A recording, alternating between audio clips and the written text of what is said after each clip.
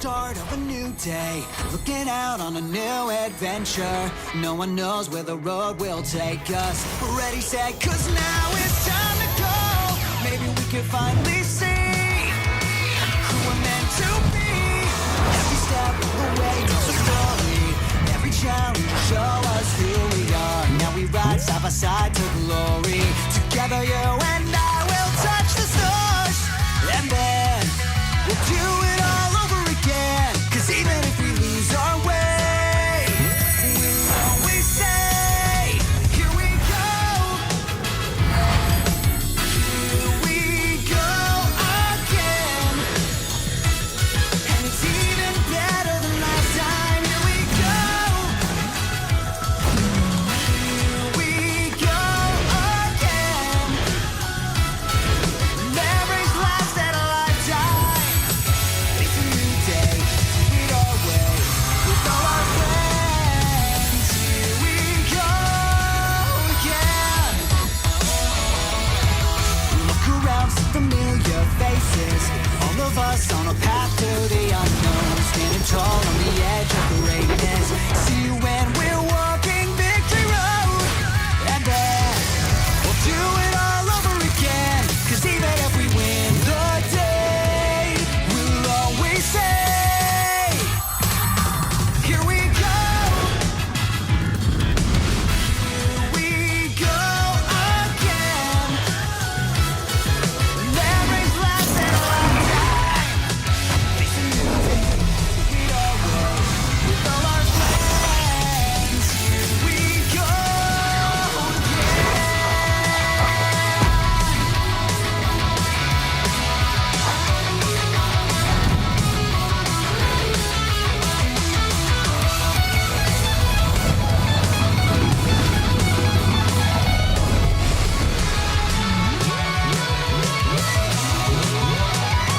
Here we go.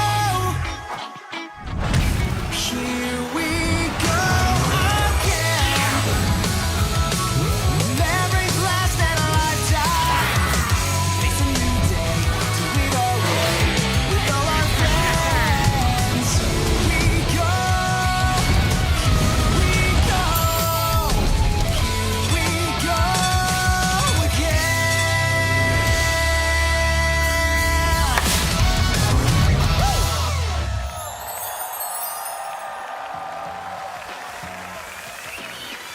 Hello, trainers, and good morning.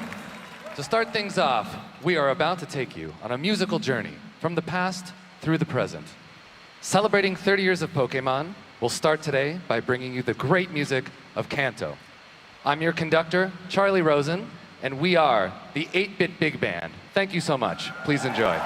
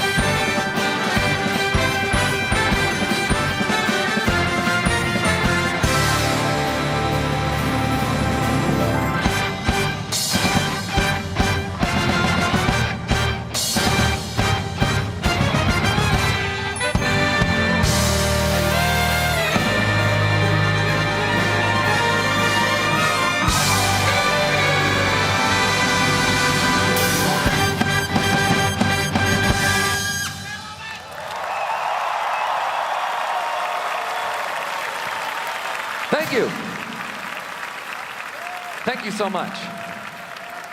Thank you very much. Well, that journey through Kanto was actually only just the start of our program this morning, trainers. Now, join me as we travel across generations to celebrate the amazing 30-year legacy of Pokémon. Thank you so much.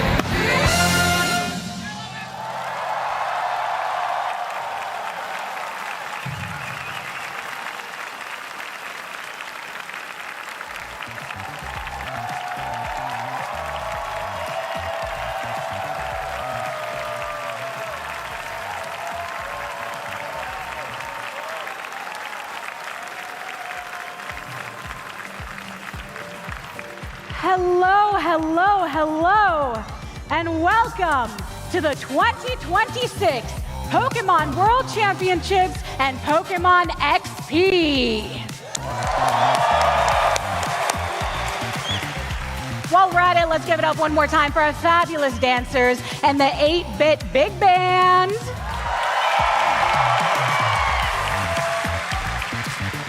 I mean, come on. No matter when you first discovered Pokemon, I hope hearing those medleys from our orchestra transported you back to some happy and cheerful memories.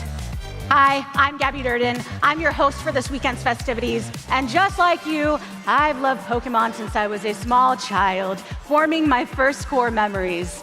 So I'm beyond honored to be here on this stage, coming to you live from San Francisco, California. This weekend is extra special for all of us. One part of our event commemorates the hard work of our trainers as they conclude their journey to become world champions across 4 titles. Pokemon Champions, the Pokemon trading card game, Pokemon GO, and Pokemon UNITE. And even more adventure awaits with our first ever Pokemon XP, where we couldn't be more excited for you to join us for activities, panels, attractions, and much more throughout the weekend. All right, 2 incredible events, 1 unforgettable weekend, and you better believe we're gonna make sure it's one for the record books. But I think we should get things started, shall we? It is my pleasure to introduce to the stage the president and CEO of the Pokemon Company, Mr. Tsunekazu Ishihara.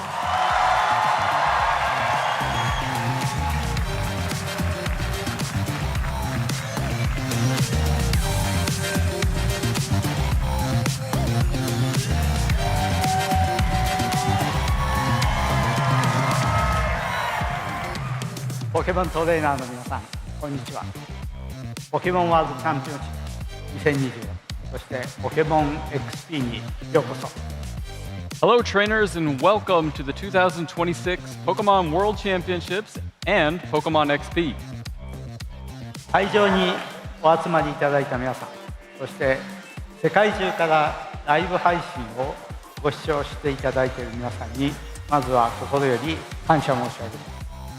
First, I would like to extend my heartfelt thanks to everyone gathered here today, as well as all of you from around the world joining us online. 世界チャンピオンの座をかけて競技に挑む方も、ご家族やご友人と共にポケモン XP を楽しむために来られた方も、この場で一緒にポケモン30周年を迎えられることを大変嬉しく思います。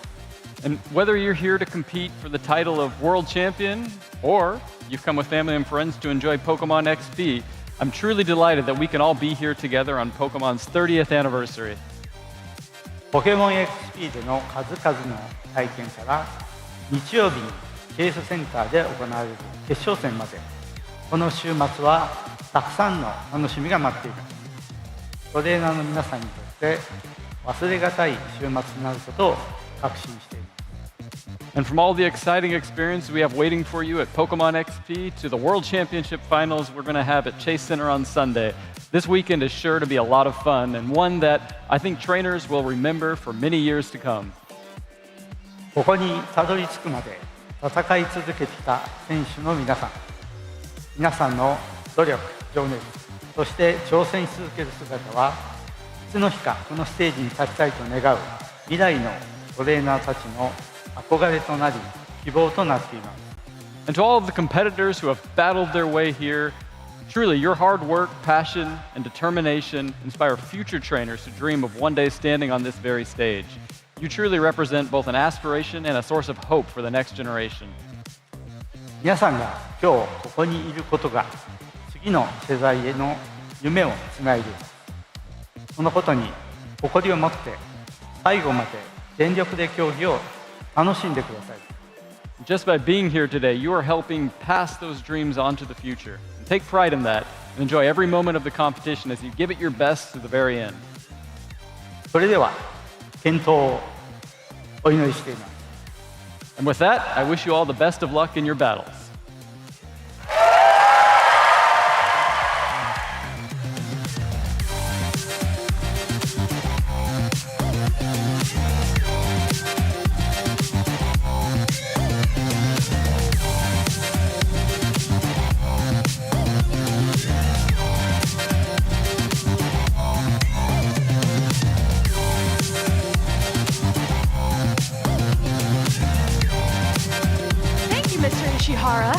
For setting the stage. Oh, so beautifully. Ooh, ooh, ooh, ooh. I can feel the energy in this room. I can sense the excitement to compete. More than 2,000 trainers have descended upon San Francisco to test their skills and fight with all their might to become the next Pokémon World Champion. Competitors, the time has come. Please make your way over to the play tables to kick off your matches.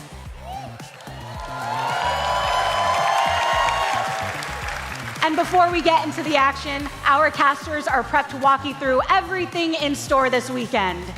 So everybody, let the 2026 Pokémon World Championships begin.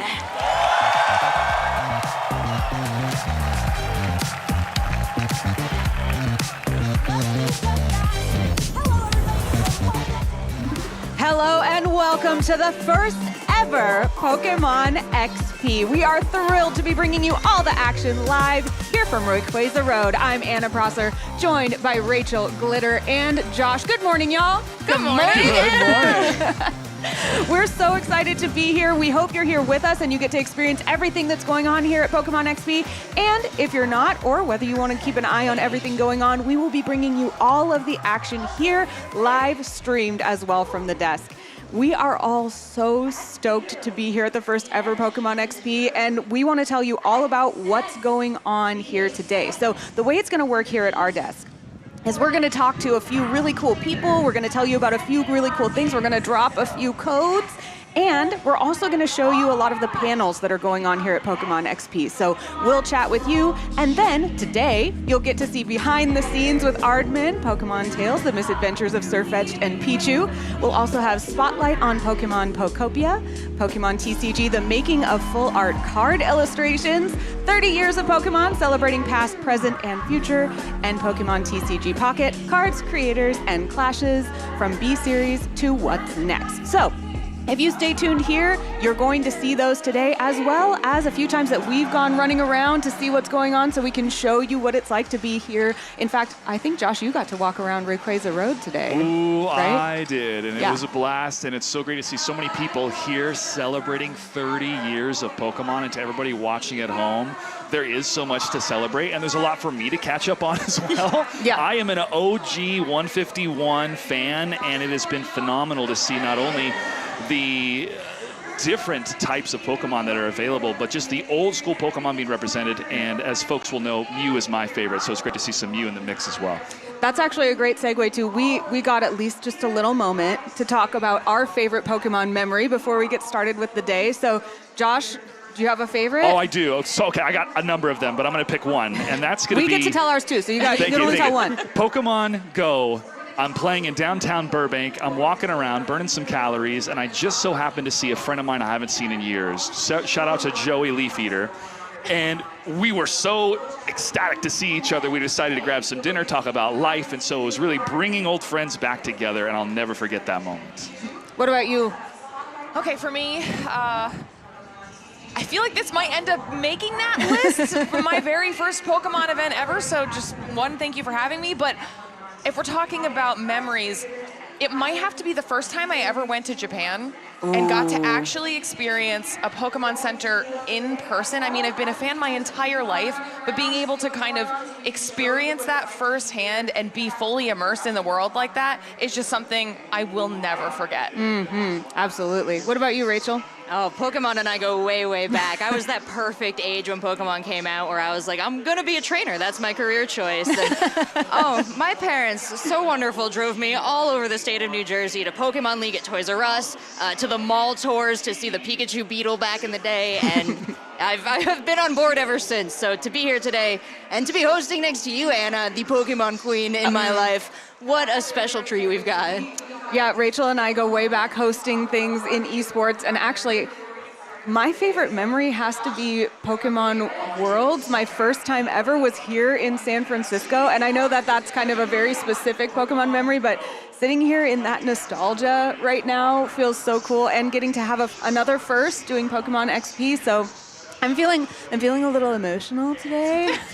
It's really exciting. We're here for each other. And all of the energy of everyone just being here together, loving the same thing is just so cool. It's contagious, and the whole city has been so welcoming and so lovely the entire time. So huge shout out to San Francisco and everybody that's helped make this possible. Yeah, and we also want to hear from you. We want to hear what you're up to here at Pokemon XP or what you've liked seeing at Pokemon XP. So don't forget that you can use the hashtag Pokemon XP in order to chat with us wherever you post social media. We'll be keeping an eye out for your posts and your photos, and maybe share some of them if you're really good. To Joshua's point, Pokemon XP and Pokemon Worlds has spilled out into the city. We saw trucks yesterday advertising Garbodor garbage pickup. There's advertisements on every bus stop. It really does feel the Pokemon world has kind of expanded out. And so if you're out there, wherever you are in the world, we would love to know what your Pokemon XP experience is like. Send us how you are celebrating, because it's a global celebration this week. We also, as I mentioned, have a few things for you if you're watching, and one of the first is coming up right now, and that is that we have a Pokopia Island code for you. Now, if you're not familiar with Pokopia, Glitter, I saw you playing yesterday. I haven't been able to put it down, I'm not going to lie. Yeah. I have been absolutely obsessed. Yeah? I believe that we're actually, oh, there it is. There's the code. We're able to show it to you. And this is, Pokopia is a cozy game. It's for you to sit down and make a life with Pokemon on your island playing as Ditto. And you can use this Cloud Island password whether you're here at Pokemon XP or at home. And you can visit an island that is themed for Pokemon XP and World. I have not seen it yet, and I am so excited. I cannot wait to see what they have. Glitter, what about you? I think that's going to be what I'm doing. As soon as we are done today, I'm going to be inputting the code and making sure that I get everything added into my account ASAP. I know. I'm hoping that there's like some special items or something like that. You're going to want your Stardust. You're going to want to make your stars. So Pokemon has been taking feedback from the community about what Pokemon they're going to include on the islands. Yeah? I have been hoarding my Stardust. I am so ready for everything that might be there. So also remember that DLC Part 1 is available now. Bubble Basin is out for Pokopia. I've been really enjoying that. And DLC Part 2 is coming in late 2026. So if you have already picked up and put down Pokopia, now is a great time to pick it back up. Who are you hoping's on the island, Rachel? I'm hoping we get to see the Eevee evolutions there. I like so much gathering them all together. That was a big special thing I did on my Pallet Town island. And I know it just really makes it when you see all the Eevee evolutions in one big pile. That was absolutely a major goal of mine, was getting all of those Eevee evolutions. And a fun thing in the game is that you have to find these special treats to give them in order for them to appear. And I felt very motivated to do that.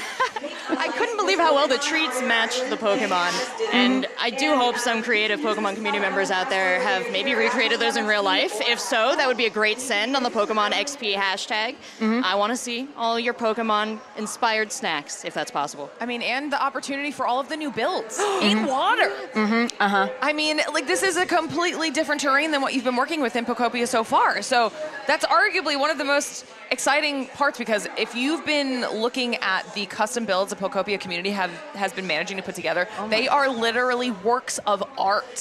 So I can't wait to see what all of the people who specialize in building come up with in this new terrain.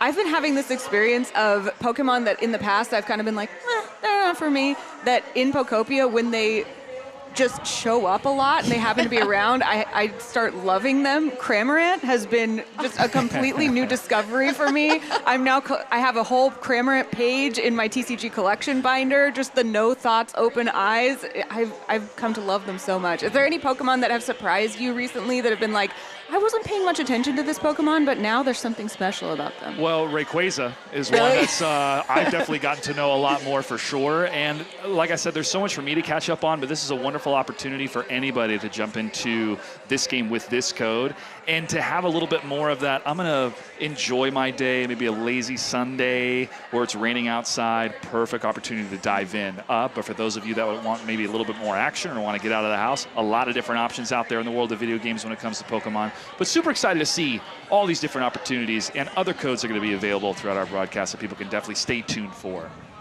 Any Pokemon that are coming to mind for you guys, surprises recently that have been showing up for you? I never thought that I would like Pelipper. Yeah. I do. I just can't get enough of the cuteness of Pelipper. It's a little That cute. might have to do with the show as well, but True. Any coming to mind for you, Rachel? It was a slow creep, but I looked down one day and I was like, gosh, I sure own a whole bunch of Slowpoke. I think this might be one of my favorites. And of course, Impokopia. Such a guy. Such a little guy. Just a guy. Just a guy. Yeah. You brought a plushie. I actually, just since we have plushies coming out, Very I impressive also pickup. I have my favorite little I need to go get my dragon who's not a Munchlax. dragon. My Man. stretchy Tatsugiri. You had a plush in your hands. You still have it over there? I do. She's down here. Hold on. She's exploring space. Boom. Sorry, Glitter. We didn't give you the memo that we Yeah. were all Munchlax is in my bag. I can get my Munchlax. we'll have to do that during the break. In fact, we actually have a video coming up, so we'll throw to that in just a moment. And that video is behind us. You see Rayquaza Road. There's a whole area here that has been themed for Pokemon. So many cool places to take photos, things to look at, ways to celebrate Pokemon. And Josh, you got to walk around and do that. I know we're going to watch the video in a second, but any thoughts before we do? This is a special place in order for us to be right here in the heart of San Francisco and to see this little friend everywhere that is part of the Pokemon XP. So let's go ahead and take a look. Let's do it. We are here at Rayquaza Road, where 50,000 people from around the world are ready to celebrate 30 years of Pokemon. Let's go ahead and check it out.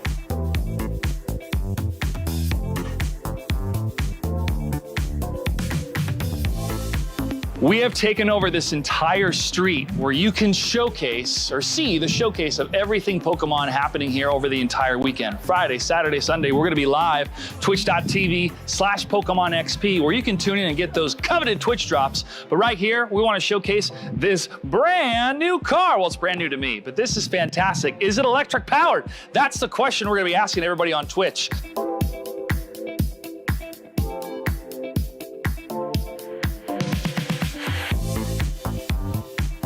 As we mosey on over here, we got popcorn and water for free for everybody. That's right, water and popcorn free for everybody, making sure that you got your sustenance, because you gotta make sure that you get what you need, because we're gonna be outside. We're outside here on Rayquaza Road.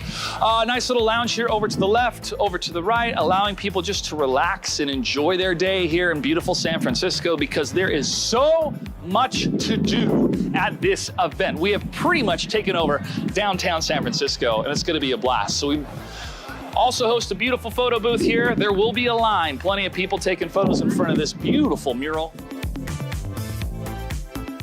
Then over on this side is going to be the stage. This is where myself and our wonderful team of hosts are going to be talking about everything when it comes to Pokemon. We got interviews with developers, artists, creatives from around the world. They're going to be showcasing what makes Pokemon Pokemon. 30 years is definitely something to celebrate, and it's taken a huge effort across an international team of very talented artists. As we move a little bit further, we got Team Blue versus Team Red. That's Blastoise versus Charizard. So you get to choose which team are you on. I want to know, which team are you fighting for?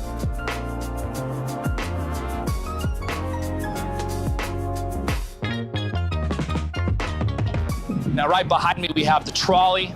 Beautiful looking trolley, really a very nice tribute to San Francisco, a beautiful city that has really welcomed every fan of Pokemon with open arms.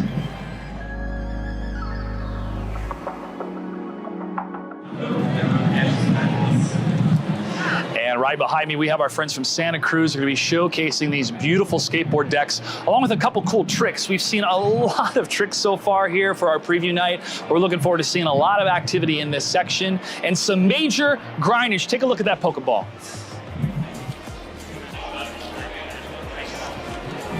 All right, follow me. There's way more to check out. We're not even halfway done. And they will be hosting some tours and a couple special presentations, so make sure to tune in as we showcase other elements that are happening right here live at Rayquaza Road. This entire convention center is full. 50,000 people are here to celebrate 30 years of the video games, the anime, the card game, and everything in between. And it looks like we got some Lego stuff happening. Let's go check it out. Over to my left, we have a building center for Lego with the instructions so kids can put together the base and then build from there. Now this is going to be quite a treat, everybody. There is going to be a big Pokemon that's going to be put together right over here, and that's going to be happening throughout the entire weekend. So make sure to tune in and check out the progress, as hopefully by Sunday, it's going to be complete and look fantastic. Well, I get to help maybe a little bit, but I want to make sure that I don't knock it down with my clumsy self. But shout out to Lego. Very excited to see all these different characters are going to be coming to life. All right, everybody, you know who this is behind me. You can take a picture right here at Rayquaza Road. Now, right around the corner, we do have the gardens, which features a number of different activities for all of our folks that love to be outdoors. We're having a blast here at PokémonXP, and we know you are too. Another opportunity for people to pose. Behind me is the stage where we're going to have a DJ and other special presentations happening right here on this road to help celebrate everything Pokemon. And further down, we got a couple cute stuff that you definitely want to check out. Now, this is one of my favorite showcases here at PokémonXP. It's one of the cutest things I've ever seen in my entire life.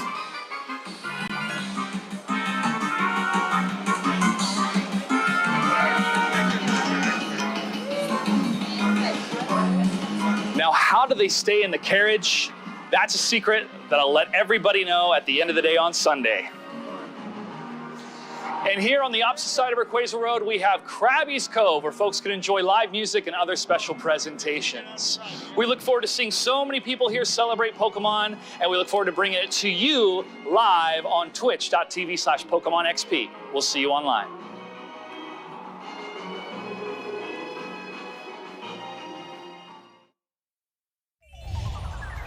Josh, that was fun. It was. Did you enjoy yourself? I did, and it's really crazy to see what that road was like towards the end of preview night compared to today where it's just almost absolutely full. So there's lounges, there's great cafes, sandwich shops so people can get that sustenance they need because there is going to be plenty to do this entire weekend. Have you two gotten a chance to explore Rayquaza Road at all yet? A bit. Yeah. We were wandering around together yesterday, and I was really looking to see Pikachu. That's my goal. Still haven't managed it.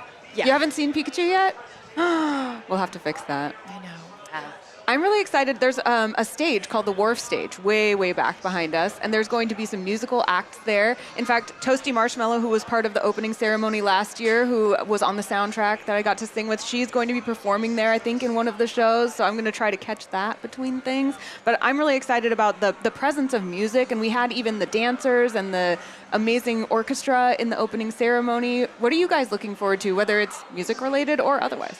I think music is a great shout, Anna. Music has always been part of Pokemon's history, and I think there's so many iconic musical scores and just little hooks that you can pick up on. You know the generation, you know what town you just walked into. So to have music be such a central part of the celebration here at PokémonXP makes a lot of sense. I am still jamming out to the song that you and Nate Wants to Battle put out last year, but we had so many great songs that came in the official soundtrack this year, and yeah, there's a lot to enjoy if you're right in the Pokemon community because you get the first access to a lot of that. Shout out to Here We Go Again, the new Nate Wants to Battle song on the soundtrack this year that you heard during the opening video. It was amazing, by the way. Thank you. I'm responsible for it somehow. Take the credit. You deserve it. There are some uncredited background vocals on that song. Ooh. I thought Someone's they voice sounded familiar. you may have heard, but Miss Jigglypuff. But enough about me and my really talented husband. What about you? What are you looking forward to, Glitter? Or what music is exciting for you here? I mean, I'm on board just for the fact that we're hearing the music in a totally different or like orchestral setting. So I think that's really fun because anytime you take video game music and kind of make it this grand production, it's gorgeous, it's beautiful, it's entertaining, and it hits you in the feels. I want to be listening to that all day. I don't know.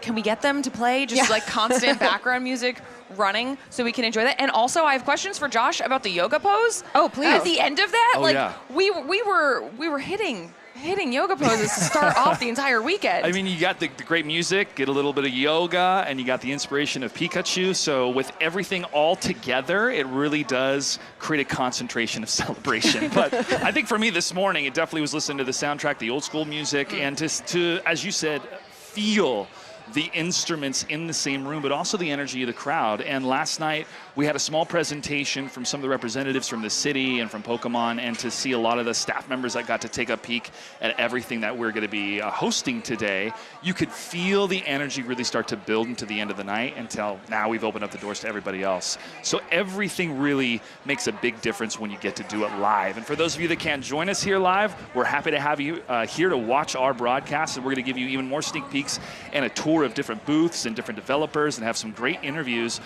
So we hope you stick around all weekend long. Speaking of that, we kind of breezed through the day one schedule of panels. We told you what's going to be on, but I want to hear from you all what you're most excited to see today, or rather to show our audience today, since a lot of you have gotten those sneak peeks already. Do I get to go first? Yeah, go. You do. I cannot wait for everybody to see the Lego booth. Yeah. Okay, I'm very excited about the Lego booth. I know Josh is excited about the Lego booth as well. Oh, yeah. If you haven't seen the Pokemon Lego that's happened, those sets are insanely cool. I won't spoil why, we're going to talk about it later, or you'll see it if you're walking around on the show floor, but they are unlike any Lego set you've ever seen. Yeah. And that's going to be the teaser. Oh, I'm really hyped up now. I thought I knew what you were talking about, but I think you know more than any of us right now. The glitter in your eyes as you're saying this, I'm so excited. What about you, Rachel? You know I'm a Pokemon GO fan. I mean, when Pokemon GO came out, that was a life-changing year, and I've been playing ever since. It's been such like a great thing to add to my life. I'm outdoors more, I'm active, I love the community, and I got to go down to the Pokemon GO booth and catch up with Kestrel, who's the senior community manager down there, and they had so much interesting stuff that's coming out during the year. They're doing so much for the community, so if you're a big Pokemon GO fan, or you're thinking about getting into it maybe, it's a great place to stop for some information, and they have a really, really cool booth. Yeah. What about you, Josh? Anything else to shout out today that you're excited for people to see? Pinball. Ooh. Yeah. We got some pinball machines we're going to be showcasing a little bit later. And when it comes to old school gaming, pinball is just one of those elements that folks like us are like, you know what? Let me stand for a little bit and see what high score I can get in this machine. So I'm excited to work with a couple influencers and one of the game devs for the pinball machine from Stern. And there are a number of different elements when it comes to pinball that you would think wouldn't be that intricate just by glancing at it. But the mechanics and the strategy of trying to understand what's the best move that I can make with gravity working against you the entire time, I'm always excited to see what type of design goes behind those machines and how these players can get the high score. Question. Yes. Fan of Pokemon Pinball here, Rumble Pack, old school Game Boy. How would you say the experience relates? I would say almost 1-to-1. Oh, wow. Almost 1-to-1. Yeah, well, I'm sold. Yep, Yeah, they've I'm captured in. the same spirit. I'm going to need a pinball machine. I am very excited today because I got a sneak peek at the 30th celebration booth for the Pokemon TCG. And I'm really curious what footage they are going to use, because there was quite a lot of it that was just me kind of going, ah! I think you self-reported that you cried a little bit upon entering the booth. I did not expect that. It'll be really interesting to see if that makes it in the video, but we walked in and I was so overwhelmed with the love and care and honor that was given to some of this artwork that I have come to love so much and that I'm so excited to see and to celebrate. So I did get really excited, and I'm really excited for all of you to see it. And we also have a panel today, the making of full art card illustrations, which I'm really excited to watch because I don't know a whole lot about that process other than what I learned at the booth and, what I see on the card. So I'm really excited to see that. I think that's a testament to Pokemon in general for the last 30 years, to see the care, the love, the artistry, the talent all poured into everything that makes Pokemon. And this stems back to one of my favorite stories about the history of Pokemon. When they were making the animated show, they had everybody that was involved play the game so they could really understand what the world was. And as they move forward with the story and to highlight certain Pokemon, but not to make it to where the people that had purchased the original Pokemon games were like left out. No, they really created a world, and this world has really stood the test of time. And it's so great to see that same level of care and energy and emotion and artistry. And yeah, some of us may get a little bit verklempt when we're experiencing that. I think I will maybe have a couple tears at the end of Sunday night watching the championships, but it's a testament to really see all of this different artwork and energy for these many years exhibited here. I really think that's what feels special so far to me about Pokemon XP is just getting to be around a bunch of people who are here just because they love the same thing. I feel like that's a really special feeling in gaming and in fandom. Yeah, well, we talked about being fans of it from very early on for all of us, but even if you step away from the fandom for a little bit, I always find it's a great time. There's never a better time, in fact, to get involved in Pokemon. Every year there's a new way to play, a game that supports a new interest or experience, and the community grows and grows. I think my favorite thing that I've seen over these last 30 years is how it's become a generational fandom. You have grandparents, you have parents, you have kids involved, you have little babies in little Pikachu outfits. I think that Pokemon has given us so much as examples to move through the world and be kind to each other and interact with each other, that it's really become an incredible space to come into, more than a game, more than an animated series or anything. So I'm going to be the huge Pokemon lore and history fan on the desk here today. I'm going to try and keep it contained, but I'm getting verklempt just thinking about how much kindness Pokemon has modeled throughout the years, that its fan base has really picked up and carried into the world. My nephews and niece are here for the first time. I've been doing this for a while, and they were just born, the oldest, when I started doing this, and I was like, this is a starter Pokemon, or your first partner. This is Poplio. Yeah. Here's some cards. You put them on the You floor. like these, and so now they're here for the first time, and I'm so proud to get to show them this. And honestly, coming to Pokemon XP for their first experience, they were like, what do we do? And I was like, don't worry, you'll get here and you'll know what to do. We only have a little bit more time before we get into our next panel. We may have time to play a game, but before we do, I just want to make sure that we have some time, Glitter, to talk about what you saw with Aardman. Yes. Yeah. So that's going to be the first panel coming up, and I'm really excited for this because I am a fan of every series that's ever come out for Pokemon, and I think this new one with Aardman is going to be such a pleasant, different version of what people would expect out of an animated series when it comes to Pokemon. Obviously, Pokémon Tales and Misadventures of Sirfetch'd and Pichu. This is classic stop-motion claymation animation, if that makes sense for everybody at home. It is. If you've seen the teaser trailer already, it's beautiful. It's going to have that quirky sense of cuteness and comedy that kind of comes along with traditional Aardman work. And I think that it is the most perfect collaboration doing this with Pokemon. I mean, what better set of characters to be working with on a show to do that style of animation to begin with. And there is a booth here kind of celebrating that. And one of the cool things you get to see at the booth is that there is like a display, not in clay, but essentially kind of to that scale to illustrate what they were doing in creating this show. You can kind of see Sirfetch'd and Pichu and the size of what they were working with in creating the show. There's also a photo opportunity with Sirfetch'd and Pichu. Super cute. And I think it's just really fun to check out because I think if you are a fan of any of the series that have happened over the last 30 years, then you definitely want to check this out because it's going to be completely different than what you would have expected. I'm so excited to see that. I feel like seeing Pokemon in different mediums is something that I've really enjoyed over the years, and I feel like that's also seeing this stop motion animation behind the scenes. I feel like that's always fascinated me as a child, now as an adult. Do you feel the same way? Yes, because if you think about the amount of time and effort that goes into, here's a shot, we move the clay. Here's a shot, we move. This is a labor of love in order to make something that high quality, that enjoyable, that beautiful. It is so many people pouring their souls into this work, and we are going to reap the benefits of that just by getting to consume the media. Absolutely. And it reminds me of the memories of seeing the first animated film in theaters and what that meant to a lot of us of like, this is something that's really serious here for the Western audience, and to see that continue to grow. And I know, Rachel, you have a great memory from watching the film as well. Oh gosh, you can remember being in the theater. We're talking about Mewtwo Strikes Back, that first movie that came out, and as Pikachu ran up the spiral staircase, dodging those Mewtwo Pokeballs, the kid behind me was going, "Run, Pikachu, run!" And if you're out there, buddy, I think about you once a week. So please, like, let me know. Hit me up on the PokémonXP hashtag. I just want to know you're doing well. But from that movie's debut, like, it really showed Pokemon's power to move us with stories. So many iconic quotes from that to carry on the tradition all the way now to this claymation media. There have been the Poketunes. There are so many. I know you're a fan of them all, so I'm listing them to you, Glitter, but so many great different Pokemon stories told in the world. Twilight Wings was incredible.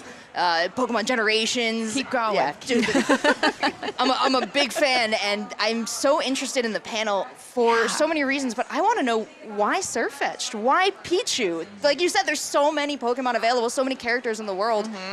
There's got to be a great reason they ended up with these two. I'm hoping it's because they're adorable. They're They're going to be wandering the wilds of Galar. They are going to be getting themselves into some misadventures through their attempts to help and protect fellow Pokemon. So I don't even know what the storylines are going to be, but I can already imagine what could possibly ensue. I love misadventures. Like, what makes something a misadventure as opposed to just an adventure? I'm very excited to see. We only have a few more minutes before that panel, but instead of just dropping you off and letting you wait for that panel, why don't we play a little game? Okay. Why don't we make fools of ourselves for their amusement? Yes. What do you think? I'm in. This is a classic Pokemon desk game where I will give one of us a whiteboard and pens, and you will do your best to, from memory, draw a Pokemon and try to get us to guess which one it is. And you're going to start for us as an example, right, Anna? All right. And this is funny, too, Stop because kicking me. because we're not even going to pick from a hat. We're going to just let us choose. So let's see what I can do here. Are you ready? Okay. Ooh, which color? Color's important. I was going to yeah, say, it's already an important decision being made. All right. Vulpix, Arcanine, Charizard. Charmander. Let's see. Oh, come on. There we go. Torchic. Scolipede. Huntail. Wait, this is actually... Rayquaza. That's gonna be my go-to. Let's see. These are big. Wait, I can't say Electros? anything. Gyarados. Yeah! But it's a shiny one. Get it? It's a shiny. It's a shiny Lake of Rage Gyarados. That's how I she should have got you. known. That's why the color was important. Yeah. All right. Do we have time for one more? I think we do. I don't hate the Huntail shot or the Electros shot. That's a really scary Gyarados. It's actually pretty good. I'm just going to burninate somebody. Okay. All right. Who wants to go next? Now that I have broken the ice. If you want to pass over to me, I'll give it a shot. Okay. All right. Would you like all the colors or a particular color? I will just take the black. Okay. Good clue. Umbreon. Black Rayquaza.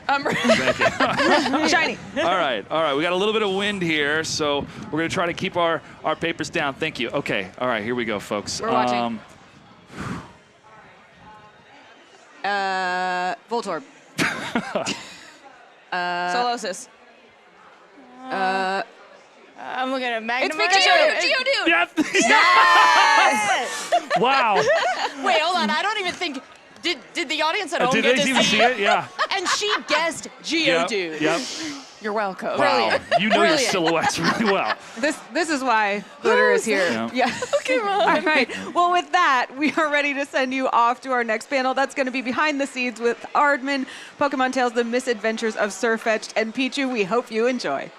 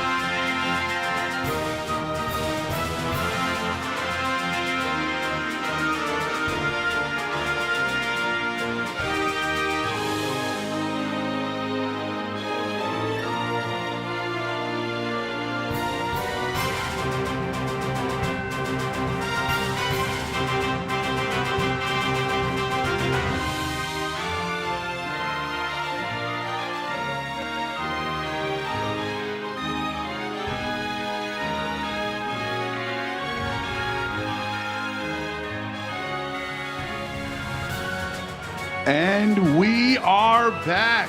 Okay, everybody, thank you for joining us here. Are you ready to make history? Are you ready for the first Pokemon XP panel?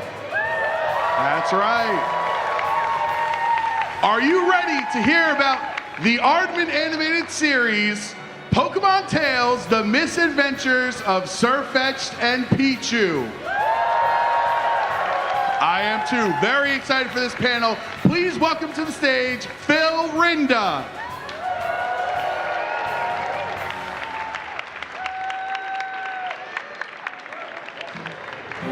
Thank you, Joe. Wow. How's it going, everyone? So exciting. We're thrilled to be able to share a real early look at a new project from the Pokemon Company International, The Misadventures of Sirfetch'd Pichu. This is a comedy adventure series, and it's told from the perspective of Pokemon. So we're going to give you a little bit more sense of what that really means. It's produced in stop motion animation or stop frame animation. So you're going to learn a little bit more about that process. And it's produced in partnership with the incredible team at Aardman Animation Studios in Bristol, England. You might know their work from Shaun the Sheep, Wallace and Gromit, Chicken Run. Yes, they're the best. And it's my pleasure to introduce them on stage. We've got some of the team members with us. First up is our director, Tom Parkinson.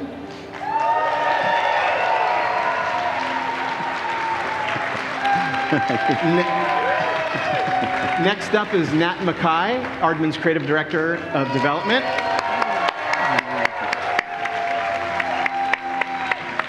And he just arrived, just off the airplane, our head of puppets, Jimmy Young. He's got his suitcase, so he made it in time. Woo! All right, let's have a seat. Thanks. I'm happy you made it, Jimmy. just got come through customs, right? Well, before we get into the show a little bit, why don't you guys explain a little bit about your roles and what you do on the show? So Tom, why don't you start? So yeah, I'm Tom Parkinson. I'm the series director. I'm also one of the writers on the show, and actually one of the people that has kind of developed this from its very infancy, since it was a wee baby, like 3 years ago, I guess. So yeah, I've sort of developed it with the team at Aardman. And how about yourself, Nat? So hi, I'm Nat Mackay. I work as creative director in the development team at Aardman, but I also have been working on developing this show. Also one of the writers with Tom and a few other people. So yeah, I've been on it for, I think it's 4 years. 4 years Yeah. now, wow. Wow. And Jimmy? So I'm Puppet Creative Lead. I lead a team of excellent puppet makers, and we are in charge of making all the puppets for the show. So cool. And I think I just got to ask a big, important question. Who are your favorite Pokemon? Who is my favorite Pokemon? Who's your favorite Pokemon, Tom? Well, apart from the two heroes of our show, my favorite Pokemon is Appleton. Oh, yes. Good one. Adorable. No reasons other than they're made of apple pie, and he's a dragon. I mean, I love dragons and I love apple pie, so what's not to love? That's a good one. And how about yourself, Nat? So I guess mine's probably a bit of an obvious choice, but it's how I started with Pokemon, and it was my starter Pokemon, so mine is Charmander. Oh, always. Yes. Obvious, every Pokemon, great choice. Jimmy, last but not least. It's got to be LeChunk for me. Love the chilled vibes. Really That's what I'm all about, just chilling. Pretty good. That's a great trio. It's a good pick. Well, before we get into kind of some of the creative, we're really excited to give you all a very first look at our teaser that is being premiered right now in this moment when I click this button. So let's give it a look. Here we go, everybody.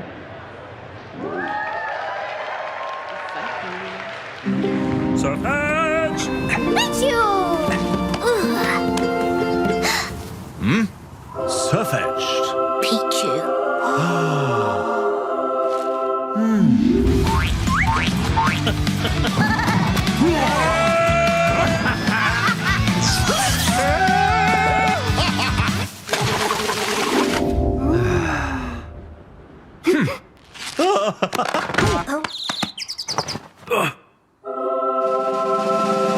Pokémon Tales, The Misadventures of Sirfetch'd Pichu! Wow. so good. Looks amazing, and we are thrilled to announce that Disney Plus is our exclusive global streaming partner. It'll be the home for this show, available for everybody in 2027. Thrilled to see it on Disney Plus. So exciting, really cool for everyone to get to see this show. That was a real tease, Tom. So will you give everyone like a little bit of a kind of a taste of what this show is really about? Yeah, I'll give you the overview. It's a comedy adventure series. It's a stock frame show, like you've said, but it follows our heroes, Sirfetch'd and Pichu, a gallant knight and a trusty squire on a kind of medieval quest around the region of Galar. This is going to be all set in Galar, and these two guys are questing, and their aim is to protect and serve and to help any Pokemon in need. And we've kind of given it this kind of medieval twist. It does definitely feel like a knight and squire kind of show. As I said, it's set in Galar, which is cool. There's loads of cool locations there that we can explore. And each episode, they kind of encounter a new Pokemon or a group of Pokemon and kind of get involved in adventures and capers and hijinks with those other Pokemon.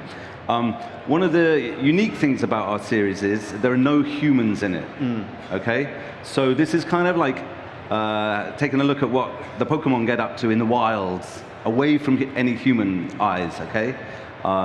So that's kind of the bottom line, really. And without humans, that means it's really told from that Pokemon POV. What does that really mean, Nat? Yeah, I mean, it means that we've had to dig in a lot deeper in terms of their personalities, like really they have to drive the storytelling, which has been really fun. It's been a really fun challenge. There's no dialogue, so that's been another fun challenge in terms of just, lots of character comedy. So yeah, it's been a fun challenge, but hope you guys will enjoy it. And how did this kind of partnership, this collaboration really start? So I think it was back in 2022, and I mean stop motion takes a long time, but back in 2022 we were at the Annecy Animation Festival, and Sarah Cox, who's the Chief Creative Officer at Aardman, was talking to a friend, and they were like, oh, there's someone that wants to speak to you, but we can't say who, but you should definitely take the call. So of course, with an intriguing line like that, you're going to take the call. So Sarah took the call, and of course it was Pokemon, and so we were all very, very excited. But before we even spoke about kind of the actual project, we spoke about our kind of creative values as companies, and it was really clear in that first chat that it was going to be a wonderful collaboration. Yeah, it's amazing, and with the show kind of setting Galar, it makes sense to kind of work with a bridge studio. And then also the nonverbal nature, background that you guys have with Shaun the Sheep, working with real physical comedy and really animating kind of character-filled animals. Makes perfect sense for that collaboration. And that dedication to craft and comedy and storytelling really aligned for Pokemon and with Aardman. So couldn't be more excited about this collaboration. I think we should talk a little bit about our characters. Let's talk a little bit about our heroes. Tom, will you give us a little info about our Sirfetch'd? I'll talk about Sirfetch'd. Yeah, I mean, like when I first saw Sirfetch'd, I sort of thought, well, actually, there is kind of a classic Aardman character. Like, they're just so funny to look at. They're a duck type, kind of heavy, kind of thick-set and a waddling kind of duck. But they've got this enormous leak that they wield as well. And I just think there's something inherently funny about that already. But Sirfetch'd has got these like knightly pretensions. They want to be this great knight in our show. And there's just something really funny about having these high aspirations, but not ever able to escape the fact that, in fact, you're actually a bumbling, slightly waddling duck at the same time. When we were developing the character, we sort of thought like Sirfetch'd is this type of guy who's got the manual on how to be a great knight, and he's read it cover to cover, and just knows all the ins and outs of what it requires to be a great knight. But then when things go slightly off the page, or things put him out of his comfort zone, then things go wrong quite fast. So he's kind of like a classic Aardman hero in that he's flawed and he's slightly bumbling, but he's got a good heart and he always gets there in the end. That's the kind of vibe. And then every knight is supported by their squire. Absolutely. We have our Pichu for the show. So here's the cutest squire on earth. Yeah, and like it was really important to look at them as a comedy duo. So, you know, even just visually they look really different, but in terms of their personalities, Pichu's obviously adorable, fun, lots of youthful energy, but we also wanted to not make them feel too young, like a baby. We wanted them to have like this kind of warm edge almost, so you know, they will challenge Sirfetch'd when they're being completely unreasonable. We kind of sort of see Pichu as like a little teenager in a way. Yeah. Cheeky, slightly mischievous. Not too young. I guess where Sirfetch'd kind of has read the manual, but kind of the real life scares him, Pichu's kind of a bit more grounded and a kind of a bit more just rolls with it. So they're a fun balance, definitely. And that balance, how do they really complement each other? What drives them? I guess adventure, really. Sirfetch'd wants to go on these nightly quests. Pichu just wants to have fun, really. Yeah, they probably don't even know what a knight is. They just were there because they love Sirfetch'd, and where Sirfetch'd goes, there's adventure and fun. And you know, you mentioned sort of like kind of bringing that comedy out and finding that classic Aardman kind of feeling. What does that really mean? You know, when you're thinking about that as a storyteller, as a director, where do you find that? Well, we've got a show, like you said, no dialogue in this show, okay? So we have to do a lot of work making it funny in other ways. So that's where we really have to make these characters, their personalities, their expressions, the way they look at each other, little eye darts, obviously their physical movement. We have to find comedy in all of that. And I think that's what we do really well at Aardman, you know? That's what we do. It looks amazing. And these are the actual puppets. These are stills of our puppets, that's right, yeah. Oh, it's so cool. I guess, like, next I think we should talk a little bit about maybe the world, right? I think we should talk about Galar. We should talk about kind of bringing that to life and where that inspiration came from. You know, like, setting the show in Galar, what does that really mean for you, Jimmy? So it has very similarities to the UK. It feels sort of wild and expansive. It feels real, but not a fantasy. And, you know, elements are based sort of where we are in Bristol, sort of the rolling hills. We've got the mountains like in Scotland and Wales. We have sort of vast areas of like birch and oak trees. And it has very similarities in that world. So, some great pictures that go up on the screen there. So this is images from the show that we're looking at. Yeah, this is one of our sets from the show. As Jimmy says, Galar's kind of a vast region, right? So we've got ice caves, we've got big, dark, scary forests, we've got mushroom forests, we've got loads of stuff that we've been kind of inspired from the visuals in Sword and Shield, but we've kind of taken into our own and expanded upon and made in a sort of Aardmanized way, really. It's absolutely beautiful. It's amazing. And all of this that we're looking at, this is built. This is hand-built. This is produced at Aardman. There's a set that people can actually see. Just over there. Back over there, kind of give a taste of that. We should talk a little bit about kind of what it goes into to craft this world and kind of build everything. Jimmy, can you take us through just the simple process of I say simple, not that simple, of making a tree? Like, there's a lot of trees on the show. Yeah.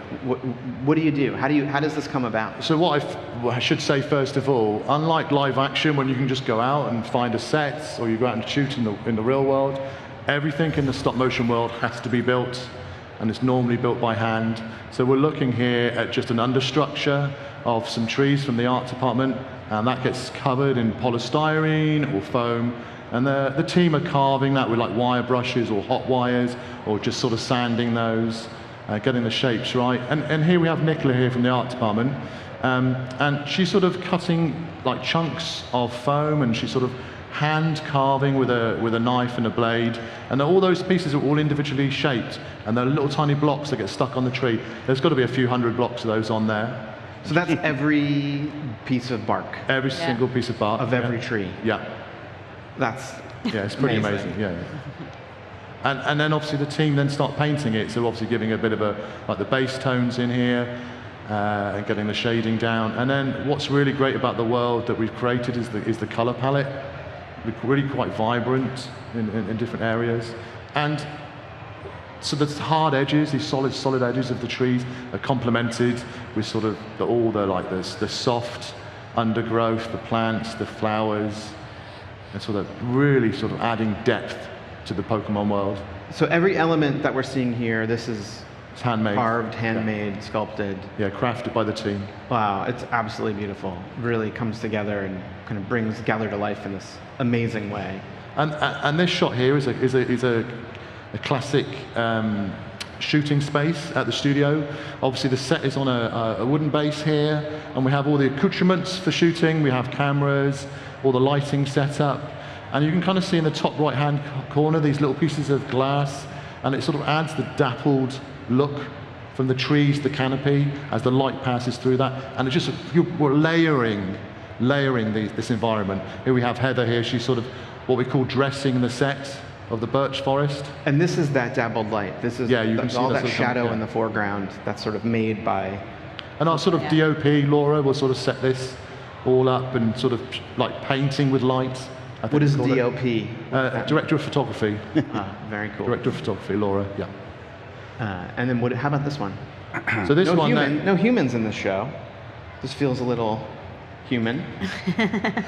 Relics of humans. Okay. Yeah, we never, not too explicit, but there obviously have been humans in our world, and potentially there are, but yeah, we don't see them.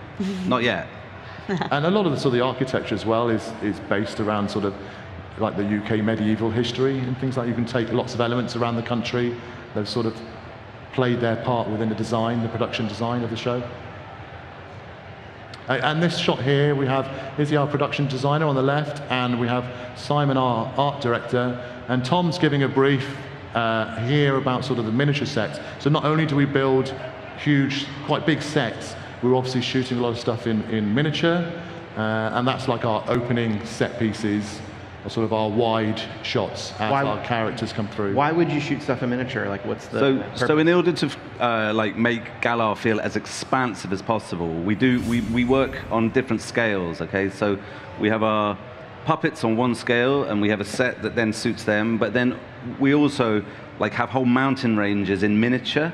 Like ice caves and sort of establishing shots. We go quite small, but they look super cool. It looks so and good, yeah. and it just allows us to create a bigger looking world, essentially.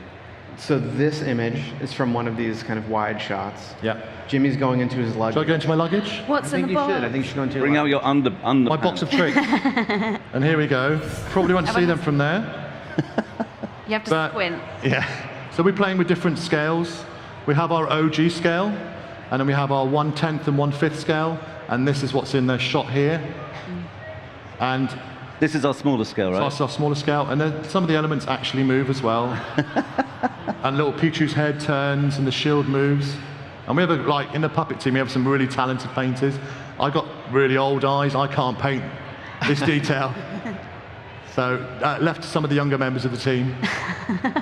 And then for animation, how does that scale and process work? I'm just curious about if this is the miniature scale. Yeah, so what I really love about that, when we sort of talked about it at the beginning, for me, when we start animating, it's very simplistic animation, and it feels like there's sort of a child animating with their own toys on the set, and I think that sort of, again, is bringing that sort of extra layer. Yeah. That's amazing. And the Pokemon world is just full of these incredible creatures, diverse shapes, sizes, ways of movement, personalities. You guys are telling stories with them and adding even more personality. And the team at Aardman's done just a fantastic job at kind of bringing these creatures to life in a way that we've never seen before.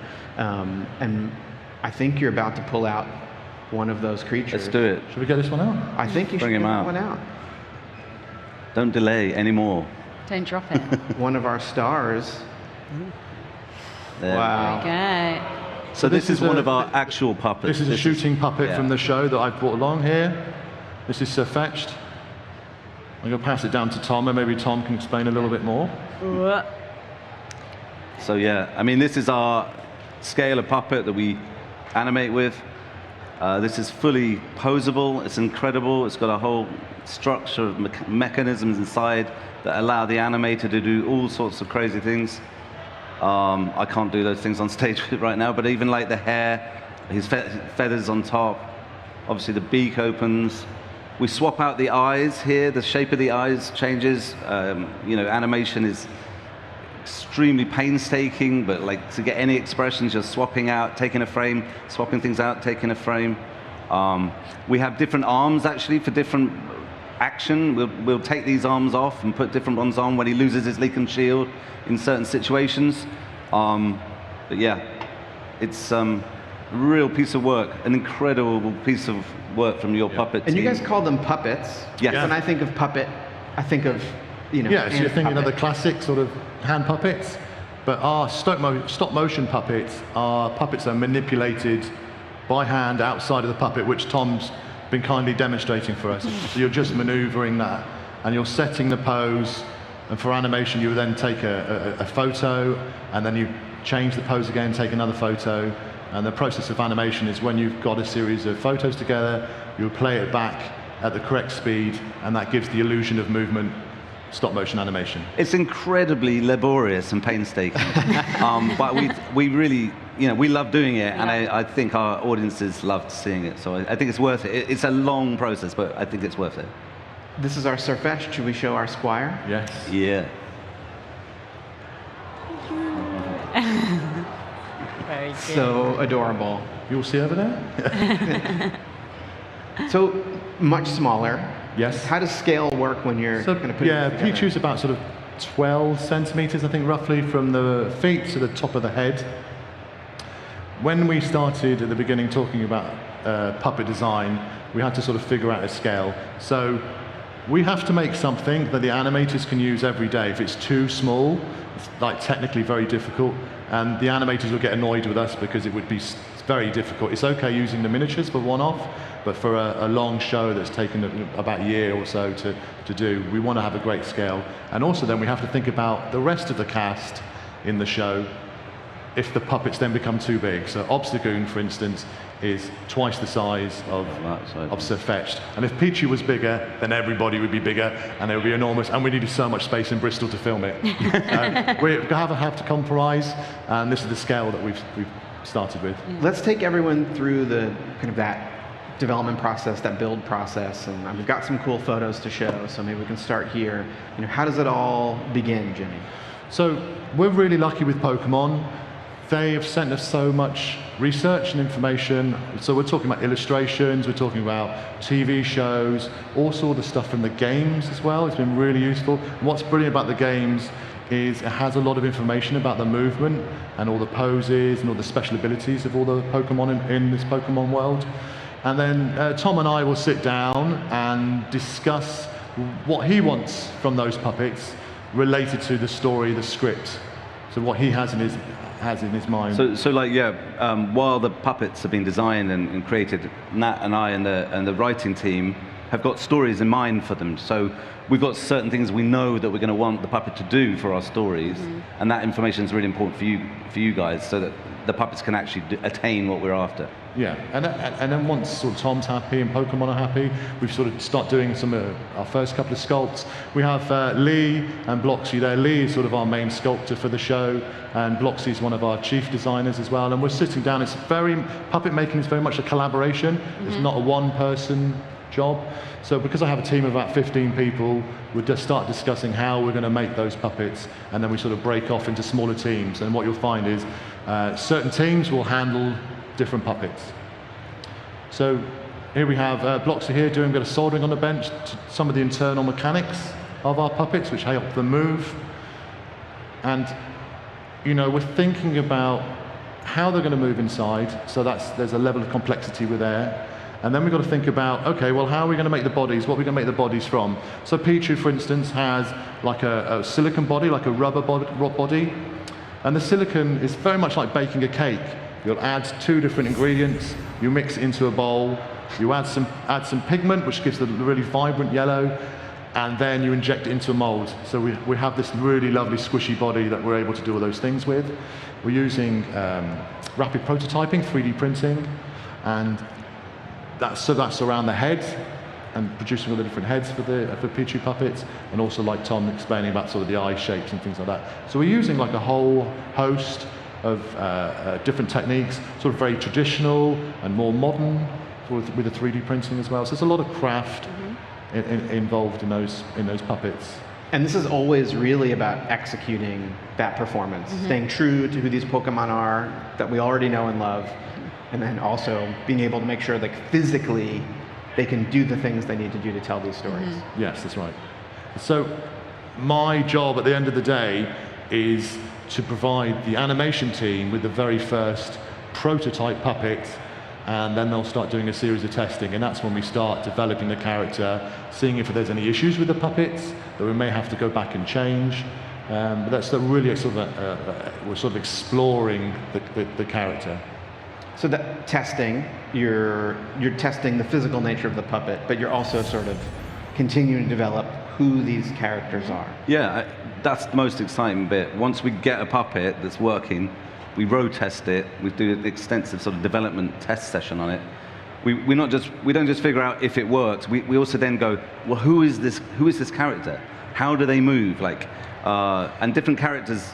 There's so many brilliant different characters in Pokemon. They're all going to move differently, aren't they? So we'll spend a whole period of road testing with the puppet. We've got a development animator who will put them through their paces and try and find the character, try and find the personality in the way that they march, in the way that they crawl around, or the way that they leap. This is all like really informative stuff, you know. We should show some of those. We should show some. Can I just say, like at the beginning, me and Tom was really quite nervous about our first animation test with Sirfetch'd, about how it was going to move, and hopefully we're about to see. Why were you nervous? Well, because there's a lot of silicone in there. It's quite a solid piece, as it were. He's heavy. This is a big puppet. I remember we were like, how's this thing going to move? Like, how are we going to get finesse out of it? But we're going to show you a test, I think, and so we're going to show you all for the first time some of these very early animation tests of both Sirfetch'd and Pichu, and this is kind of these characters coming to life for the first time for the series. All right, let's roll it.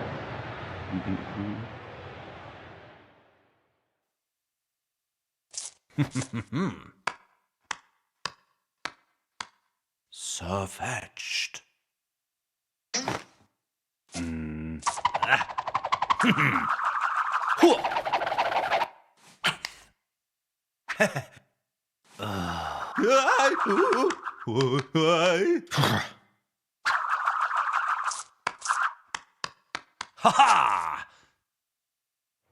It's amazing. We can keep the lights down. We'll do Pichu next.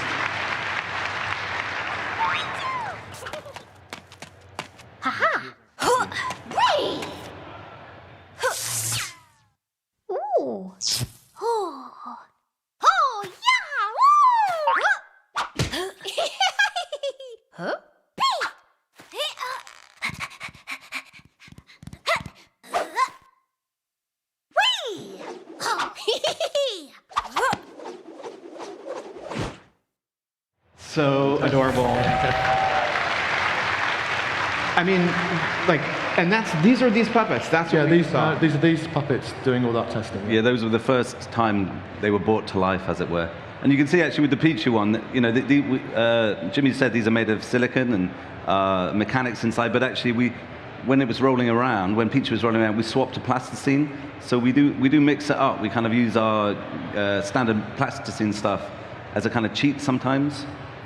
And for you, Nat, like, you see these characters, you've been writing them, you've been thinking about them from a story perspective. Yeah, it's all theory up until that point, and when you see that first animation test, you're like, oh, okay, this is good, it's going to work. And I think, you know, when you're writing, you go, you know, they walk to a place, and it's kind of, you know, that's just they're walking to a place, and then you're kind of seeing how the animation team make that funny and make it characterful is just such an amazing part of the process. They really come to life on the screen. It's wonderful. It's so beautiful. And I noticed on Pichu was zipping around, we saw like effects But this is animation tests. What were we seeing? Well, we decided to, like, Pichu's got so much energy, and they're an electric type, so we decided to give them this little kind of wisp of electric behind them when they move super quick.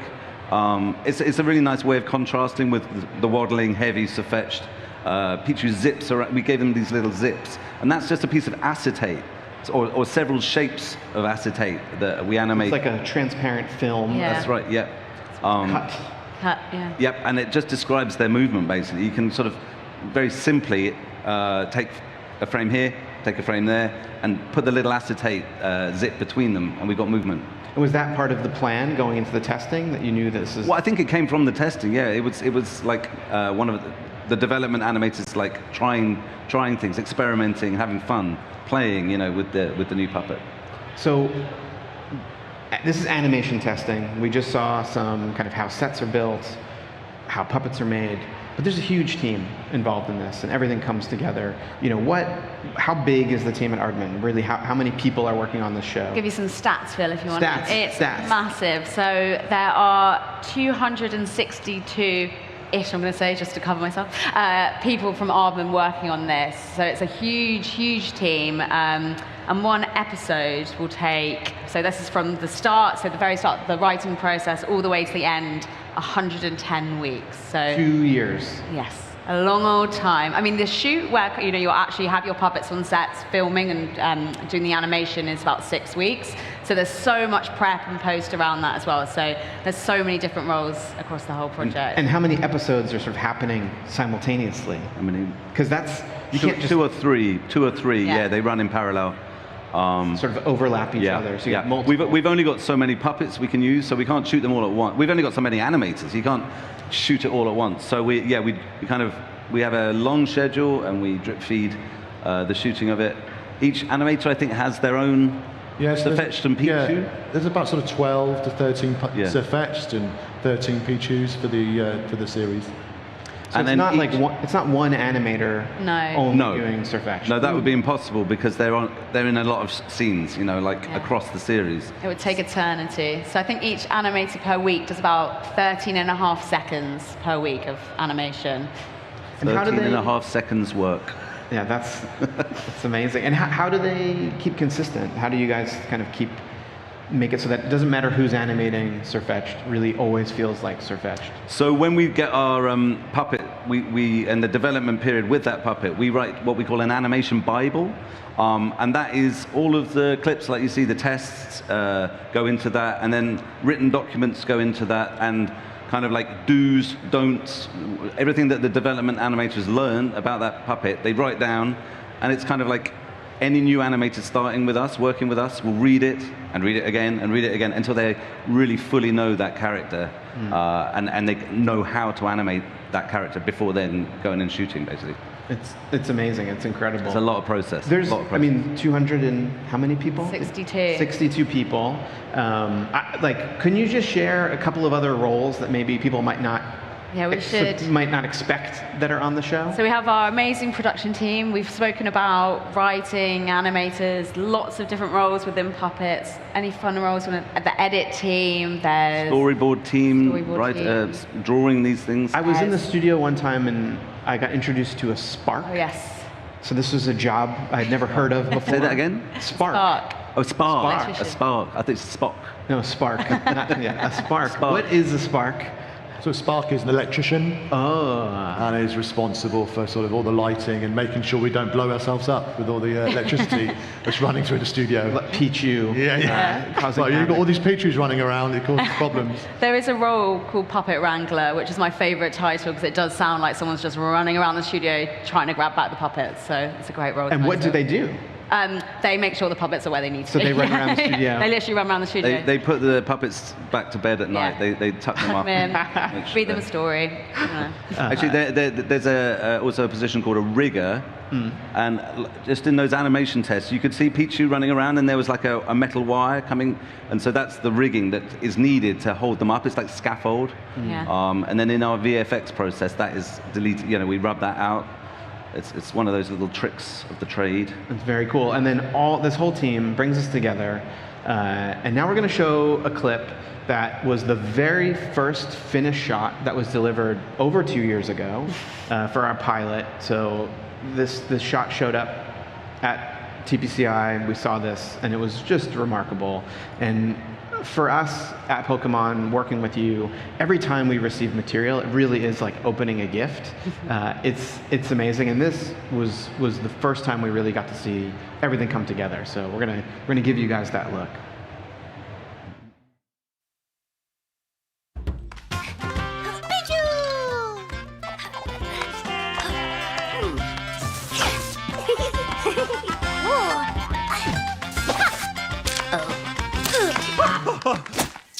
Sirfetch'd.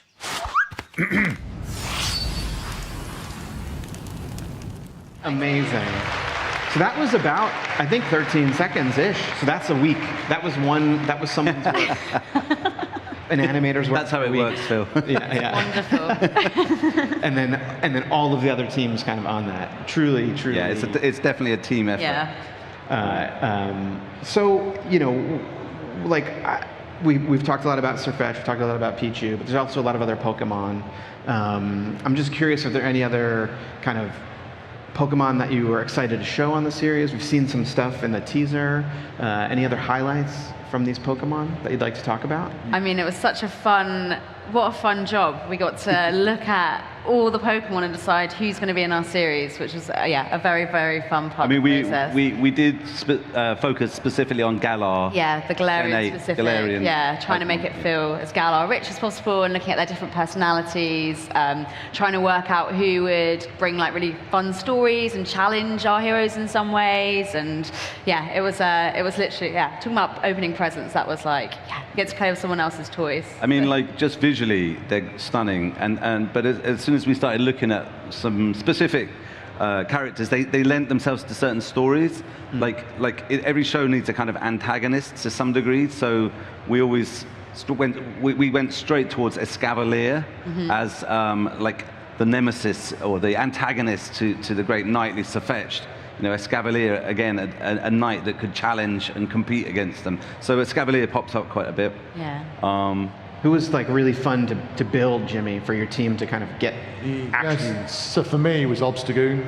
It was really quite a long process. It was we had made a lot of other puppets or characters, Pokemon before then.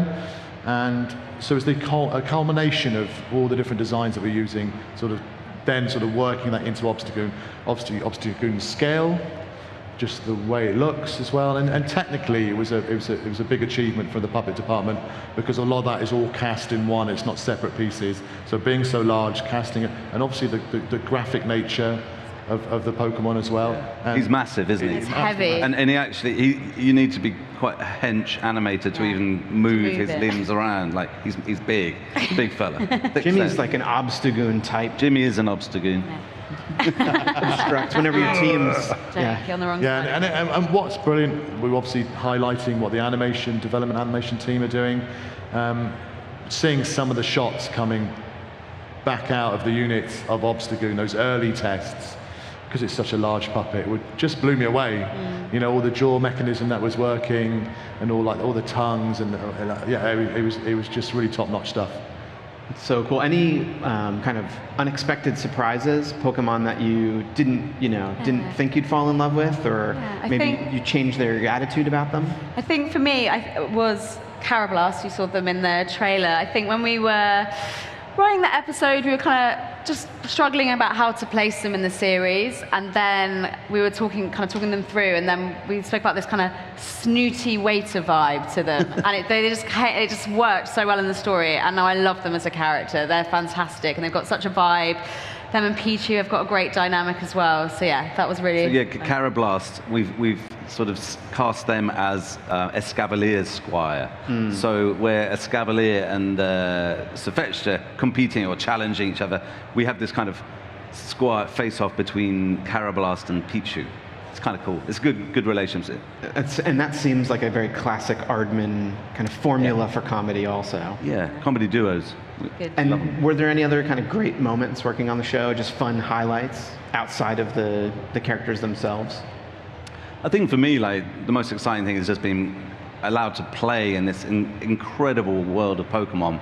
Like, you know, there's just so many characters, and Galar to me is just such an exciting place to go and play. We've got icy mountains, ice caps, and ice caves, and then we've got like the mines. We've got mushroom forests. We've got so many different locations and environments that we can just go and have adventures. It's a really cool show. I can't wait to show more stuff to you guys. It's like, you know, next year's a long way away, but it can't come quickly enough for us. We just want to get it out there and share what we've been working on. And all of this is, you know, you're talking about adventure, but this is Aardman. Yeah. This is an Aardman show. So bringing that Aardman tone and comedy was so fun to be able to kind of see how this could be, kind of that collaboration in our show, really pushing the comedy and the characters and the slapstick, the like warm, irreverent humor. It was really, really good experience. I think it's a really, you know, exciting show for Aardman. It's slightly different from what we've done before. I think it feels really fresh. Everyone there is so excited about it. When we started working on it, we were all just grinning. The crew were just like all the way, just motivated because just because of the excitement. We've got some big super fans on the project as well. So obviously collecting cards for a very long time, playing the games, and obviously those people being involved within the team, and everyone's just super pumped for the show. Very excited to be working on it. And at Pokemon, we're Aardman fans, so it was really great to work with you all. And I think there was always kind of trying to find these moments. Aardman did an incredible job at kind of bringing Pokemon to life. And we also said, like, well, how do we make sure that this can feel Aardman? You know, we saw that Pichu test where you said that there was that plasticine. We think about Aardman, often we think about clay, plasticine.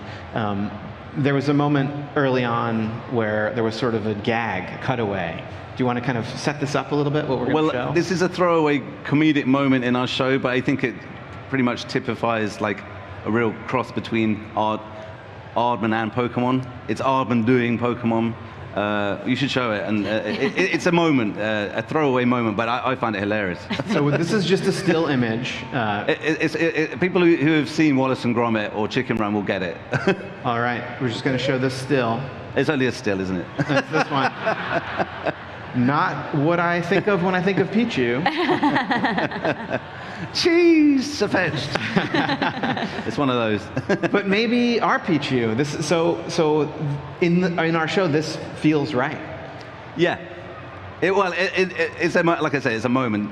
Our Pichu doesn't have teeth like that, but it's a great little gag cutaway. And I feel like that's what's been the best thing about this is that Pokemon have allowed us to express ourselves in it.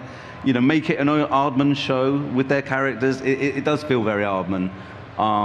Yeah, there's loads of fun, and there's loads more coming your way. Sort of. It's so funny. It's so cool. So we'll get a couple of these moments. They're rare. They don't happen often. But when they happen, they're pretty hilarious.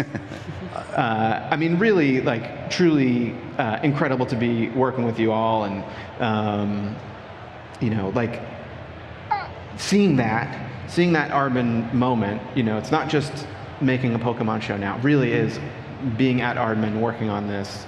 You know, Jimmy, you're a Pokemon fan before this project started. You know, when that puppet came across your desk, you know, how did that feel? In terms of sort of for you, yeah, it's so very exciting. I was like super pumped to be on the project. What I'm really interested to see, and what I love is the personalities that we're giving to all these characters, and I'm really excited for the Pokemon family and for all of you, and see how you sort of like them, and the personalities that we've given to the Pokemon characters within our world. So. And then Tom, you know, you mentioned kind of really making this is such a great collaboration and so much fun that, you know, kind of this exchange of creativity is happening on the show. But for you personally, like, where, you know, how did this feel? How did this all come together? Well, I just think it's a combination of two amazing studios. I feel really lucky that we've been allowed in to come and play with the Pokemon characters. So thank you. Yeah, I'm just It's a privilege, really, you know, and I think the quality of what we're making, it's blowing our minds at Aardman, and I'm hoping that everyone is going to love it when it comes out. Actually, can I give a little shout out to the crew at Aardman? Yes, please. Especially Zoe, our producer, who couldn't be here today, but yeah. Yes. Everyone back in Bristol. Season 1 is still in production. She's still working, still finishing up season 1. Too busy to come. No, yeah, a big thanks to all at Aardman, because they're the best crew ever, and tireless. That's very cool. And Nat, you know, you picked your Charmander as a kid.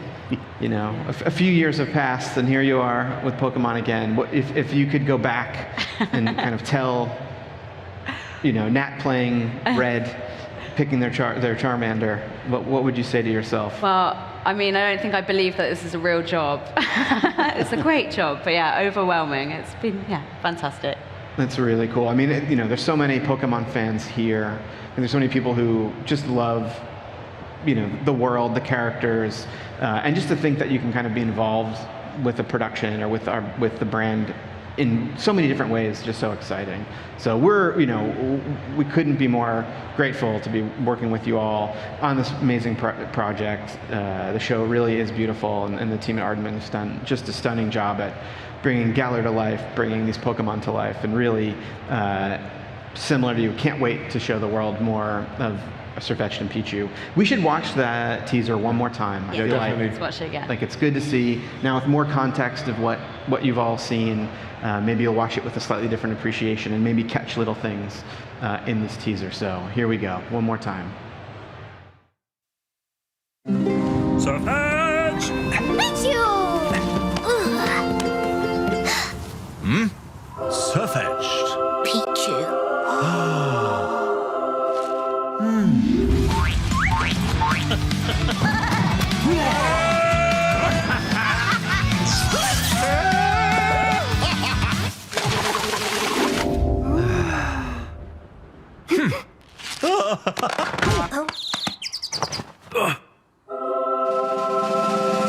Pokémon Tales, The Misadventures of Sirfetch'd and Pichu! So good. And Tom, 2027 is just around the corner. Not so far away. Not so far. Everyone go check out the show on Disney Plus next year. We've got a display just over there. Yes, there's other stuff to see and do. So we've got our display booth right over there. Go check out those. Those are the actual scale. Those are handmade. Everything's hand painted. That's one of those trees, a different tree. It is a tree from our shooting set. Yeah. Go check that out. Sirfetch'd and Pichu will be appearing there throughout the weekend. Get your photos taken with Sirfetch'd and Pichu. If you see Nat, Jimmy, Tom, or myself, just say hi. We'd love to say hi to all of you. Check it out. Thank you all for joining us for this panel. It was a thrill to show this for the first time. Thank you for the reaction. And up next is Pokopia. Stick around. This game is incredible. Thank you all for joining us, and see you all soon. We can do it.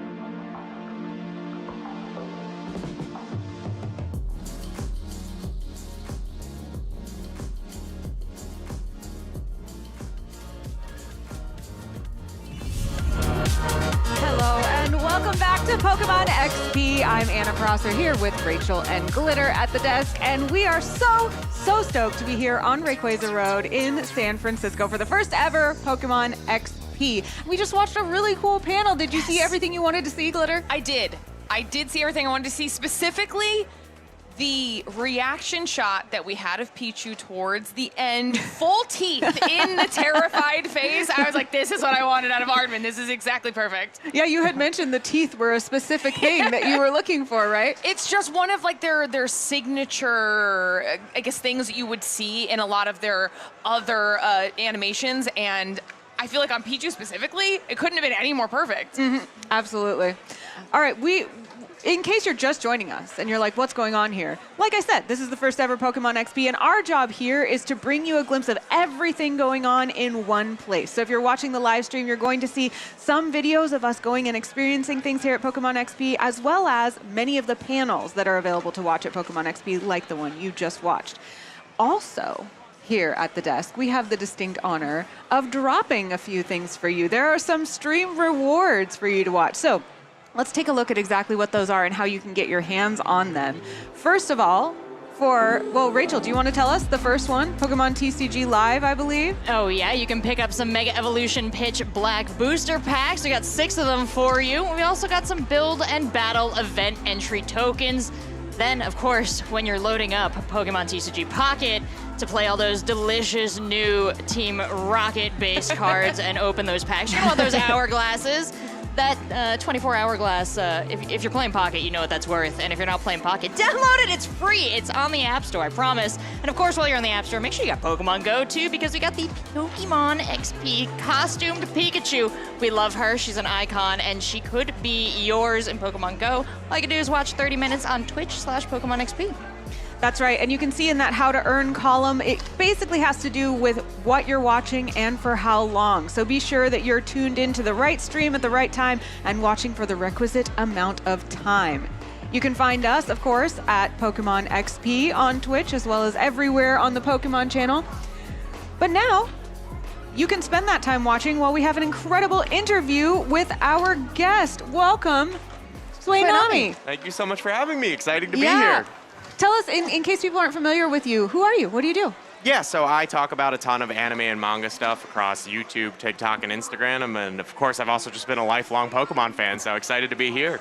The requisite question is, what is your favorite Pokemon? Noivern for me. Nice, Nice. I saw you catch your shiny Noivern in ZA. Congratulations. Yes, thank you very much. That was a very exciting time for me. Yeah. Go ahead. As a big fan of animation, we were talking on the desk earlier, so I'm just going to jump right into it with you. So many different Pokemon animations exist out there. Do you have a favorite one of those that you feel like best encapsulates the story? Oh gosh, best encapsulates the story. I know for me, I'm just super nostalgic for my childhood era, so that would be the Diamond Pearl era of the anime, just because Dawn was there, Cynthia was there, some of my favorite characters, and always go back to that one whenever I need a little nostalgia. Nice. And this, I was going to say, is this your first Pokemon XP? But it's all of our first Pokemon XP. So how has it been for you so far? What are your feelings? Yeah, it's been great. I mean, obviously, we're only here in day one, but the atmosphere has been amazing this year. It is such a big venue. I was here last year for Pokemon Worlds in Anaheim, and even just the jump from 25 to 26 has been quite big. So excited to see everything this year has to offer. I mean, now, obviously, we just got through the panel there about the Misadventures of Sirfetch'd and Pichu. Give me your thoughts on what we heard. Yeah, it was really exciting to see a teaser. I know we'd only just seen a couple clips before, so Aardman is a company that does such interesting stuff with their claymation. So it was really cool seeing a bunch of different Pokemon represented, and I'm kind of excited to see which ones appear as we learn more about the series. Yeah, absolutely. Are you, as you're here at Pokemon XP, are you mostly focused on those kinds of content, anime, series, those kinds of things, or are there other things that you're keeping your eye out for here? Yeah, for sure. Obviously, the Aardman panel was very exciting for me and all this stuff, but I'm also a big fan of the TCG art, so all of the artist spotlights and panels they have here will be very exciting for me as well. And then, of course, the merch. as everyone has been very excited for. I have my own Pokemon Center slot later this weekend, so excited to check that out a bit later into the con. I feel like it's a good strategy to have it a little later in the weekend because we all got the chance to go a little bit earlier and we're like, I should have picked that up. I should have picked. So you get all the time to figure out what you need to put on your list. For sure, yes. It's been, I want to say a little bit of FOMO, but obviously not FOMO since I'll be there, but just kind of seeing everyone, seeing it and knowing I got to wait until the end of the weekend, but it's building up anticipation, so. Is there any of the World Special or the PXP special stuff that you're looking for? I have to say the backpack where you have the rocket ship and it has a little capsule to put a plush in is one of the cutest things I've ever seen. So yeah, in the video they had the Mew in it, so the little bubble Mew. It was so cute. What plush would you put in there? I would put my Noivern. Hopefully it would fit. Adorable. I got to stay on brand. Absolutely. I'm here for that. I am here for that. Yeah. So with Noivern as a favorite, has Noivern appeared in any animation in a way that is special to you, that you've singled out? It's a good question. I think for me, anime-wise, the one I'm most akin towards is Piplup, just because he's so cute. Dawn's obviously one of her top Pokemon, so I think Noivern, I'm not actually sure how often it gets to appear, so hoping, fingers crossed, Aardman, if you're listening, if you can somehow add him in. Big request to Aardman. I know. Dear Pikachu, please include. Yeah, Mr. Pikachu, please, if you can. I mean, I don't hate that chat though, because like you said, we saw the teaser and already we've got definitely some new faces in there. We saw Carablast, we saw Obstagoon, Alcremie, Impidimp. Like there are definitely opportunities for more Pokemon to get involved in the animated side of things. If you had to pick a legendary Pokemon to see show up in Aardman, what would you prefer? Well, if we're talking mythical too, I love Darkrai. I don't know how you'd be able to bring that in, but I would absolutely love that. Also, just the Gen 4 Mons in general, I'm very nostalgic for. So some of the Timekeepers, Dialga, Palkia, any of those. Thinking about stop motion Darkrai is really really cool. Yeah, I think I'm giving them really hard tasks, really big, complex ones, but if they could somehow do it, you know? Yeah. Well, we've talked about how cool it is to be here at the very first Pokemon XP, but this is not the only Pokemon destination that you've had the chance to visit. I actually saw you got out to the Fossil Museum as well. Yes, I had the chance to visit the Fossil Museum in Chicago. That was a really great time. I think anytime you have those huge statues of different Pokemon, it's really exciting, and just seeing them in fossil form as well is really, really cool. What was the experience like being in a museum like that? Yeah, it was really cool because they did a great mix of mixing real science with Pokemon. Cool. So you would learn a little bit awesome. about the Pokemon, and then you would learn about its real life inspiration. So it did a really nice mix of learning and just like the fun of seeing your favorite Pokemon. Cool. I think you went to the baseball game last night. Is that true? Yes, I was at the baseball game. The drone show was a very, very exciting time. But even just throughout the game, they had fun little graphics. Like when there was a home run, you got to see Charizard. That was the one home run of the game. Yeah. So it was just really cool being able to mix all of these different interests between, science and Pokemon with the Fossil Museum, and now baseball and Pokemon with the Giants game. In case you weren't familiar, there was a Giants game, a baseball game that was themed all for Pokemon and celebrating Pokemon Worlds and Pokemon XP. And I think there was even a jersey that fans got that was Pokemon specific. Yes, I almost wore it today. I was afraid of the cold a little bit, as you can see. It's a little windy, but the jersey is very, very cool. I think that's so neat, like mixing our favorite sport, as it were, with other favorite sport. It's really fun. Yeah. I mean, isn't that kind of what's so amazing about Pokemon in general, though, is that its ability to cross over into so many different communities and genres and still work and totally make sense and kind of bring together a new crowd of people. Yeah, for sure. Even looking forward to Pokemon Night Out coming out in October as well. There's just so many. That's mixing music and Pokemon with some DJ sets, so there's just a lot of opportunity to kind of mix fandoms.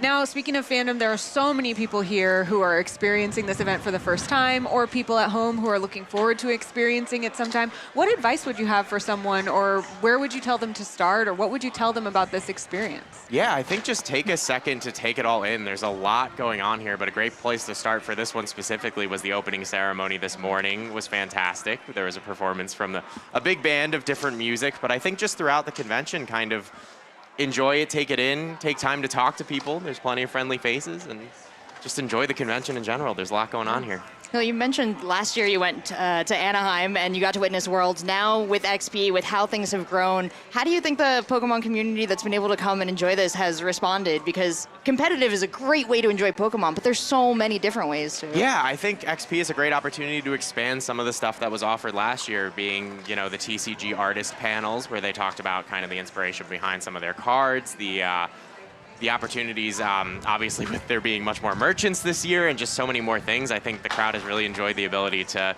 kind of spread out, and, you know, when you're not watching the competitive, which you should also definitely watch, you can enjoy the other activities offered.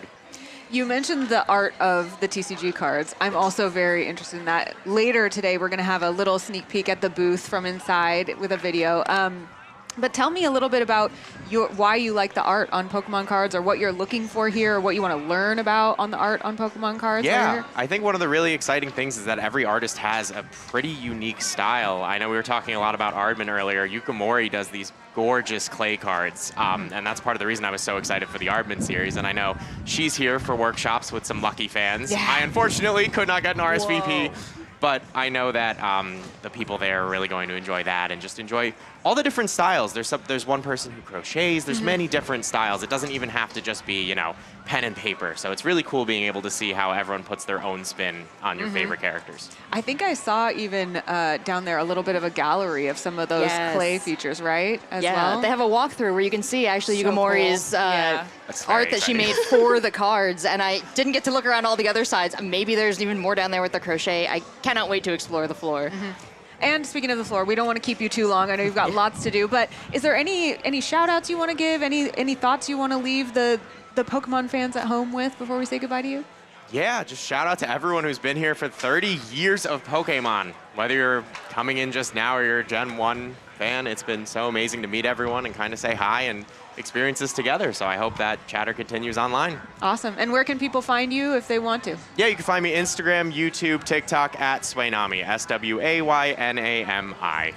Awesome. Thank you so much for coming. It was really nice to see you. Have a great time at the rest of Pokemon so XP. nice meeting you all. It was a fantastic time. Thanks. Great. Thanks for coming. All right, now, don't stop watching because we have some very exciting Twitch drops for you. Let's check those out right now, some things that you can pick up from watching the Twitch stream. Now, here's how you do it. You've got to visit rewards.pokemon.com. Log into your Pokemon Trainer Central account, or make one if you don't have one. Link that to your Twitch account, and then watch your desired stream for a period of time. Earn those rewards. So all you have to do is tune in, and you can get some really, really cool Twitch drops. Also remember, if you would like to watch us in other languages, you can turn on the Twitch closed caption extension, and that will watch with translated captions. So you can watch us speaking in other languages via text if you would like to. I'm very excited about that. I think that some of the Twitch drops were some badges that were very especially cute. Yes, there is a Pokemon XP Twitch badge that I definitely want for my profile, because of all the people that I'm so excited to get this Twitch badge. I want you to have it, but also I want it very much because I want to remember that I was here, and I want to flex it on Twitch for the rest of my Twitch career. Yeah, we've got our mobile devices just logged into Twitch under here, making sure we're getting all of those drops I know. as well. Also, I'm very distracted. I'm sorry. Look at these vending machines. Look how cute these are right there. Everything Look is at this. adorable. I'm sorry. There's So- people wow. walking by right now, and they have the cutest display backpacks for their plushies that are in a vending machine shape. Oh, the Rowlet commitment is beautiful. The meta of the plushies this year has really stepped up a notch. We've seen a lot. we got it. Yeah, there we go. Fantastic. Yeah. Wow, the It looks so good. I choose the one in the middle. Beep, beep, beep, beep, beep. The fans have been so creative, though. We're in the best spot to watch everybody go by here on Rayquaza Road, and I have seen Nurse Joy with her cart of Pokeballs. I'm watching a beautiful Jolteon walk by. I am seeing so many fans showcasing their fandom in so many beautiful ways. What a treat. Now, speaking of fans showcasing their fandom, let's check out some of your tweets and things you've had to say about Pokemon XP right now. Excuse me. It is got a little wind in my throat out here. Yeah. We would love to see what you have in store for us on social media in just a moment. But guys, tell me a little bit about what you are looking at from this vantage point here. We've got the back end of Rayquaza Road. Oh, here we go. There it is. Here's your This Could Be Us of Pokemon World. Oh, Wait, I love that. Wait, no, that's a meme format that needs to go further. Take this Pokemon community. yes. I need this photo. So cute. Where are those Dittos? I need to find them. They have to be at the gardens. Yes, they must be. Yeah, we're just around the corner from us is Yerba Buena Gardens. So please do check that out and let us know what that is. That's from Sunny TTV. Thank you so much, Sunny. And that's been one of the coolest things I've seen as we've walked around the venue preparing, is they've got all these little areas where these incredible Pokemon statues are set up, these little dioramas that you can pop right into. And here's another favorite, the Ferris wheel. I don't see N or anything about who's king of Team Plasma on there, much smaller Ferris wheel, but we made it work here for this couple. And that's from Koopa NJ. From We New Jersey? are out here. Just like you. Looks like a New Jersey, maybe. Yeah. New Jersey, proud to see it, glad you're out here, represent. If Team Rocket lived anywhere, it'd be there. All right, Andres L 1997 says these Pokecology sculptures look amazing. Wow. That's gorgeous. My goodness, how did I haven't even seen all of these things yet. I'm so glad you guys are taking pictures. My queen in the trees. Look at her. She's beautiful. Oh, I want to give her some honey so she'll give me some beautifully patterned items in Pokopia. And we talked about the Pokemon Fossil Museum, and we had Sway up here. The Pokecology books as well do a beautiful job of taking kids' passion for Pokemon, and I say kids, I mean me, and relating it to real world things. So there's a lot of education in there. There's a lot of ways to get excited about so many real world things through Pokemon, and this is a beautiful example. You're just reminding me there's even more things I need to go pick up from the show floor. I need to get some books. Yes. Some books, Yeah. yes. All right, this is Posh Queen, says, I love the Pokemon XP jacket so much. The glowing patches are such a nice touch, especially Jirachi. My wish definitely came true. Oh, well said. I didn't know they glowed. I was just going to say that. I didn't know the patches glowed. Posh Queen, thank you. I'm gonna go stand in the sun and then in the dark in my jacket. Yes. We are learning so much from you. This is very important. And it's great on her. Yes. It sure does. Goes with that hair very, very well. Thank you so much, Posh Queen. This is a bit of a factor of the Pokemon community overall. When the games came out, Red and Blue, you had to learn about what was in each other's games by talking to each other. When Pokemon GO came out, they didn't tell you everything. They wanted the community to talk to each other and teach each other. So friends, you teach me, I teach you. Take pictures around Pokemon XP or wherever you are celebrating this event, and please send them in because we are learning so much. What does Penguin have? Pin rally complete already, wow. Penguin? That's My impressive. goodness. Legend. So as you can see, there's a map there. There are different locations that you can stop at throughout Pokemon XP, and you can pick up pins in order to complete the pin rally. I personally, even if I don't complete them all, I need the Umbreon. You so do. I'm gonna Yeah. need to go down there and get that from the pin rally. It but would match your jacket. I know, so cute. Wow, thank you, Penguin. Congratulations on that completion so fast. Must have done it immediately. Yeah, Impressive. record time, well played. Yes. Now you have to sit on the champion's throne for the next champion to walk up, potentially unseat you. I don't know, I'm learning from Gary here, but you've got Shucks, this. What a shame. Has to sit on the throne. Oh, no. Oh, darn. Thank you so much, everyone who shared with us. Remember, you can use the hashtag PokémonXP to have your content featured and to tell us what's going on out there. Yeah. We are really excited to see all these things that we can only see so far. So you must be our eyes and ears and go out. But don't worry, we actually did get a chance to go out and make some videos yesterday. You two will get to make some today, and we're going to see a lot of the special events going on. We will bring them to you from here as well. That's our job. That to is bring our job. Pokemon XP to you. It's honestly pretty amazing. I do love my job. Right? Yeah. As I put on my Rocket R this morning and, you know, slung my Slowpoke over my shoulder, I was like, You're like, what is my off to the life? office. It's a good day. It really is a good day. And coming up soon, we actually have another panel for you. Again, if you're just tuning in, the purpose of this stream is for us to bring you all of the action from Pokemon XP. So that's going to be us going and experiencing things to show you. That's going to be us showing you the content we did from socials. And that's also going to be bringing you some panels from Pokemon XP. The next one is going to be the spotlight on the Pokemon Pokopia game.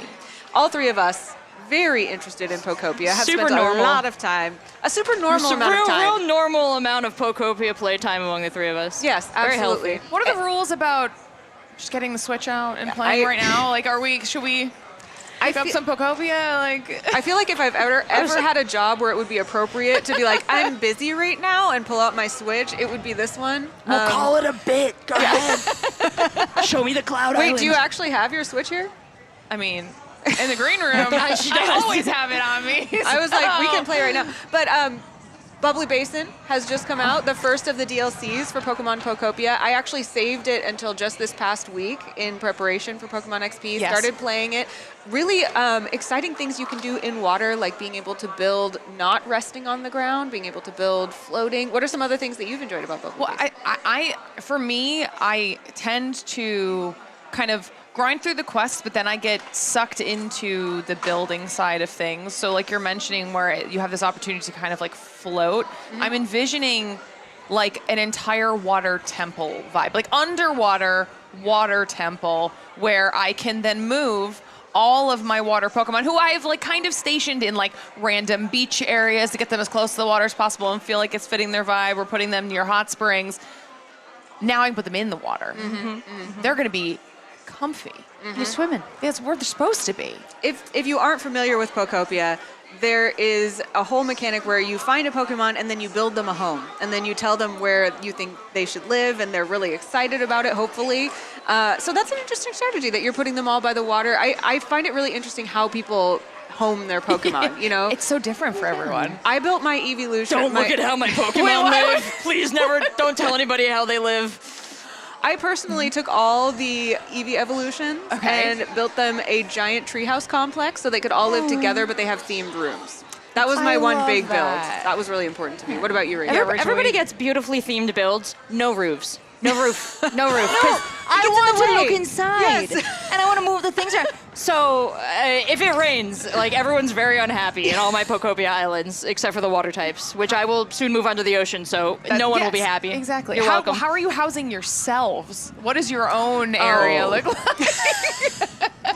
My house is chaos. It is the most chaotic. It's like anything that I was like, ooh, I kind of like that. I just threw it in my house. Yes. So there's all sorts of noise-making things and bright blinking things. It's disgusting looking and so chaotic. And every time I wake up, it's like a jump scare. I'm like, oh, let me go outside and go to one of the beautiful builds I made for the other Pokemon.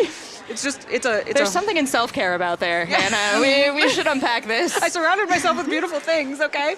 What about you? For them. Well, for Pokopia, for me, every single time I've unlocked a new zone, I've had this experience of like, there is so much to do. There's so much world. But if you've played Pokopia, especially if you got into the end, I think you know why I love it so much. I feel extremely validated as a Team Rocket apologist for 30 years. But I love living in the Pokemon world. I love seeing the things that people who get to create Pokemon create. Yeah. And they have hidden so many beautiful gems of lore and love letters in this game, the little beats of things left over that you get to pick up and read about. I spend so much time just treasuring every little. I have so many screenshots of all the little like letters and magazine things I've found in the game.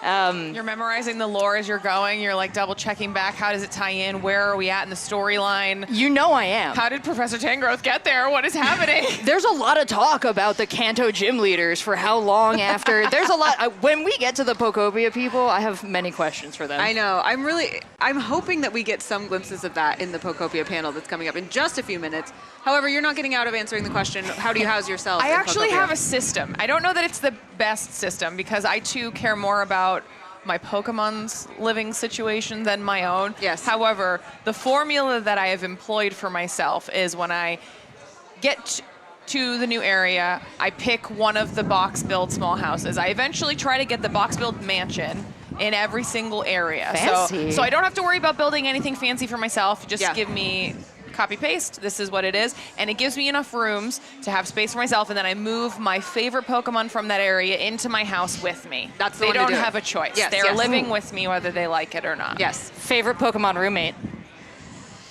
Oh, that's a good question. Oh, how do you pick a... Okay, we're going to have to think about that and answer it after the panel. I don't think I can do that on the spot. That's fair. Oh, you're so ready. Well, because I always try to get at least one dog in my house. Obviously, so I feel yes. like I also am living my real life. I want a pet in there. I do secretly kind of love Machamp as one of my roommates. Do tell. Tell us more. I feel like he's just a good vibe while also being pretty useful for what I need to get done. High shelves in her house. Yeah. That's another example of those Pokemon that I was just like so positive all the time. But in Pokopia, he's just a solid dude. Yeah. He's just solid in Pokopia. Thank you. I need those. Yeah, you need to keep those. we have been chatting about the Pokemon Pokopia panel that is going to be Spotlight on the Pokemon Pokopia game. That's coming up right now. We've mentioned we would like to see some, maybe some lore drops. That's what we're hoping for. Anything else that we want to see in this panel before we throw it to them?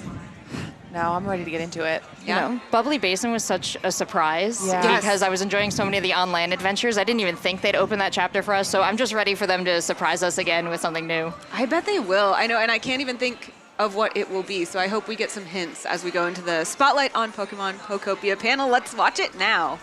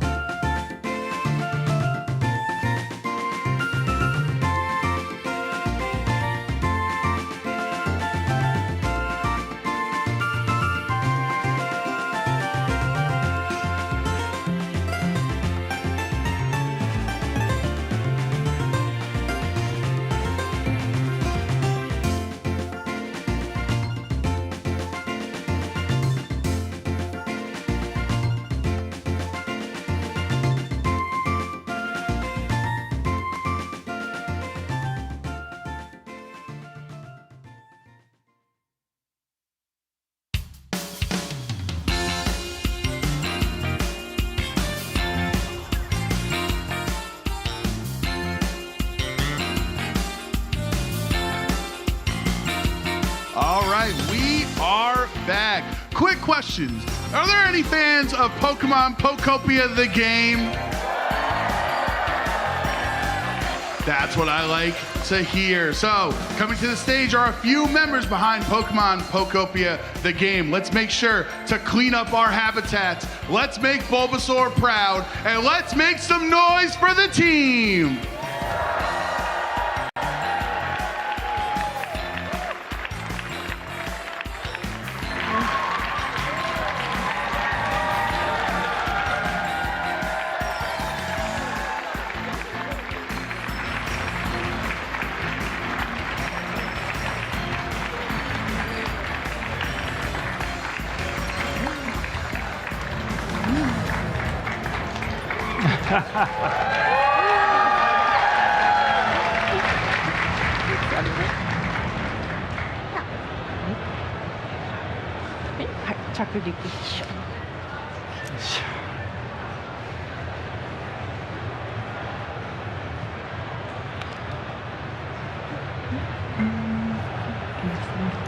Hello and welcome to the Pokemon Pokopia video game panel at the PokémonXP event.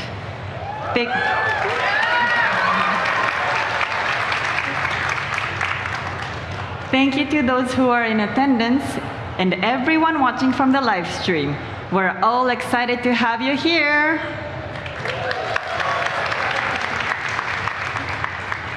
こんにちは。そしてポケモンエクスペリエンスイベントにおけるポコアポケモンパネルディスカッションにようこそ。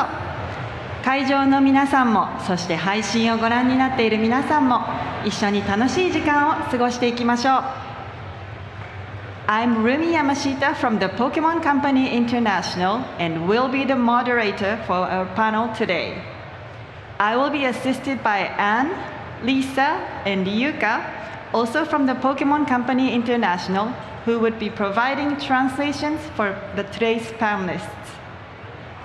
私は本日モデレーターを務めますポケモンカンパニーインターナショナルの山下留美です。パネリストの通訳としては浪江杏さん、阿部梨沙さん、橋本由香さんがサポートとして入ります。Before we get started, just a small reminder to please mute all electronic devices and no photos or recording of the panel are allowed. 始める前にお知らせとなりますが、他のお客様の妨げになりませんよう、電子機器などの通信音がミュートになっていることをご確認ください。また、パネルディスカッションのお写真や映像のご撮影はお控えいただくようお願いいたします。So today we're joined by three very special guests who were directly involved in developing Pokemon Pokopia. I'm hoping we can dive into stories from the development process and hear about their experiences along the way. 今日はこちらに特別なゲストとしてポコアポケモンの開発に携わられた3名の方々をお迎えしております。開発過程のお話やご経験談をどんどん聞いていければと思います。So with that, let's get into introductions. まずはお一人ずつ簡単に自己紹介をしていただきましょうか。大森さんから順にお願いします。はい、株式会社ゲームフリークの大森です。本作ポコアポケモンでは、コンセプト&シニアディレクターを務めました。よろしくお願いします。Hello, I'm Omori from Game Freak Inc. For Pokemon Pokopia, I served as the concept and senior director.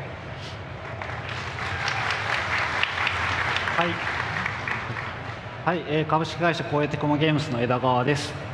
本作ではチーフディレクターとして開発全体のディレクションを行っていました。今日はですね、関東地方から一緒に飛行機に乗ってきたモジャンボ博士と共にお話できたらなと思ってます。よろしくお願いします。Hello, I'm Takuto Edagawa from Koei Tecmo Games. I was chief director for this game, overseeing the game development as a whole.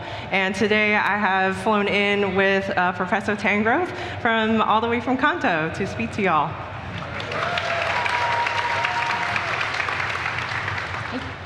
株式会社ポケモンの村田です。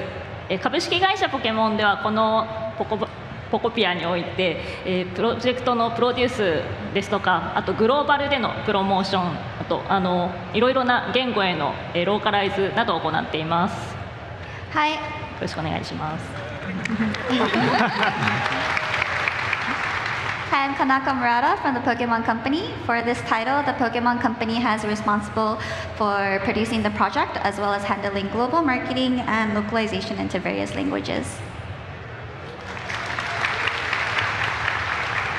Thank you for the introductions. With that, let's start off with Mr. Omori. So for those who may be unfamiliar, could you please explain the premise of Pokemon Pokopia? はい、ありがとうございました。それでは早速お話を伺っていきましょう。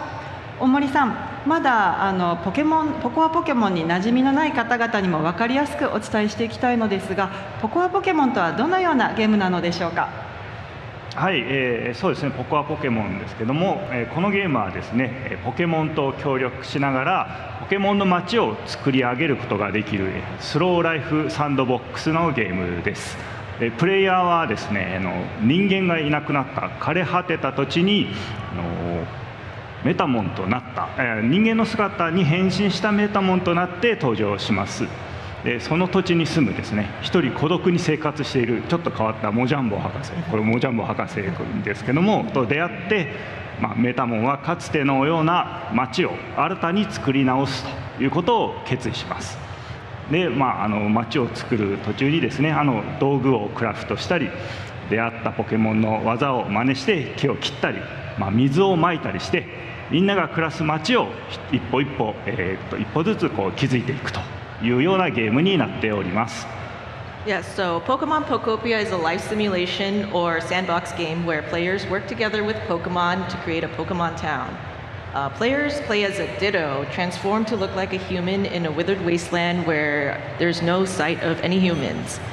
Ditto meets the mysterious Professor Tangrowth, who has been living here all alone and decides to build the area as it once was by crafting items, cutting trees, and watering the area, and then learning moves from other Pokemon to create a world for everyone to live in, one step at a time.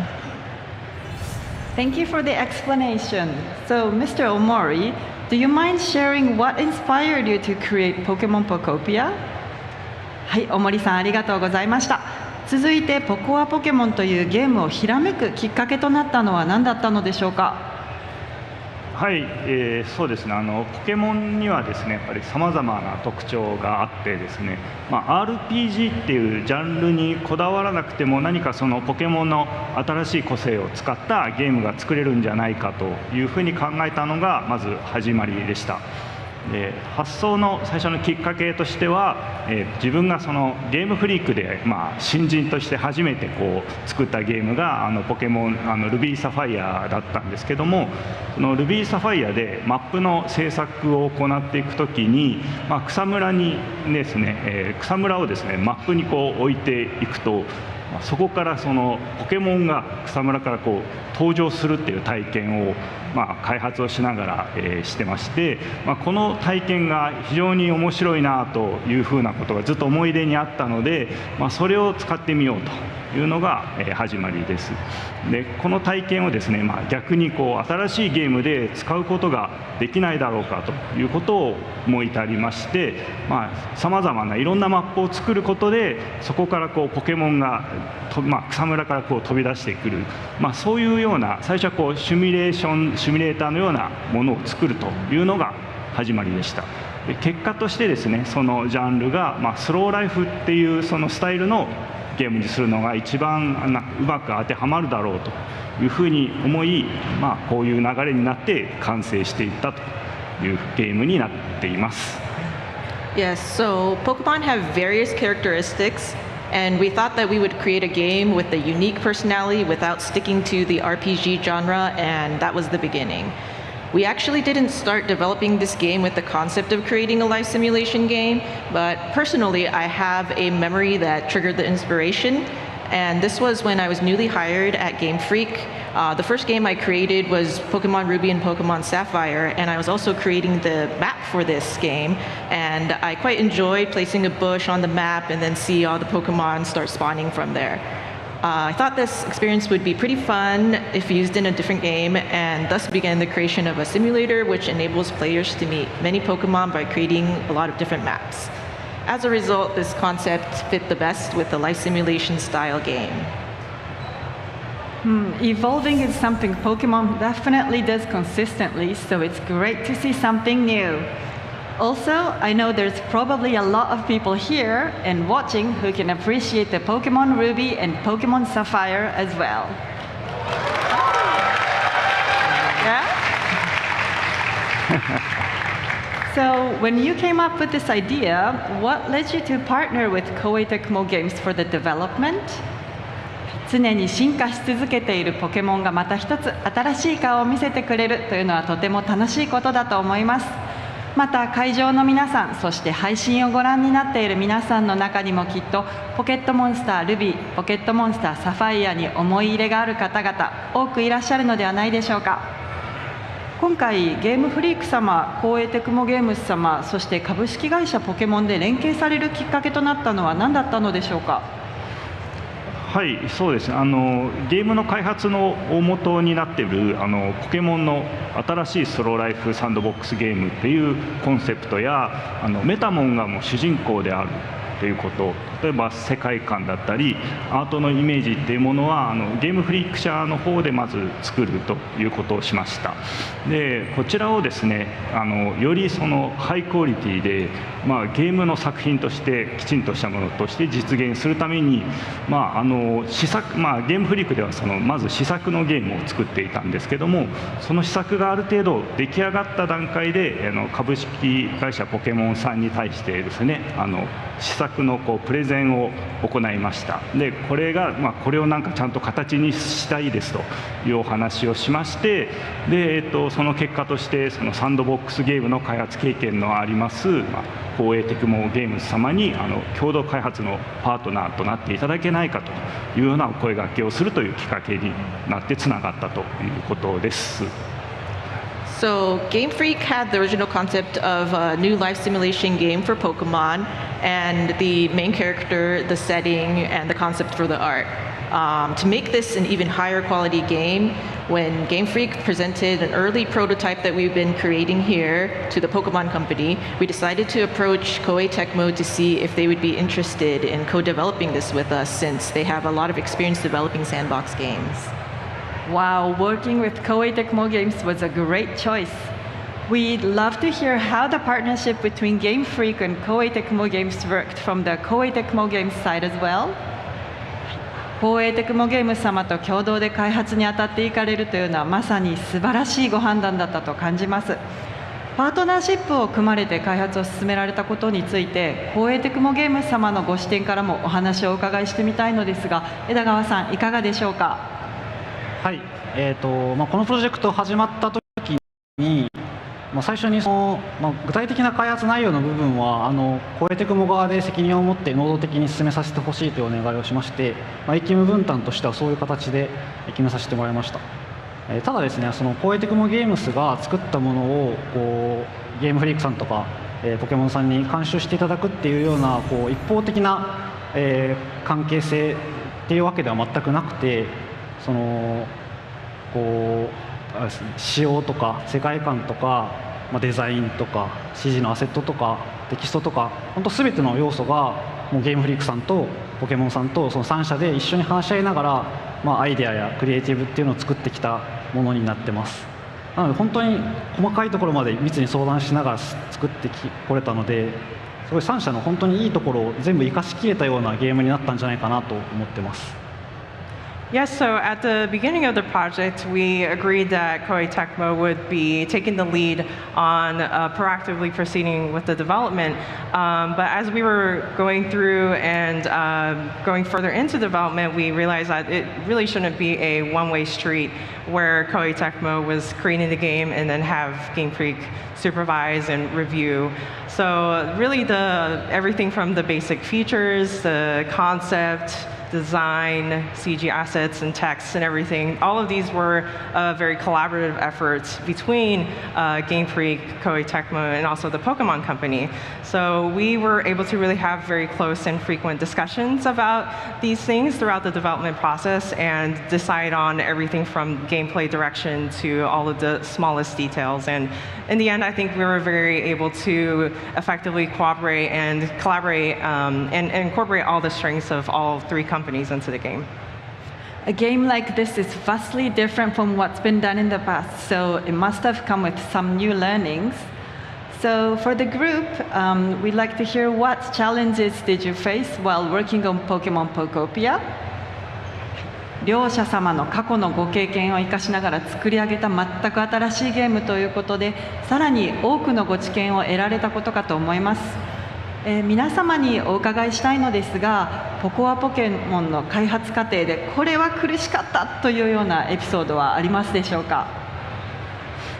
はい、じゃあ自分からですけども、結構その開発って結構苦しいこともあったりするんですけど、今回のプロジェクトはあんまりこうですね、こう苦しいって思うことがもうあんまりありませんでしたね。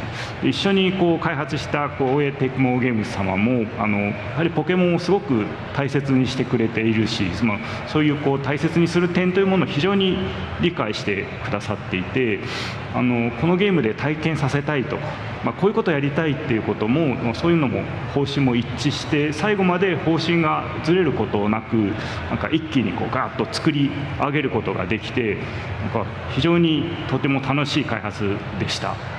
であえて一つ挙げるとしたら、非常に今回そのポケモンのセリフの多さ、すごいセリフの数がありまして、これは本当に大変でした。で各ポケモンたちがですね、とてもユニークにちゃんと会話をするのですけども、その数の多さでテキストの制作、あとはもうデバッグ、あとは何カ国語にもローカライズするといったことも含めて、これはもう非常にそこはもう大変なプロジェクトでした。Yeah, so usually when it comes to developing games, there's a lot of challenges, but in this case, I didn't really face too many challenges or hardships for this title. Koei Tecmo Games has been very understanding about what we value about Pokemon, and they really value Pokemon as well. And our thoughts on what we want to achieve through this game was quite synced up until the very end of development. We were able to proceed with the development very smoothly, and it was quite a fun process together. If I should name one challenge, it would be the amount of Pokemon dialogue that exists in this game, which is very hard to work with. Each Pokemon says very unique dialogues, and its quantitative amount made this project tough with so much text creation, debugs, and localizations all put together. 私も本当に基本的にずっと楽しく開発させていただいてて、光栄テクモの開発メンバーも本当にみんな全員ポケモンが本当に大好きで、すごく楽しく開発できてたんじゃないかなと思ってます。一点個人的なところで一点あえて苦しかったところを挙げるとすると、開発のモニターしてる時に大規模な建築をみんなでするっていうことをモニターしようっていう話になって、光栄テクモの自社ビルをクラウド島に作るっていうのをやろうということになりました。それで開発メンバーに声かけてみんなで作って順調に進んでたんですけど、とあるタイミングで一緒にやってた一人のメンバーが自分の自由にKT ビルを作りたいと言い出して、別のクラウド島に自分の KT ビルを作り始めまして、それ自体は別に良かったんですけど、だんだんそっちの KT ビルの方がクオリティが高いっていう噂が開発メンバーの中で回ってきてですね、でだんだんそっちの方にみんな行っちゃって、元のクラウド島には私しかいなくなったっていうのが本当に悲しい記憶として残っています。So I also personally was very much able to enjoy the development process, and everyone on the Koei Tecmo Games team who worked on this project was also having a lot of fun. But if I had to talk about one sort of painful memory I have is that during the testing phase, we were trying to test out building a very large-scale building. And so I brought up the idea of how about we try making the Koei Tecmo office building together. And we were all getting together, and everyone was working together to build it on a cloud island. And things were going just fine and smoothly at first. And then one of the team members actually decided that they wanted to kind of make their own version of the same office building on their own cloud island. And as time went on, they were starting to have some rumors that this other building on the cloud island was turning out to be a little bit better.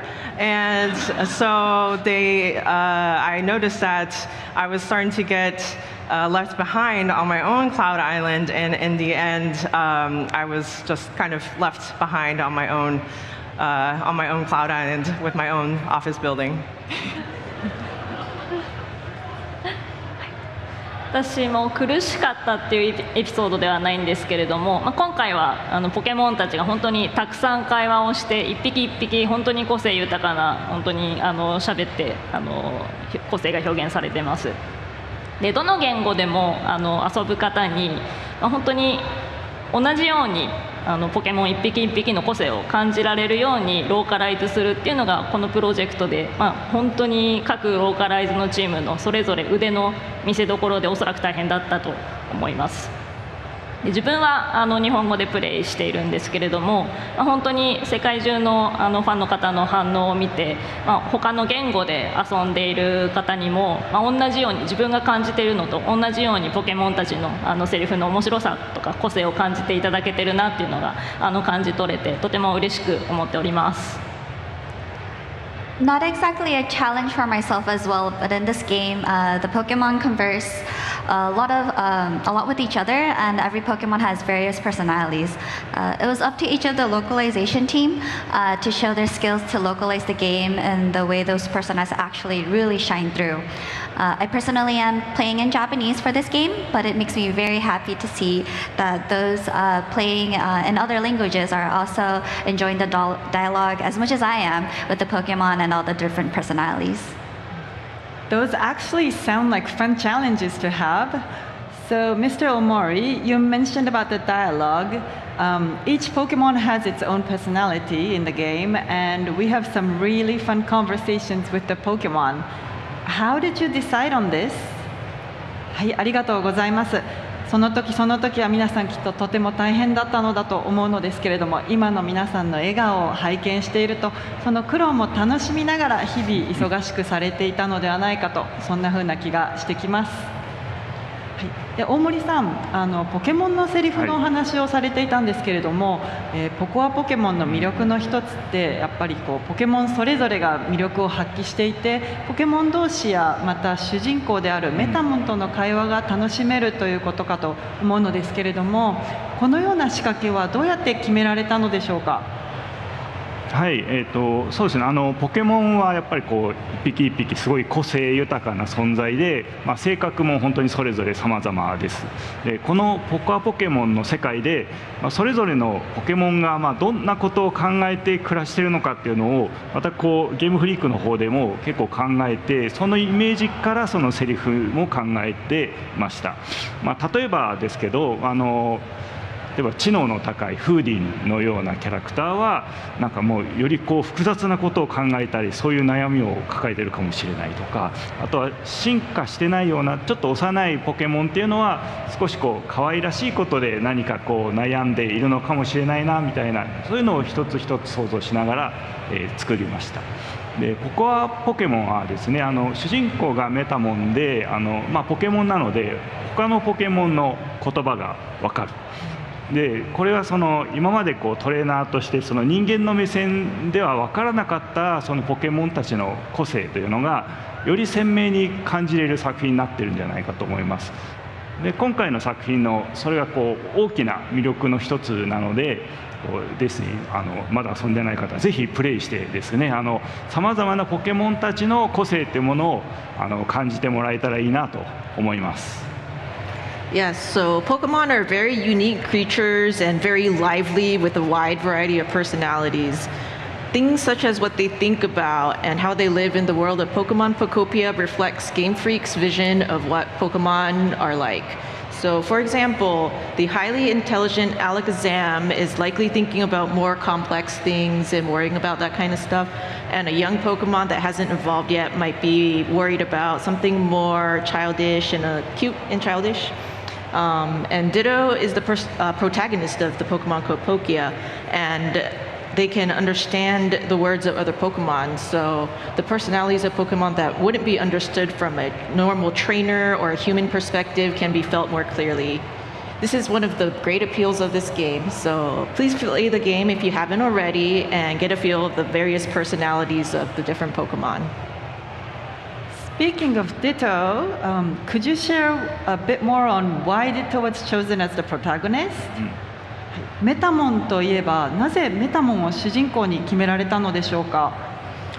そうですね、このゲームそのメタモンを主人公にしようっていうのは最初に構想した本当に初期からも決めていました。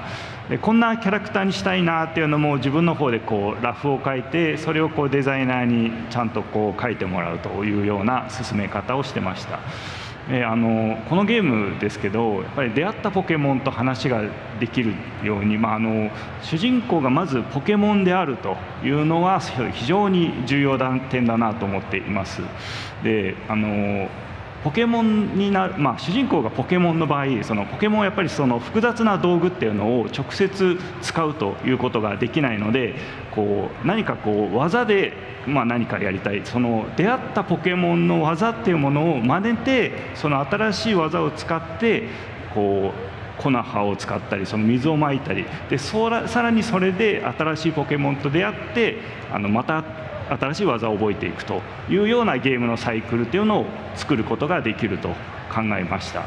なので出会ったポケモンによってはその空を飛んだりとか、波乗りしたりとか、変身はですねやっぱりすごいさまざまな応用が利く非常に便利なものだなと思います。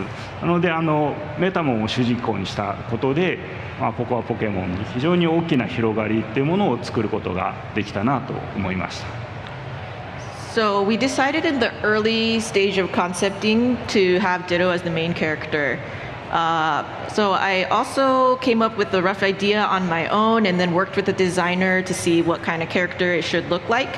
And this was very important for this game to have a Pokemon as the main character so that it could enjoy conversations with the various Pokemon that it met. In addition, it would be difficult for Pokemon to use complicated tools directly, so we thought that Ditto's ability to transform could create a new game cycle by copying new moves from Pokemon and then using those moves to then meet more Pokemon and copying their moves. So transform is definitely something that enables so many things like letting Ditto fly or surf, and so by choosing Ditto as the main character, we were able to open up a wide range of possibilities. Ditto does offer a lot of flexibility. So related, what are your favorite moves that Ditto can learn in Pokemon Pokopia? はい、メタモンの変幻自在なところがゲームの柔軟性に大きく貢献していますね。ちなみに皆さんが一番気に入っておられるポコアポケモンの中でメタモンが学べる技は何でしょうか？そうですね、じゃあまず自分からですけども、やはりこのゲームの基本になっているその草からポケモンが飛び出してくるっていうその基本を作っているその木の葉の技が、自分はすごくいいなと思います。でこのゲームの基本の面白さとか、やっぱりポケモンとの出会いっていうそのポケモンのそのゲームらしさっていうのが詰まった技だなと思ってます。So for me, I would say that definitely a move that goes back to the mechanics of Pokemon that spawn from bushes. So I think leafage is something that embodies the core fun of this game. About meeting Pokemon, and it also highlights the different Pokemon-ness of this game. は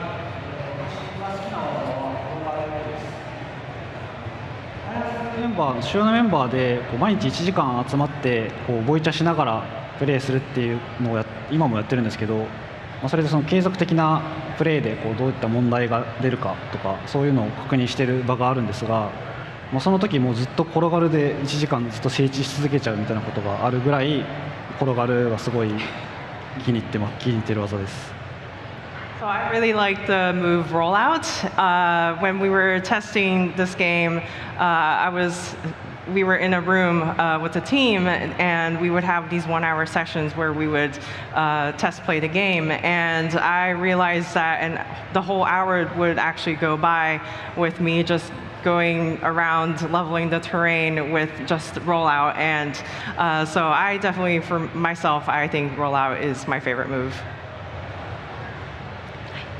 私は1番を決めるのは結構難しいですけれども、でも中でもコイキングが教えてくれる跳ねるがこのゲームだとものすごくなくてはならない技になってるなと思ってます。ちょっとした段差とかあと柵とかをこうピョンって飛び越えるのにすごく便利に使える技です。でポケモンのゲームの今までのゲームの中でコイキング以外のポケモンがこんなに跳ねるをたくさん使ったことは多分初めてだと思うので、そういうユニークさも含めてとても好きになった技です。It's very difficult to just choose one, but I feel like the move jump that Magikarp teaches you is a must in this game. So it's very useful when hopping over like staffs and fences. And I think it's the first time that a Pokemon other than Magikarp has used jumps this many times in the game. So it's really unique, and I really like this move. So speaking of moves, Dive is a new move that was introduced in the latest update a few weeks ago, and it's a big part of the Part 1 DLC Bubbly Basin. So what was the inspiration behind choosing an underwater setting for this part of the DLC? はい、技といえばつい最近のアップデートでダイビングという新しい技が追加されて、ポコアポケモンエキスパンジョンパス第1弾ブクブク海底の街をプレイする上でも重要な要素になっていますね。今回の有料追加コンテンツで水中に舞台を広げようと決められた理由やそのインスピレーションについてお聞かせください。はい、まずこのゲーム、このポコアポケモンっていうゲームはこのポケモンたちと一緒に暮らせるっていうところがやっぱりこう破壊的に楽しい部分だなと思ってまして、でその楽しさでさらにこう特徴的なところがそのポケモンたちがこう好む環境がさまざまなものがあるっていうところだと思ってます。でその好む環境のすごい特徴的な一つとしてその水中っていうものはあるなというのは思っていたので、そこは絶対どこかで実現しないといけないなとは思ってました。なので今回のこのアップデートでそういったことが実現できて、そのポケモンたちがこう水中で楽しく快適に暮らしている様を見れることができて本当に満足しています。Yes, so the core theme of that gives a lot of the main enjoyment from this game in Pokemon Pokopia is that you're living together with the Pokemon, and since every Pokemon has different preferences on what kind of habitat they like to live in, I really had a strong desire since the beginning to make it possible to be able to live underwater, because that is really one of the defining features of a lot of these habitats. And so with this update and this new move, I'm really happy, and it's very rewarding to see that these Pokemon are able to happily swim around and be their happy selves underwater. So that's been great. Excited to see more people dive into Bubbly Basin and continue to build the unique creations in Pokemon Pokopia. So what has been your favorite things to see people create in the game? 多くの方が新たな街へとダイビングして個性豊かな街づくりをされていくことでしょう。とっても楽しみですよね。SNS などで多くの方々が、プレイヤーの方々が作られた街を公開されていますが、特に印象に残っていたり感心したりしたものを教えてください。はい、じゃあ自分からそうですね、やっぱり SNS で投稿されてる、街は自分もよく見ていて、なんでしょう、皆さんの作った街がもう非常にクオリティが高くて、その開発者である自分でもこんなの作れるのかみたいなのを非常にびっくりさせられるものもあります。でそういう中で、自分が結構嬉しいなと思うのはそのポケットモンスターの、ゲーム世界にあるその街とか道をそのまま再現しているような、街を見るとまさに自分がそれこそルビーサファイアでやっていたような街や道を作る体験をゲームで伝えたいというその自分がやってほしかったことをやっぱしてくれているっていうのが非常に嬉しく思います。でやっぱりそういうマップ作るのってやっぱ面白いですよねっていうのを、その人にも言いたくなるなと思います。Yes, so all the towns that people have been sharing on social media have been such high quality, and they often make me think, wow, you can really create something like that. I'm especially very happy to see towns that faithfully recreate the cities from the Pokemon video game world, such as something from like Ruby and Sapphire as mentioned before. And when I come across those, it makes me feel like players are doing exactly what I had hoped, and that makes me a lot of joy. It makes me want to say, see, like map creation is really fun, isn't it? はい、私は、SNS は毎日張り付いてチェックしてます。でやっぱりその自分たちが想像してたものを超えるものが作られるんじゃないかっていうのは、期待しつつ作ってはいたんですけど、それをはるかに超えるような驚くような建築っていうのは本当にすごく投稿されてるなと思ってます。でただそういう方向の投稿だけじゃなくて、そのポケモンたちと毎日触れ合うところの投稿っていうのも結構見かけるなと思ってて、例えば今日こんなことを話してくれたよとか、自分が置いたこの家具にこんな反応してくれたみたいな、こういう驚きとかその楽しさみたいなところを伝えてくれてる投稿も多いなと思ってまして、このゲームやっぱり作る時に建築するゲームをこれまでやったことがないユーザーさんとか、そもそもそのゲーム自体をあんまり触れてこなかったような人にも遊んでほしい、楽しんでほしいっていう気持ちで、頑張って作ってきたので、本当にそういった反応がいただけるのはすごく嬉しく思ってます。Yeah, so I really do check social media every day and see different fan posts, but when we were developing this game, I was expecting that there would be a level of creations that would exceed our expectations, but it really has been beyond really our expectations, seeing that so many immaculate creations that we've seen from fans, and it's really great to also see fans react to the Pokemon reacting to what they have placed or made for their towns, and seeing the fans being surprised and delighted by that. And so it's also great to see people who haven't really played building games very much, or even play video games at all, even have been able to really enjoy this game, and that's been a really nice, rewarding feel. 私も皆さんの本当に素晴らしい街づくりの数々を見て、本当にこの発想はなかったなとか、この家具はこんな風に使えたんだっていう風に驚かされてばかりです。自分では本当に思いついていなかったようなクリエイティブをたくさん見ることができて、とても驚いています。で例えばたくさんのちっちゃい木というか、普通の木をたくさん組み合わせて一つのすごい大きな木を作った、ものすごい大自然の中にポケモンが住んでいたりですとか、あと逆にものすごい高いタワーマンションのような建物の中に本当にもう全部のポケモンがそこの一つの建物に住んでいるっていうようなプレイヤーの方もいらっしゃって、本当にポケモンが住む環境っていうのは本当にいろいろ千差万別なんだなと思っております。When I see everyone's amazing towns, I think to myself, whoa, I never thought of that, or oh, you could use that piece of furniture like that, and I'm always blown away by the creativity that everyone has.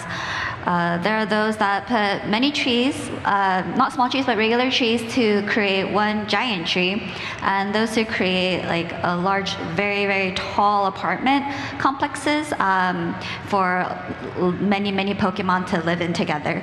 And it shows that there's truly so many different ways to shape each and every town to live together with your Pokemon. We're coming close to time, but could you please share what players can look forward to in part 1 of the Pokemon Pokopia expansion? For this one, let's ask Ms. Murata first. はい、お別れのお時間が残念なことに近づいてきてしまっているのですが、ポコアポケモンの今後やエキスパンジョンパスの第1弾でぜひ、特にプレイヤーの皆さんにここを楽しんでほしいといったことがあれば教えてください。今回は村田さんからお伺いしてみましょう。はい、ポコアポケモンではポケモンの本当一匹一匹の今まで見たことがなかった新しい一面っていうのをこれまでも見ることができたんですけれども、さらにダイビングによって水中の世界に行くことで、さらに見たことのない新しい一面っていうのをまた出会うことができるようになってます。例えば先ほど跳ねるを教えてくれたコイキングは今まで地面をこうやってジャンプして移動してたんですけれども、海の中だとスイスイスイと泳げますので、そういった海の中で水の中で生き生きした姿を見せてくれるポケモンには、ぜひ海の中でお家を作ってほしいなと思っています。In Pokemon Pokopia, players could experience a new side to each Pokemon, but the move Dive makes the underwater setting and see Pokemon in many ways that weren't possible before. For Pokemon like Magikarp, that would truly thrive underwater, swim, instead of just hopping on land. I hope that you can build Magikarp a new home underwater so it can thrive like itself. はい、そうですね、有料追加コンテンツとしてはDLC2 弾3弾っていうのはもうすでに予定されてますが、それはお楽しみいただきたいんですけど、それはそれとしてベースの遊び部分に関してもまだまだ改善できるところはあるかなと思ってます。なので今後無料のアップデートとしても改善していきたいなと、ちょっとどれぐらい改善できるかっていうのは今後の我々の頑張り次第なところはあるんですが、期待していただいて、末永くポコアポケモンを楽しんでいただきたいなと思ってます。So the DLC also includes parts 2 and 3, which also have their own updates incoming, but we've also are still making improvements to the base game as well and quality of life updates, and we will continue to work hard on making the game more enjoyable and comfortable to play. So we hope you keep enjoying the game for a long time to come. はい、じゃあ自分からですね。そうです。ダイビングでさらに遊びが広がる有料追加コンテンツですけども、やっぱり自分はですね、やっぱりたくさんポケモンとも出会えるっていうのがやっぱり一番楽しいところでもあるかなと思いますので、一緒にたくさんのポケモンと会って暮らせるようになりますので、そこを楽しんでもらえばと思います。これからも広がり続けるポコアポケモンの世界で、気長にですね、たくさんのポケモンとスローライフを楽しんでもらえたらと思いますので、よろしくお願いします。So the move Dive has expanded the possibility of play, and through the DLC, you'll be meeting a lot of different kinds of Pokemon and will be living alongside them. So as the world of Pokemon Pokopia continues to grow, I hope that you'll take your time and enjoy a cozy, slow-paced life with Pokemon, and thank you very much. So, thank you very much. That wraps our panel. Thank you to our very special guests, people here, and everyone watching. The game is currently available only on Nintendo Switch 2 system, and for those of you who are here, please make sure to stop by the Nintendo booth and play a demo of the game as well as the recently released DLC Part 1. Also, be sure to visit the PokémonXP and World's Cloud Island inside the game.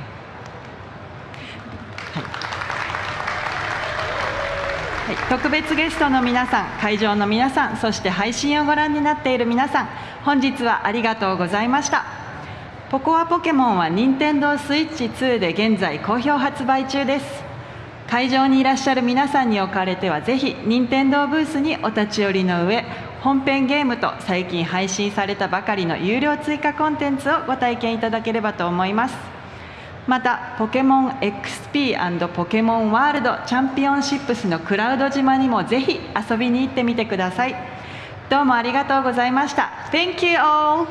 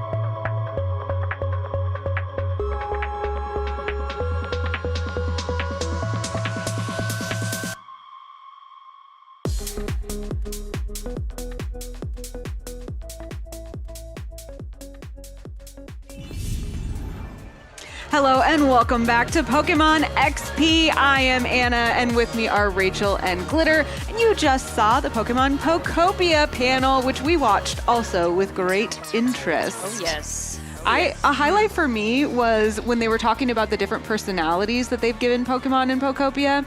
And the question was, how did you decide which personalities to give the Pokemon? And the answer was kind of like, this is just how we think they are. And I was like, canonically, that's actually such a great answer that the Game Freak specifically thinks that this is how the personality of these Pokemon are. I found that very satisfying, even though it's kind of like, oh yeah, I guess I just saw that.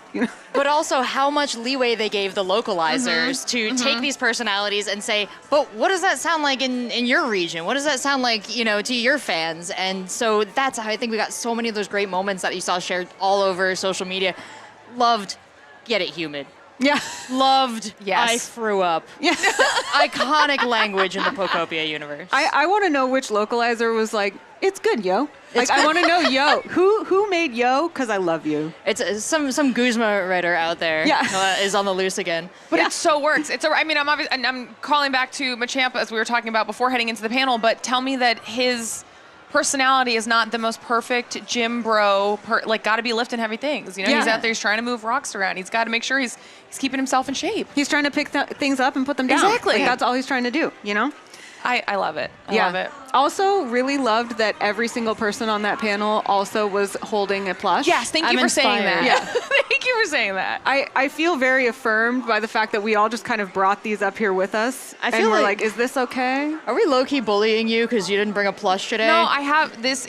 My plush is attached. He's practical. He's a case for carrying things and my emotional support plush. True. You have a lot of bags. And if you look, Munchlax has his own Snorlax plush. Plush on plush. So everyone's getting in on it. We're really killing it. Honestly, really killing it here at Pokemon XP. Come on. Look, that's how you get the Munchlax in Pokopia. You got to put the Snorlax bed out. So, checks out. Honestly, yes. And we have more Pokopia to talk about, actually, because we have an interview coming up with List the Last. We just saw the Pokopia panel. But really quick, we want to give you a look at the Pokemon Pokopia booth here at Pokemon XP. So let's take a look at that right now.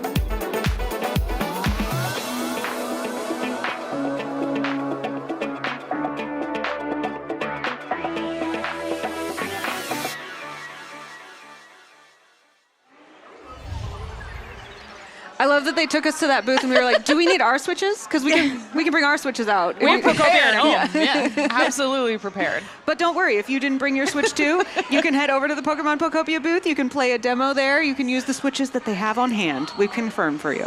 Yeah. They work good. And it's so much fun just moving around and living in the spaces that they create down in the hall. I know we'll get to check out a lot more with a lot more of our feature content, but the Pokopia booth was a special little cozy spot for a cozy game. I was happy. I was so activated by hearing just the audio. I walked by and you hear the audio and I'm like, I'm ready to be cozy. Oh, where is it? Carry me away, Drifloon. Exactly.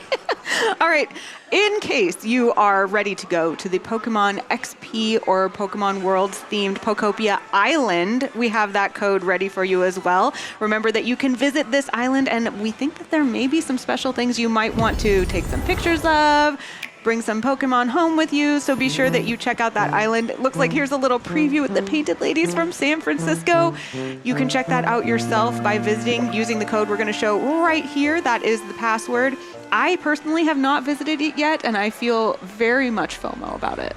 Yeah, it's so cute. There's going to be so many amazing details, as there always is when you get a special island situation like this. So suffice to say, I'm going to be taking a lot of pictures. Yes. Yeah. I like to take pictures and then try to build brick by brick what I saw. That's what I will be doing with that. Any other Pokopia things we want to chat about? Just that, because we haven't been able to visit the Cloud Island yet, but we've also been accepting photos and tweets on social media with the hashtag PokémonXP. If you're on the Cloud Island, you want to show us some fun stuff going on out there. I'm not asking, I'm telling you to send me photos. I would like to see the photos. Show me the photos. That is specifically a request, not from the production staff, but from us here at the desk. Please show us your Pokopia Islands. Use the hashtag PokémonXP. We want to see them. Now, if you're tuned in from home, we also have some other things for you that we hope you will enjoy. One of them is a Twitch chat badge. Let's take a look at how you can get that, what it looks like, what you've got to do. We were backstage trying to get our accounts all linked up to get ready to do this as well. All you've got to do is watch Pokemon XP for 60 minutes. You're already doing that. You're already here. Just make sure that you keep on doing it, and you can get the Pokemon XP costumed Pikachu as a chat badge. Look at her. She's so cute. I can't handle it. I know. can't handle it. That's a need, not a want. She's so much personality. I just want that chat badge forever. I'm going to flex that in every stream. Absolutely. Yeah, Pokemon for life. She also is an exclusive Twitch chat badge. That word gives me a lot of urgency. Right. I'm like, I need this now or forever not. You know what I mean? 60 minutes. We've got to put our 60 minutes in. Yeah. Easy peasy. Don't worry. That's going to fly by. We will endeavor to entertain you while you do that. And here to help us do that is List the Last. Welcome. Surprise! here you are on the desk. Hi, it is so wonderful to be here with all of you lovely ladies today. Welcome to Pokemon XP. How is it so far? Oh my gosh, it has been so incredible. I just got here maybe an hour and a half ago, and there's so much to see. I haven't even scratched the surface, so I'm excited. Wow. Amazing. Okay, well then obviously we're here to talk about Pokopia. So yes, what's your personal experience with Pokopia? What's your favorite part about the game? I am obsessed with Pokopia, wholeheartedly so obsessed. I have been super enjoying Pokemon's venture into the life sim genre. Honestly, starting off XP with a big Pokopia panel has been just incredible. I'm just so excited about it. It's like we're starting off with a bang, you know? So I'm a huge fan of the game, and of course loved hearing from all of the people that worked on it, all of their fun little development processes and secrets and stuff. Oh, it's been so fun. Are you kind of ditto coded today? Is that what I'm Oh, seeing? I am so the bag purple. stop. Okay. We're getting worldwide with our Pokemon Center stuff, okay? Because I am so excited about this bag. Anyways, yes, I am ditto coded today. A little closet cosplay. Yes, we love to see it. Yes. So you watched the panel, and one of the things I was really excited to hear them talk about was how impressed they were with players like you who build incredible, beautiful structures, who have really taken the game and shown them things to do in it that even they never anticipated. So you've made some incredible builds in the game. You've had a lot of excitement about it. What has been your favorite to approach, and kind of what's your philosophy when you're picking these builds? That is so funny that you say like players like me who are building really great and amazing stuff. Because honestly, if you go into my game, I have over 100 hours in it, and I can't even show you maybe one area that's finished. No! It is so expansive and extensive. The amount of just gameplay in there and just how sandboxy it is so easy to just like constantly be pulled in so many different directions because there's so many different things that you're wanting to work on at one time. And especially with the new DLC out, I'm like, oh my goodness, there's just, you're really giving me another world. I can't, but I am so up for the challenge. And for me, I love going in and trying to figure out based off of my knowledge of the Pokemon games that are in Kanto. I love going in and trying to figure out how to recreate and rebuild the structures that have kind of deteriorated, obviously, in the game, and see what I can do to kind of recreate them as accurately as possible. So that's typically how I like to play. I know a lot of people just really go out there and get so incredibly creative, you know, and I love seeing that, but for me, I love trying to recreate the towns. It's cool. I love that. I feel like I'm also a preservationist in Pokopia. I love that. I'm a preservationist. You're people here. I feel like there's different types of players. Like my husband was like, look what I did, bulldozed the entire area, just made it flat and started out. And I was like, but how do you know which buildings were there? And what if the Pokemon missed that building? And I need to be, so I'm much more like that, but I have so much respect for people who build from scratch also, but I can't bring myself to do it. It's like it's the history of the place. Flattening an entire place, like I can't. How do you even start from something that's just so empty? Like I love that there's something to work off of already, and I'm going to take that path and stick with it. I mean, it doesn't mean that you can't still make it your own along the way. You're just kind of utilizing the natural terrain and the existing structures and just zhuzhing them up a little bit, giving them a little bit of your own flair. And I know that you guys said that you're very ditto coded today, but does that also then correlate to your favorite Pokemon?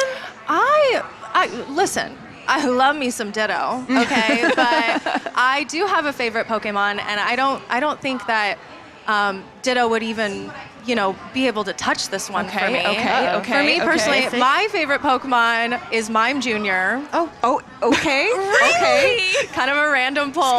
Speak. Tell us about why. There is a movie called Lucario and the Mystery of Mew. Okay, I watched this movie, and Mime Jr. was the cutest thing I have ever seen in my entire life.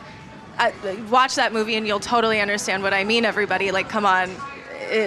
He was miming everybody, miming Pikachu, miming. I'm with you. And I was so sold from that moment on. Mime Jr. is my favorite. What about you guys? I love that. No one has asked us what our favorite Pokemon are. Really? Who was here before? the desk. I love this for us. I mean, Eevee. And I know that's a very basic answer, but here's the thing. It's like you kind of get to choose a bunch of favorite Pokemon in one because the opportunities to be whatever you want to be are endless. So I'm an Eevee girly. However, I've a lot of shout outs to some other weirdos along the way. What about you, Rachel? Oh, Articuno and Mew. Yeah. But also Mew, like Ditto, is all the Pokemon, so I feel like it's a little bit of a cheat. So I'll say Articuno for me. That's fair.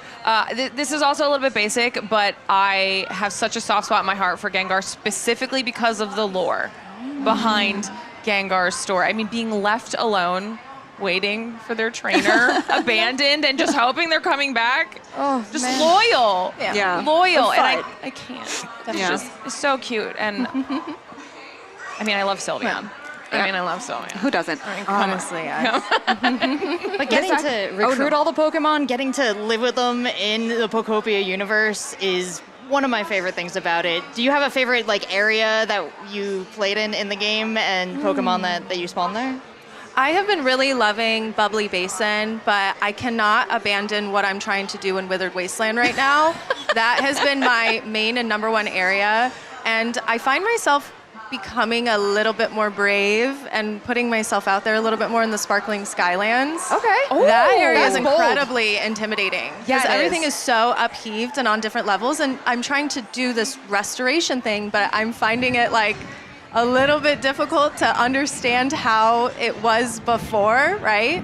And so trying to make a little headway there, here and there. I like to jump around, though. Yeah. I feel like in the Sparkling Skylands, there's one of the floating islands that's just my resource area. I just pull apart those buildings and put them other places, and I feel bad for that area, but no one lives there anymore. You know? Yes.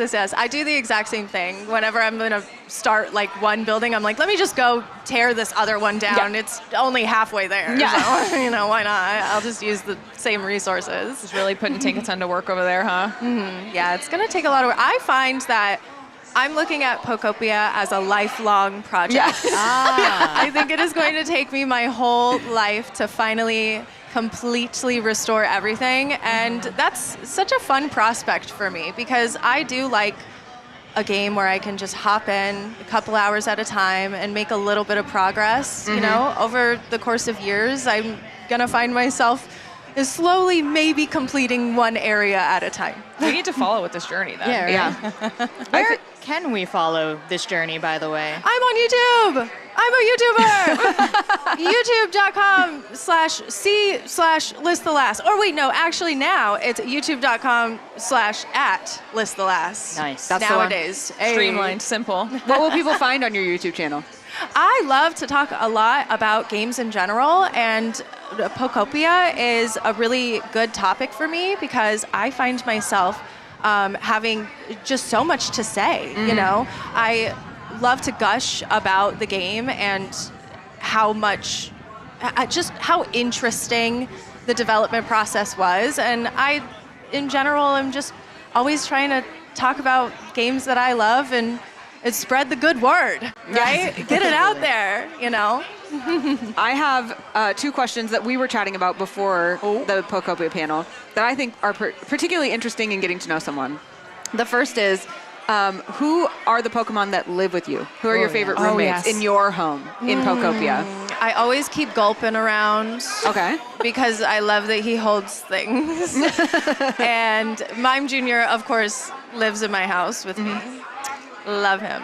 As far as anybody else, I kind of, like if you go to my house in the Sparkling Skylands, I got a bunch of random Pokemon that have nothing to do with each other in there, don't even want to be in the same habitats because I'm like, I just got to get people in habitats right now. So yeah, there's some areas that are a little bit more messy than others, but in Bubbly Basin, I have my house with Trapinch. Oh. I moved him over there. Okay. And so, yeah, no, we're having fun. Like that? I love that. Trapinch is happy down there? I don't know.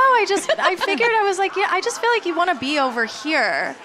So over kind of by the Pokemon Center, I have me and Trapinch just over by that spa. Am I the only one who made the spa my home? Oh, I did not. Right across the street, mine's the right building. next to it. Yeah, mine Yeah. is right next to it, and Okay, I love good. it over there. I just feel like, I mean, I was spit out right by this spa where I can relax. I feel it's a great place to put my little flag. Yeah. Okay, That's and then one of the other questions that we had that I thought was interesting is, are there any Pokemon that before Pokopia you were kind of like, but then after spending time with them in Pokopia, maybe their personality or like them just being around enough made you be like, now they're one of my favorites? Honestly, it's Trapinch. Really? He's so funny to me. There was one of the events where we had to go around and do a lot of different quests for different Pokemon that it would just kind of pop up and then we would get some sort of reward out of it. I can't recall exactly, but I saw that Trapinch had a little bubble over their head and seemed so troubled, right?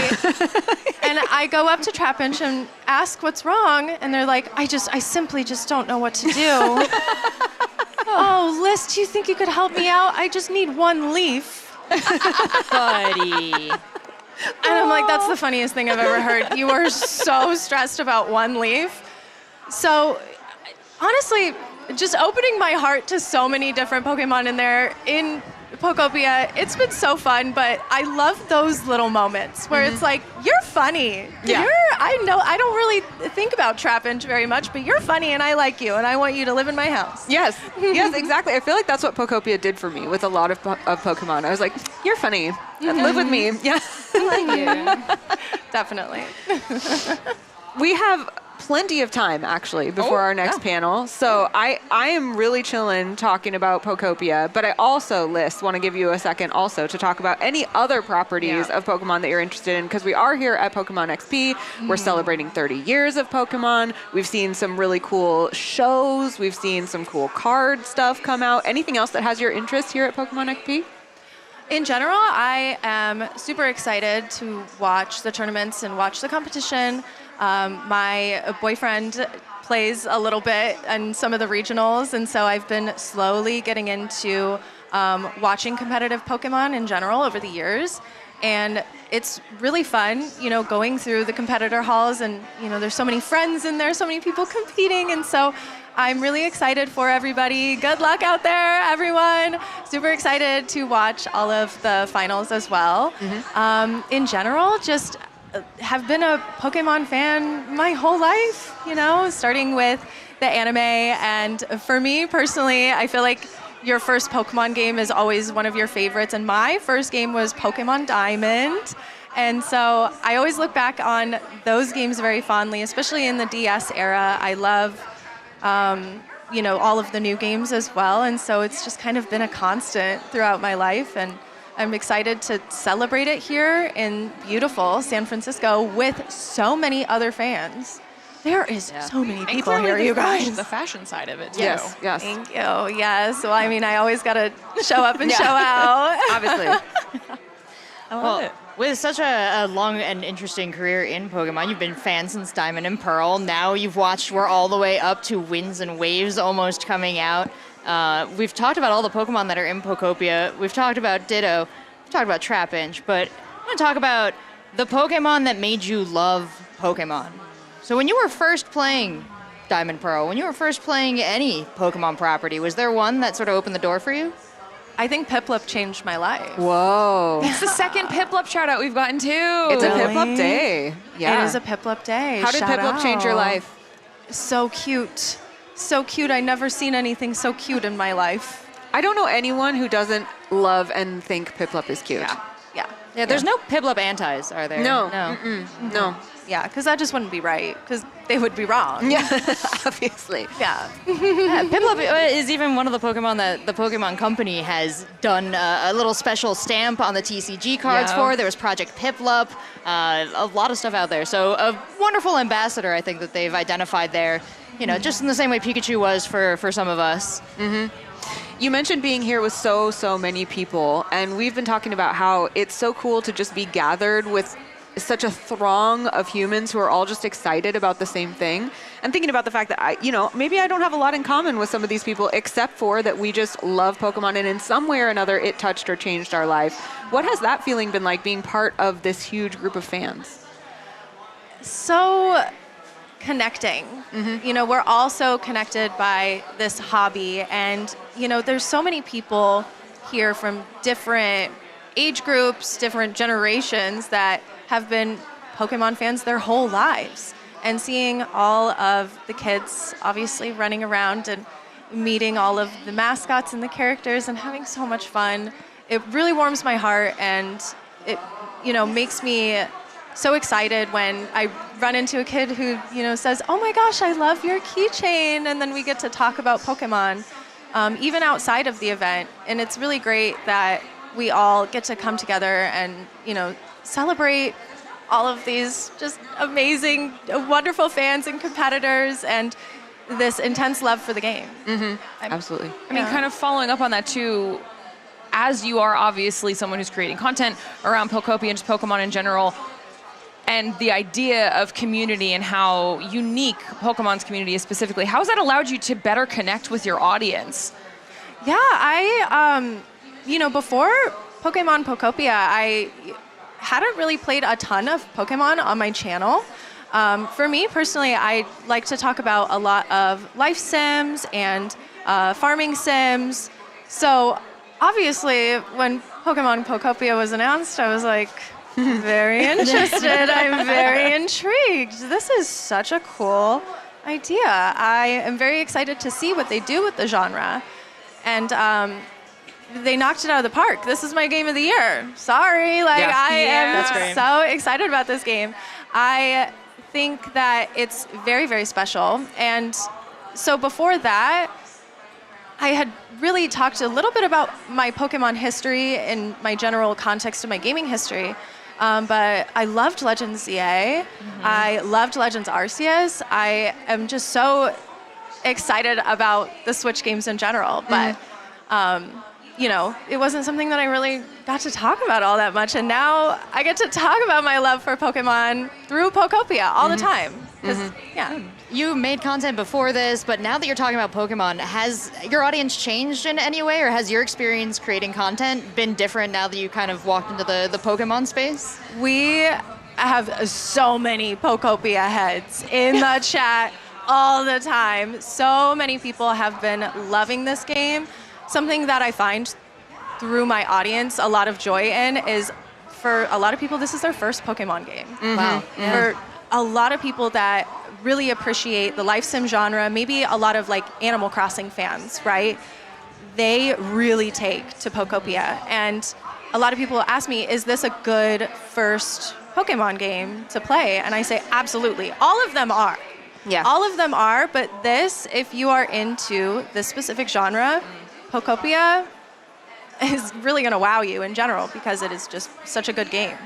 It's also one of the only games where you can kind of get to know Pokemon the way that you can, like making them your neighbors, learning their personalities. I feel like as someone who really focuses a lot on the collecting aspect of the games and always wants to shiny hunt and always wants to have my favorites in my team, it really fed a need for me of feeling like I got to know all these Pokemon. And to me, as we're talking about fandom and connecting with people, it's like, when you have a shared love or an experience with a Pokemon, it connects you even more with the Pokemon community. So I find that really special about Pokopia as well, that feeling. Yeah, it's perfect for that hardcore fan, played every game, every single one, multiple times, speedrunner. Yeah, take a second, chill, let's play some Pokopia, let's hang out with the Pokemon. And it's also perfect for the brand new player who has never touched any of the games before. It allows you to, like you're saying, get to know them. And all of their personalities are so unique. Something that I really appreciated about the panel was how they were talking about specifically injecting all of these personalities in and figuring out, okay, you know, Alakazam would be a little bit more of a wiser Pokemon. And maybe other Pokemon would have a little bit more of like a younger, childlike feel. That was so cool to hear about that philosophy, because you kind of can tell when you're playing the game that each Pokemon has their own different thing going on. And then of course I love the little accents and stuff that they throw in. Magikarp is so fun. I love Slowpoke. Yeah. How cool. You know, all of the thought that they put into it adds more life, I think, into the series in general, you know? Well, Oh, go ahead. We do talk a lot about, and I do love the Pokemon in Pokopia. Very nice. But there is also an underlying story in Pokopia that I feel like we don't. Yes. Oh my gosh, here we go again. Yeah, to dig into. Okay. We're finding all these pieces of and putting together kind of what happened, and we're really uncovering who is going to save the day at the end, whoever that might be. But I want to know your reaction kind of to the story of Pokopia, and kind of as you uncovered things, how are you reacting to finding out how things got the way they were? What Rachel wants to know is Team Rocket really the good guys? I know the answer. That's yes. I have no questions about that, Anna. even if they're not the good guys, they're funny. Yeah. I really. She should at least find you funny. Yeah, you know what? I love the Grunt storyline, right? Like, it's just, it adds so much just life in general into the series. It's so great. But my reaction to the Pokopia story is, I was surprised. I was like, wow, this is a little bit darker than I was expecting, right? It was so interesting hearing all of the different like connections, obviously, to things that are going on in the real world. And piecing the whole story together, there were some certain devastating moments when you're looking and finding all of these human records all throughout, trying to figure out what happened to the humans. And it's just, no spoilers, guys. I won't spoil anything because the Pokopia story is so good. You guys all need to tap in. But wow, you know, there was a lot going on. And just, it felt so crazy. It felt so big. And the very last scene, it just was a giant moment to me, you know, obviously. So one of the weirdest builds that I did in Pokopia, and I'm going to ask you guys what some of your weirdest builds were, so think about it while I talk here, but was inspired by this storyline of Where Are the Humans? Because, you know, we got the item that was kind of the, like, gravestone. And then on one of the Dream Islands, you find kind of this temple build kind of thing that has the railing around it and the pedestal in the middle. So I kind of reconstructed that with a grave in the middle and the spooky candle in the middle as like the grave to the unknown human. And it was like the altar to all of the lost humans, and only ghost types live there. That's not weird, that's honor. Thank you. That is honor. You get You're me. honoring the storyline. And Litwick lives there, and like, you know, all the ghosts float around it, and there's windows on either side, so you can always see the lit candle inside to remember the humans. Dramatic. Yeah, it's really beautiful. dramatic. Really super dramatic. So any other dramatic or weird builds that you love to show people? You're like, oh, come look. And I'm like, please come see the grave to the unknown human on my island. What would you guys like to show off? I did build a prison for Mr. Mime. I saw somebody on Twitter do that, and I was like, that's really funny. As a Mime Junior lover, I'm but a still Mime Junior imprisoning- lover, but that doesn't mean I love Mr. Mime. Is he always in there? What do you do when you look and he's not in the jail cell? That's scary. Sometimes I'll spawn him in just to see him behind my little jail window.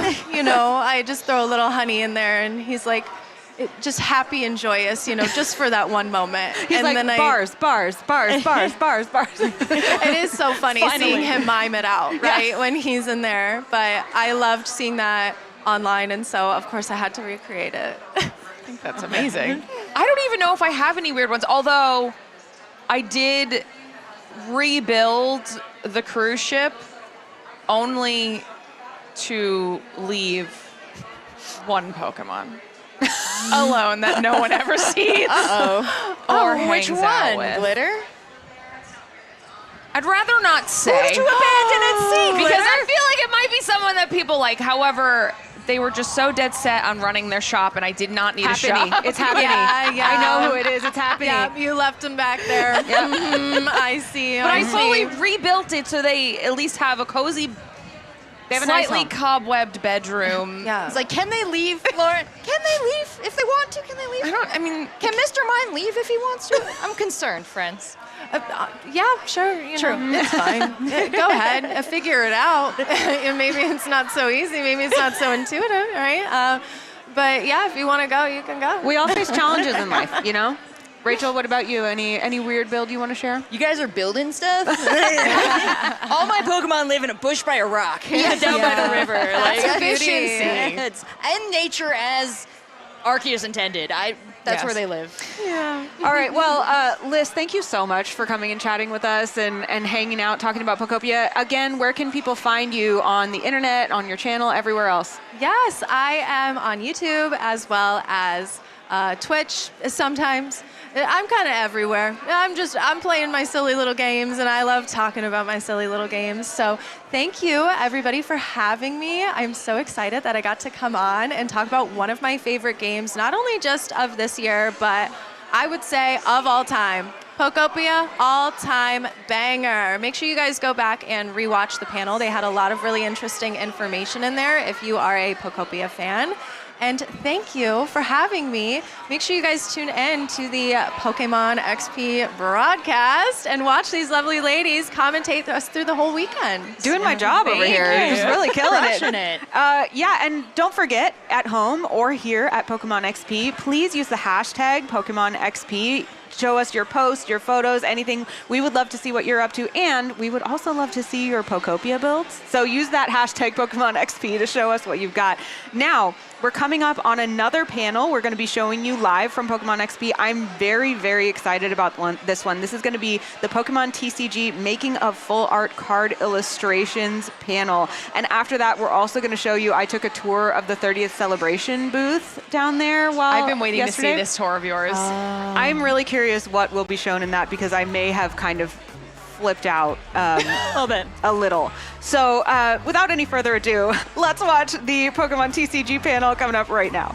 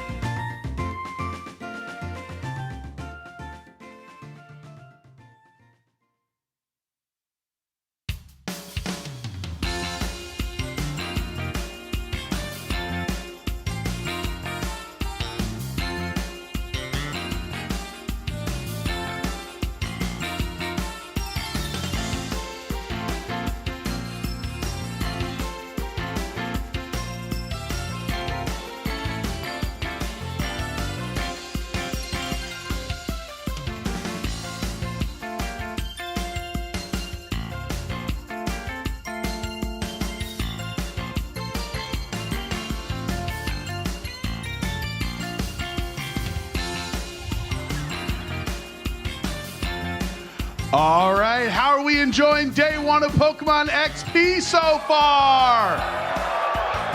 All right, that's great to hear. We've started off our day really strong. We're gonna keep it going right now. So far, we've heard about the Pokémon Tales, the Misadventures of Sirfetch'd and Pichu. We've talked about Pokemon Pokopia, the game. But now, are you ready to talk about the making of Pokemon TCG full art card illustrations?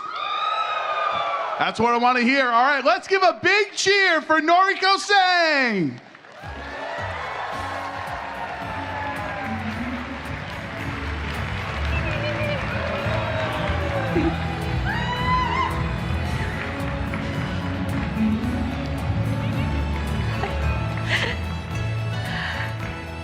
Wow, this is a big crowd. A little bit nervous. But hello, everyone, and welcome to our panel, The Making of Full Art Card Illustration.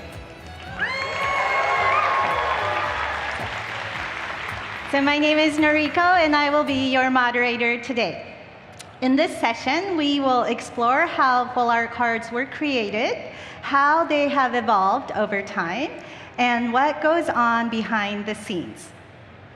Joining us today are members of the Creatures development team who have helped shape this part of the Pokemon trading card game. So before we begin, I have a few quick announcements if you haven't been to the previous ones, but this panel will be conducted in a bilingual format. I will first ask the questions in English, and then repeat the same questions in Japanese for our panelists. And we have our amazing interpreter, Stuart, who will interpret their responses back into English. 皆さん、パネルフルアートカードの開発へようこそ。本日のモデレーターを務めます千具のりこです。このパネルではフルアートカードがどのように誕生し、今日まで進化したのか、クリーチャーズの皆さんを迎え、その舞台裏をご紹介します。それでは早速本題に入る前にパネリストの皆さんをご紹介したいと思います。皆さんお願いします。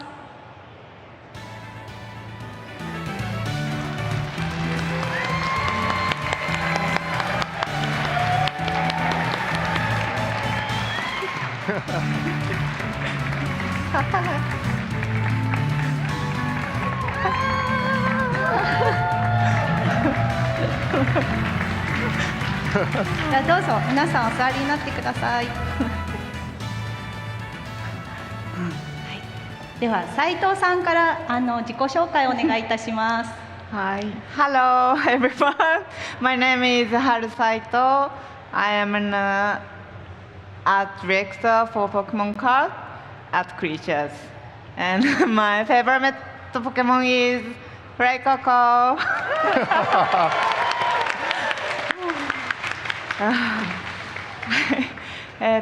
日本および海外向けのカードのイラスト企画やアート全般の品質管理をしています斉藤です。コンセプトアートの設計であったりとか、アートの制作にも行っております。好きなポケモンはホゲタです。よろしくお願いします。Hello everyone, my name is Haru Saito. I joined Creatures in 2018 and currently work as an art director. I oversee illustration planning and quality management for Pokemon cards released both in Japan and internationally. I'm also involved in developing illustration concepts across entire series, and during the planning stages, I create concept art and artwork myself.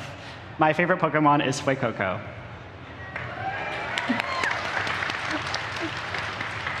では小林さんお願いします。Hello everyone. My name is Kohei Kobayashi. I am a creative director for Pokemon Cards at Creatures. My favorite Pokemon is Rowlet.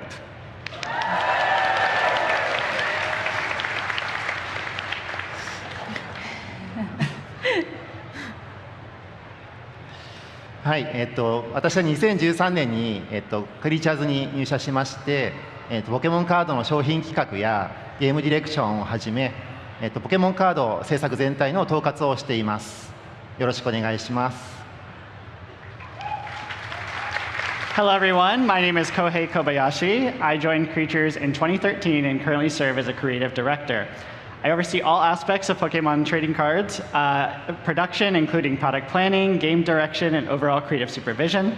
And my favorite Pokemon is Rowlet.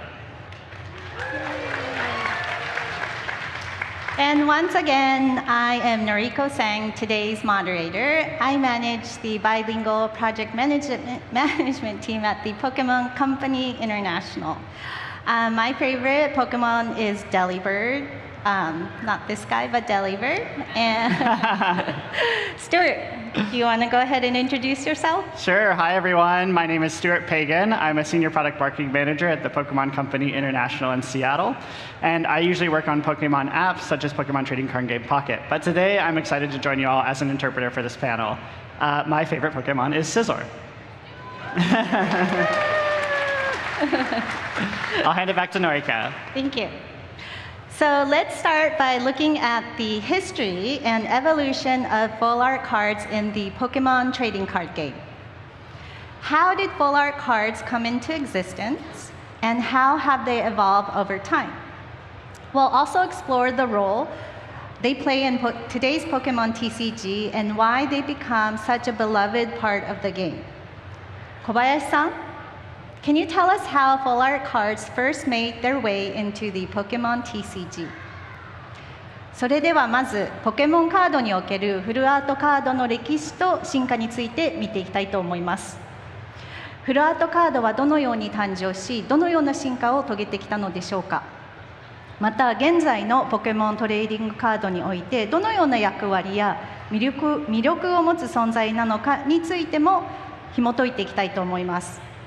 小林さん、このフルアドカードはどのような経緯でポケモンカードに登場したのでしょうか。はい、ありがとうございます。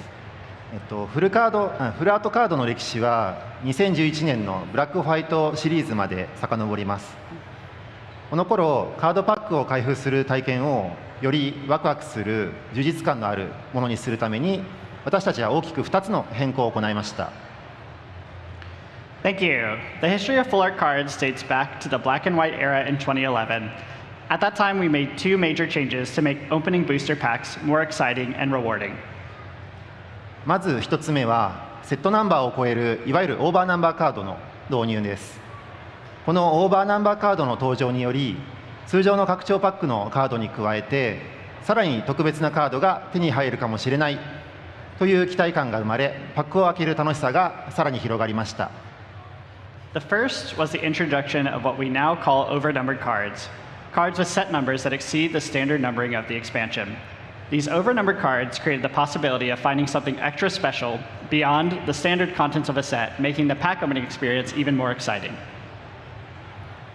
同時期にカードの芸術性を高める目的でフルアートカードも誕生しました。通常のカードに比べてイラストのスペースが大きく拡張されており、より表現豊かなビジュアルが可能になっています。Around the same time, full art cards were introduced as a way to elevate the artistry of Pokémon cards. Compared to regular cards, they offer significantly more space for artwork, allowing for richer visual storytelling and more expressive illustrations. 一方でバランスを取ることも非常に重要です。ポケモンカードはあくまでゲームであることが第一です。そのためアートの存在感が増していく中でも、ポケモンやキャラクターが認識しやすいこと、そしてカード上の文字が読みやすいことを重視したデザインにしてきました。At the same time, maintaining balance was extremely important. Pokémon cards are first and foremost a game. As artwork became more prominent, we continued to prioritize making Pokémon and characters easily recognizable while ensuring card text remained easy to read.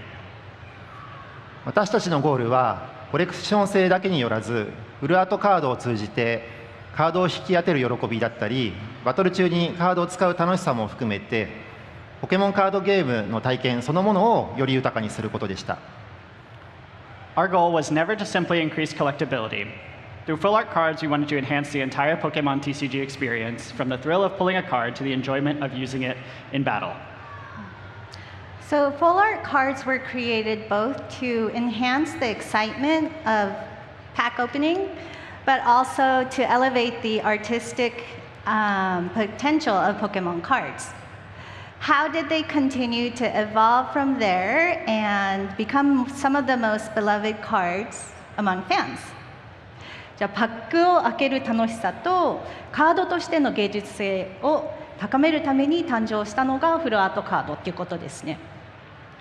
ではそこからさらにお聞きしたいのですが、このフルアートカードはどのように進化し、多くのファンの皆さんから支持されるカードになっていったのでしょうか。その歩みについても教えてください。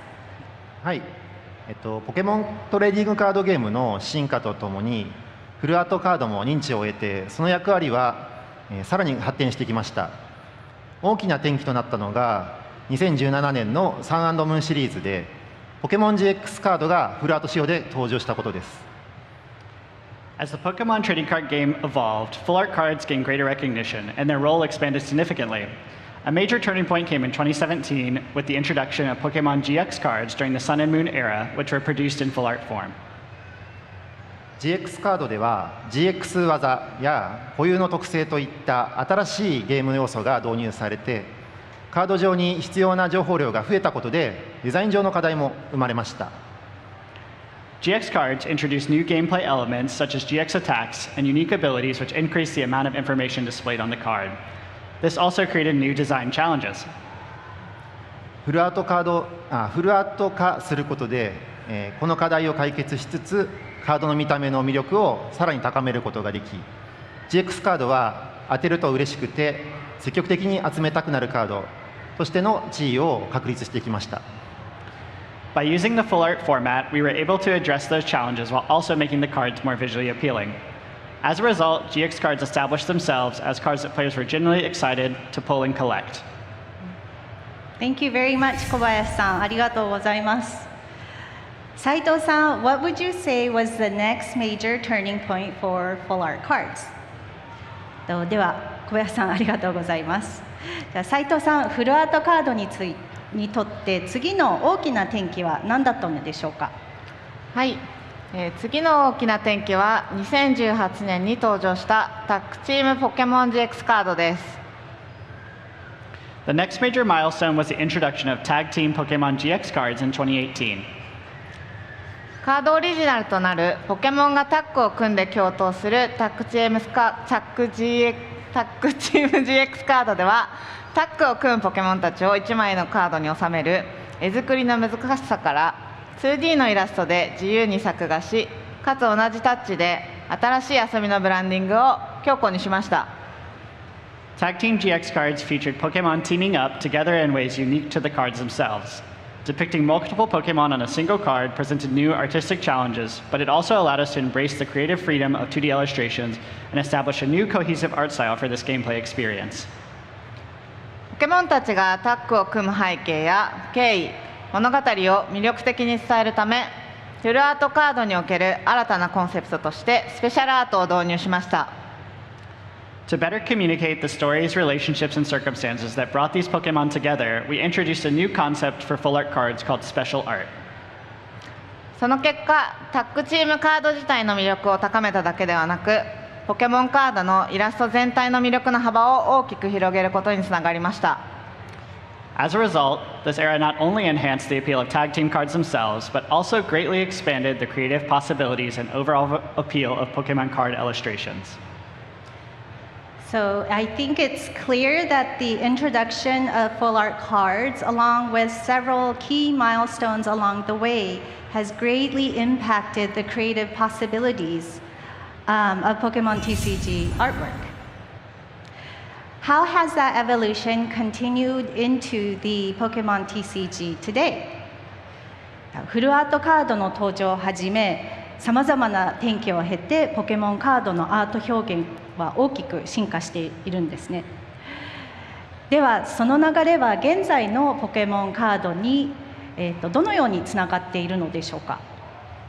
はい、ソード&シールドシリーズから始まったスペシャルアートは人気を確立し、スカーレット・バイオレットシリーズではアートレアおよびスペシャルアートレアの登場により、より手に取りやすい体験に進化しました。The special art concept that began during the Sword and Shield era became popular. And then, during the Scarlet and Violet era, the introduction of the Illustration Rare and Special Illustration Rare cards made these experiences more accessible than ever.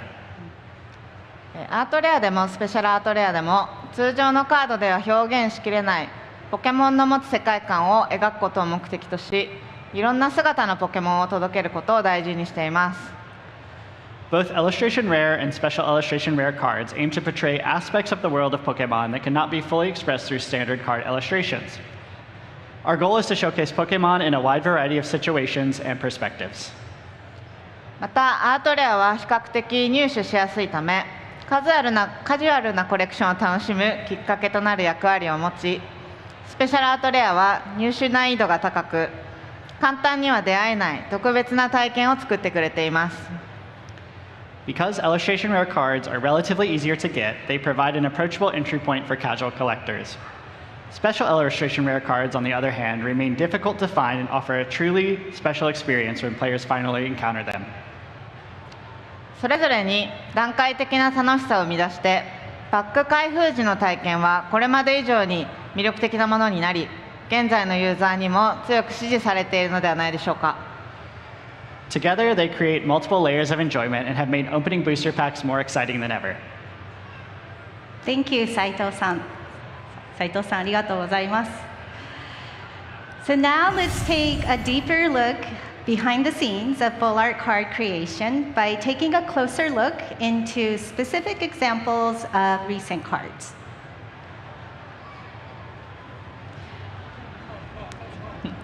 They're so cute. Okay, we'll start with 3 cards featuring the beloved first partner Pokemon. So Kobayashi-san, can you tell us about the background and the development process behind creating these original first partner Pokemon full art cards? それではここからは現代のカードの具体例を見ながらフルアートカードの制作裏について深掘りしていきたいと思います。まずは多くの方に愛されている冒険の最初のパートナーとなるポケモンたちのカード3枚から見ていきましょう。小林さん、これらのポケモンがフルアートカードとして制作された背景についてお話しいただけますか。はい、スカーレット・バイオレットシリーズの初年度の企画を開始した際に新たな時代の幕開けに対する大きな期待感がありました。When we began planning the first year of the Scarlet and Violet series, there was a tremendous sense of excitement surrounding the start of a new era. その流れの中で懐かしいポケモンたちを再びフューチャーした特別拡張パック151を展開しました。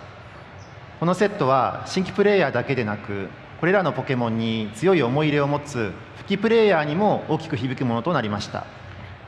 As part of that momentum, we released the special expansion set Scarlet and Violet 151, which brought the spotlight back to many nostalgic Pokemon. The set not only resonated with new players, but also with returning players who had deep emotional connections with these Pokemon. こうした盛り上がりを受けて、冒険の最初のパートナーとなるポケモンたちのカードの再収録を企画しました。151に惹かれたカジュアルなファンだけじゃなく、これからのポケモンカードを始める子どもたちにもアピールしたいと考えたためです。Building on that enthusiasm, we decided to reintroduce cards featuring the first partner Pokemon. We wanted to appeal not only to casual fans who are drawn to 151, but also to children who would be playing their Pokémon TCG for the first time. そしてその中核となったのが不思議だね人影ゼネガメといったポケモンをそれぞれ定番の姿でフューチャーしたフルアートの制作でした。At the center of that effort was the creation of full art cards featuring Bulbasaur, Charmander, and Squirtle in their classic and recognizable forms. これらのポケモンをフューチャーするにあたってゲーム体験を高めると同時にポケモンとの感情的なつながりをより深めることを目的としました。そこで掲げたテーマがホームです。各カードにはそれぞれのポケモンの日常の一場面が描かれており、その暮らしや過ごし方を想像できるようになっています。As we set out to feature our first partner Pokemon, our goal was not only to enhance the gameplay experience, but also to deepen players' emotional connection with these Pokemon. The central theme we chose was home. Each card depicts a scene from that Pokemon's everyday life, encouraging players to imagine how that Pokemon lives and spends its time. プレイヤーに対して単にゲームとしての楽しさを与えるだけでなくて、各ポケモンに対するより強い愛着だったり、親しみを感じてもらいたいという思いを込めて制作しました。We wanted players to experience not only the fun of the game itself, but also to develop a stronger sense of attachment and familiarity with each individual Pokemon. That sentiment was at the heart of these cards. Each first starter Pokemon is depicted in such a vibrant and wild expression and personality. Do you guys all love these cards? Have you guys seen them? Yes? Yeah? Okay, good. Okay, so next, Saito-san, when developing these cards, what perspective did you have to explore each Pokemon's unique traits and appeal? And when expressing these ideas through artwork, what aspects did you consider most important? 最初のパートナーとなるポケモンそれぞれが生き生きと表情豊かに描かれているイラストだと思うんですけれども、この制作にあたってはどのような視点でポケモンの個性や魅力を、深掘りされているのでしょうか。またそれをアートとして表現するとき大切にしていることがあれば教えてください。はい、このアートレアの企画ではそれぞれのポケモンと暮らしているトレーナーのお部屋をイメージしてそれぞれの違った日常風景を個性を分けて描いています。For these illustration rare cards featuring the first partner Pokemon, we imagined the rooms of trainers living alongside each Pokemon and portrayed different scenes from their daily lives to bring out their individual personalities. シゲアデであればのんびり穏やかに窓辺で日向ぼっこをしているんだろうなとか、一人影だったら窓の外の風景を一生懸命観察して威張っているんだろうなとか、ゼニガメだったら、無邪気にプールで遊んで賑やかそうなんだなとか、そういったそれぞれの違いをお部屋の雰囲気とかシチュエーション、そこにやってきたポッポとの関係性で書き分けています。For example, we imagine that Bulbasaur would be relaxing and sunbathing by a window. Charmander, on the other hand, might be carefully watching the view outside, proudly keeping guard and intimidating anything that comes close to its home. Squirtle would probably be playfully splashing around in a pool and creating a lively and energetic atmosphere. We express these differences through the mood of each room, the specific situation shown, and the relationships each Pokemon have with the Pidgey that have come to visit their homes. またアート表現として誰にとってもそれぞれの愛着を持つこれらのポケモンを描く上で、皆さんの持っているそれぞれのイメージを大きく損なわないようにポケモンらしさを大事にすることはとても重要でした。その上で拡張できる表現の幅をお持ちの作家さんにお願いしました。At the same time, when depicting the first partner Pokemon, which hold a special place in people's hearts, it's extremely important to us to stay true and consistent to the look and feel of the first partner Pokemon to avoid altering the image that fans already have of them. With that foundation in mind, we asked artists to expand upon familiar expressions in their own way. 不思議な根では主線のない柔らかい表現で植物のようなしっとりとした艶のある描画タッチ、人影ではポカポカと温かい木漏れ日のような質感が特徴の描画タッチ、ゼニガメではやんちゃな遊び心が感じられるようにポップで視線のある描画タッチ、それぞれに対して背景に描かれる小物やポケモンの表情のディティールまで、細部の描写をこだわって描かれるタイプの作家さんにお願いしています。For Bulbasaur, we selected an artist capable of creating a soft, lineless style with a moist plant-like sheen and texture. For Charmander, we chose an artist with an art style that can capture the warmth of sunlight filtering through leaves. For Squirtle, we selected an artist who can bring out its playful and mischievous spirit with a more defined line work and pop-inspired art style. In each case, we carefully choose artists who could render every detail from background objects to subtle expressions of the Pokemon with great attention and care. Thank you so much. I think first partner Pokemons are incredibly special, especially to the fans. Do you guys agree? So that's why these cards, I think, are just special and appealing. They carefully preserve what makes Pokemon feel authentically unique, and while expressing our imaginations and allowing us to picture what it might actually be to be alongside them. ありがとうございます。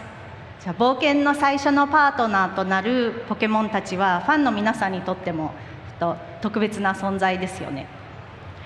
だからこそポケモンらしさを大切にしながらも、まるで実際にポケモンと一緒に暮らしているかのような想像を広げてくれる、そんな魅力が詰まったカードだったんではないかと思います。Okay, next, let's talk about a card that focuses on building and expressing the world of Pokemon. So we prepared two beloved cards today, Fido and Umbreon VMAX. そこで続いては、じゃあポケモンの世界観づくりについて焦点を当てたカードについて伺いたいと思います。ファンの皆様もよくご存知のこちらのカード、パピモッチとブラッキー VMAX をご用意しました。斉藤さん、Let's start with Fido. Could you tell us about the creative intent behind the card? じゃあまずはパピモッチについて、見ていきましょう。じゃあ斉藤さん、このカードの企画について教えてください。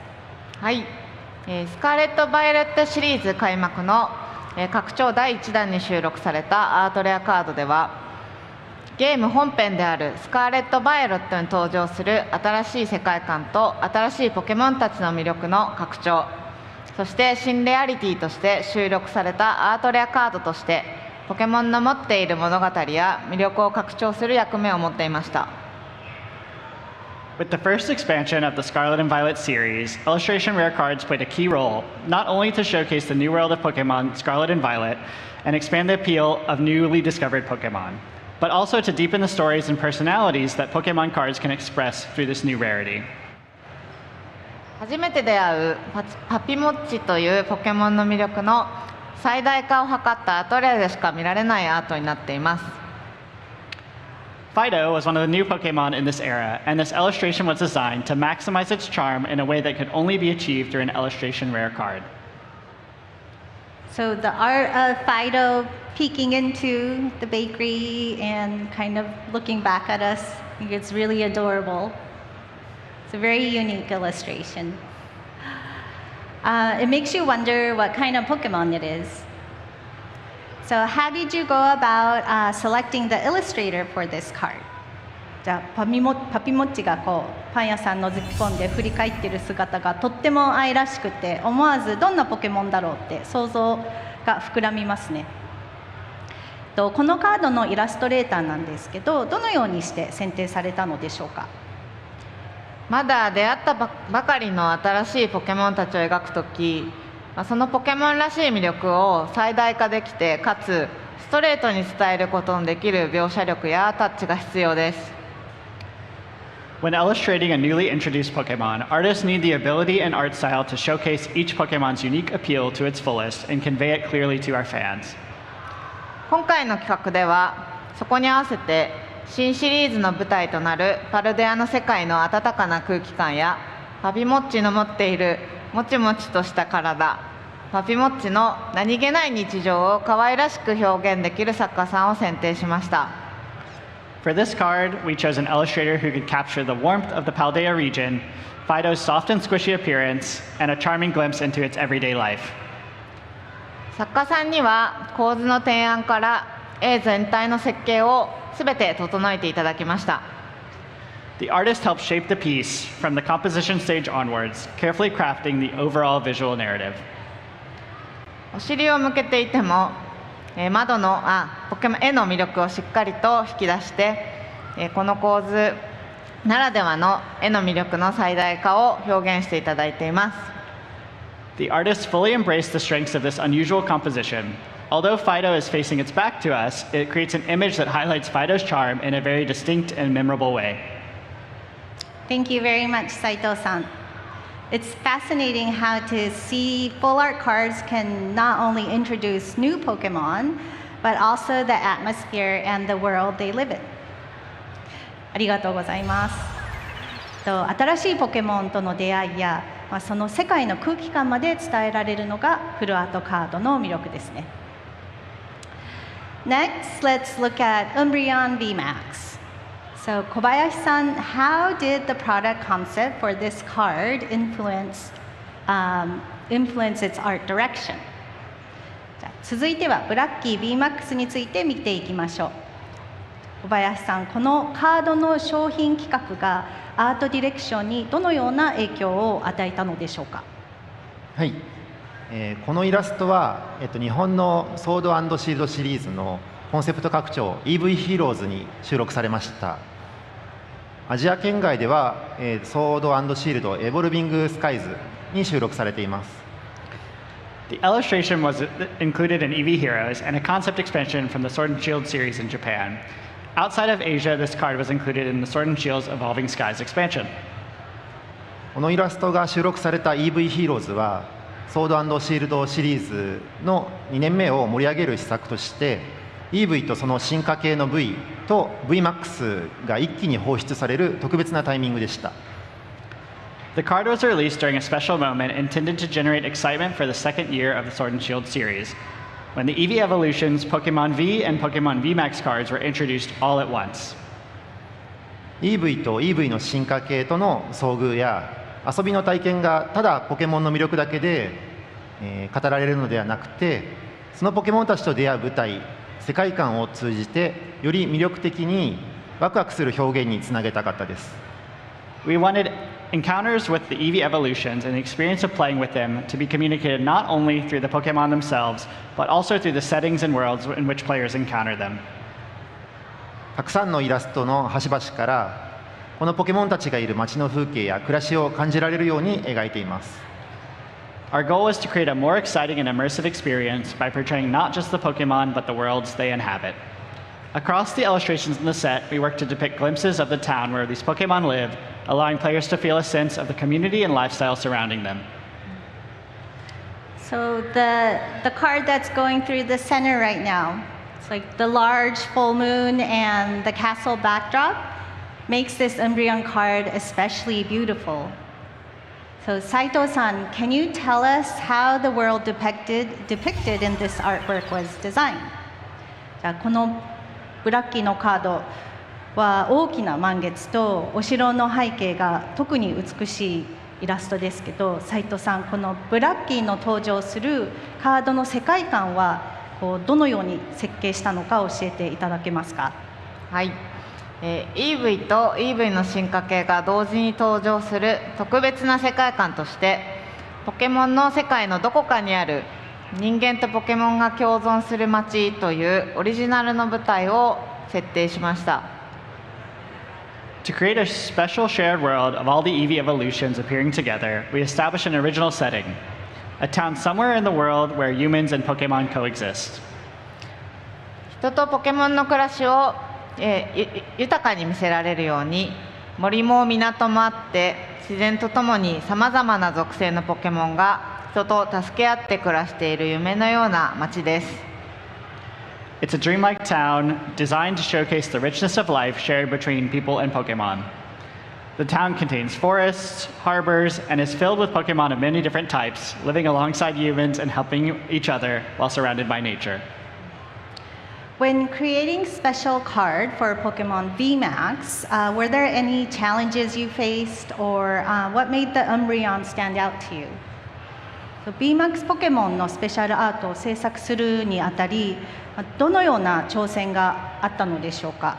また、完成したアートをご覧になったときに VMAX ならではの魅力や手応えは感じられましたか。お聞きしたいです。教えてください。ポケモンの日常や、物語を深掘りするスペシャルアートでは VMAX になったポケモンの描き方は非常に難しく、幅を広げるのにとても苦労していました。Within special arts that explore Pokemon's daily lives and stories, depicting Pokemon VMAX was particularly challenging. We struggled to find a way to broaden the range of expressions possible with these giant Pokemon. このブラッキーは大きくなっても無邪気なままに過ごしている姿を魅力的に再現できた、とても手応えのあった一枚です。With Umbreon, however, we felt we had successfully captured its free-spirited personality even after it had evolved into its VMAX form. It was a card that gave us a strong sense of accomplishment. 強力なロジックでバトル環境でとても活躍したカードですが、ロジックの恐ろしさに対して大きな月にじゃれつくブラッキー VMAX の仕草はとてもギャップがあります。絵でしか再現できないようなおとぎ話のような表現と作家さんの描写力、色合いのセンスも相まってとても愛らしいものになったと思っています。From a gameplay perspective, it was an extremely powerful card that performed exceptionally well in competitive environments. Yet in contrast to the intimidating strength of its game mechanics, the image of Umbreon VMAX playfully reaching towards a giant moon creates a charming sense of contrast. Combined with the fairy tale-like atmosphere that can only truly be conveyed through illustration, I believe the result became something very endearing. It's clear that the combination of powerful game mechanics and a fairy tale-like artistic world helped make this card truly a special card that I think many fans like. So next I'd like to discuss a Tatsugiri card, where the artwork is closely connected not only to the world being depicted, but also to the card's gameplay role and game mechanics. This artwork feels completely different from the cards that we discussed so far. The eye-catching, vibrant design leaves a really strong impression. So what was the intention behind creating this artwork in this style? では続いてはカードのイラストが世界観そのものだけではなく、カードロジックやゲーム上の役割と深く結びついているシャリタツのカードについて伺いたいと思います。先ほどのカードアートとはまた、雰囲気がガラッと変わり、目を引くポップで色鮮やかなデザインがとっても印象的ですね。どのようなアートに、このようなアートにしたのはどのような意図があったのでしょうか。はい、スペシャルアートカードでは主にポケモンの普段見ることのできない何気ない日常の風景やポケモンたちが持っている個性や物語を深掘りしてきたのですが、現在スペシャルアートは鑑賞するコレクションカードという役割だけではなく、デッキに入れてバトル環境でも使用される身近なカードになっています。Special art cards have traditionally focused on exploring the everyday moments of Pokemon that we cannot usually see, as well as their individual personalities and stories. However, special art cards have evolved beyond cards for collectors and to appreciate. Today, now they're cards that players can also put into their decks and use in battles. そのため、今現在、実際のプレイ環境に照らし合わせたとき、遊びの体験に沿って絵的な効果があること、ゲームの遊びをより豊かにすることをとても重要な観点になっています。Because of that, when considering today's actual play environment, it became increasingly important for the artwork to contribute directly to the experience of gameplay and enrich the fun of playing the game itself. シャリタツのような環境で活躍し、みんながデッキに入れたくなるようなカードにおいては、手に取って遊びたくなる、場に出して気持ちいい、持っているとかっこいい、そういったビジュアライズされたアイコニックデザインアートで制作しています。For cards like Tatsugiri, cards that see competitive play and that many players want to include in their decks, we focused on creating iconic artwork that makes players want to include it in their deck, feel good when they unleash it in battle, and also feel cool to own it. So it's not only artistic, it also has been functionally designed to enhance the real play experience. So can you tell us how this card's gameplay abilities and roles are reflected in the illustration? じゃあアート性だけではなく、実際のプレイ環境にて楽しくプレイできるように、機能的にデザインされているということですね。じゃあこれらのカードについてゲーム内での性能や役割がどのようにイラストに反映しているのか、次は小林さん教えてください。はい、シャリタツは、EX のポケモンではないんですけれども、バトルの初動の立ち上げや必要な展開に応じて活躍できる特性を持っており、スカーレット・バイオレットシリーズの流れで活躍しているトレーナーのカードともとても相性のよく、バトル環境で安定した展開を設計するために重要な鍵となっているカードです。Tatsugiri is not a Pokemon EX, but it possesses an ability that allows it to contribute during the opening stages of battle and support various strategic developments depending on the situation. It also synergizes well with trainer cards that have remained impactful throughout the SV series, making it a key card for establishing consistent game plans within the competitive environment. カジュアルに盤面で使われるカードとして、物語性のあるイラストではなくて、シャリタツの存在感を印象的にするためのデザインアートで表現することで、遊ぶためのイラスト設計を重視した機能性アートになっています。Because it is a card that players commonly use on the battlefield, we chose not to depict it through a story-led illustration. Instead, we focus on making Tatsugiri's presence as memorable and impactful as possible through design-oriented artwork. As a result, it became a functional piece of art designed specifically to support the experience of gameplay. 小林さん、ありがとうございます。Thank you, 小林さん。では最後に9月16日に発売される30周年記念拡張パックに収録されたカードを一緒に見ていきたいと思いますが、よろしいですか？はい。はい。So next, anyone recognize this logo? Yeah. You guys excited for the 30th celebration? Okay, so who wants to see some cards from the upcoming 30th celebration expansion releasing on September 16th? Okay, I love the excitement. So let's take a look together. Kobayashi-san, could you share some cards from the upcoming 30th celebration expansion pack? ではありがとうございます。早速見ていきたいと思います。じゃあ小林さん、まもなく登場するこの30周年記念パックに収録されるカードをいくつかご紹介いただけますか？はい、もちろんです。30周年の記念パックには魅力的なカードがたくさん収録されていますが、今日はこの中からニャースのカードを紹介します。Of course. The 30th Celebration expansion includes many exciting cards, but today I'd like to focus on a Meowth card set.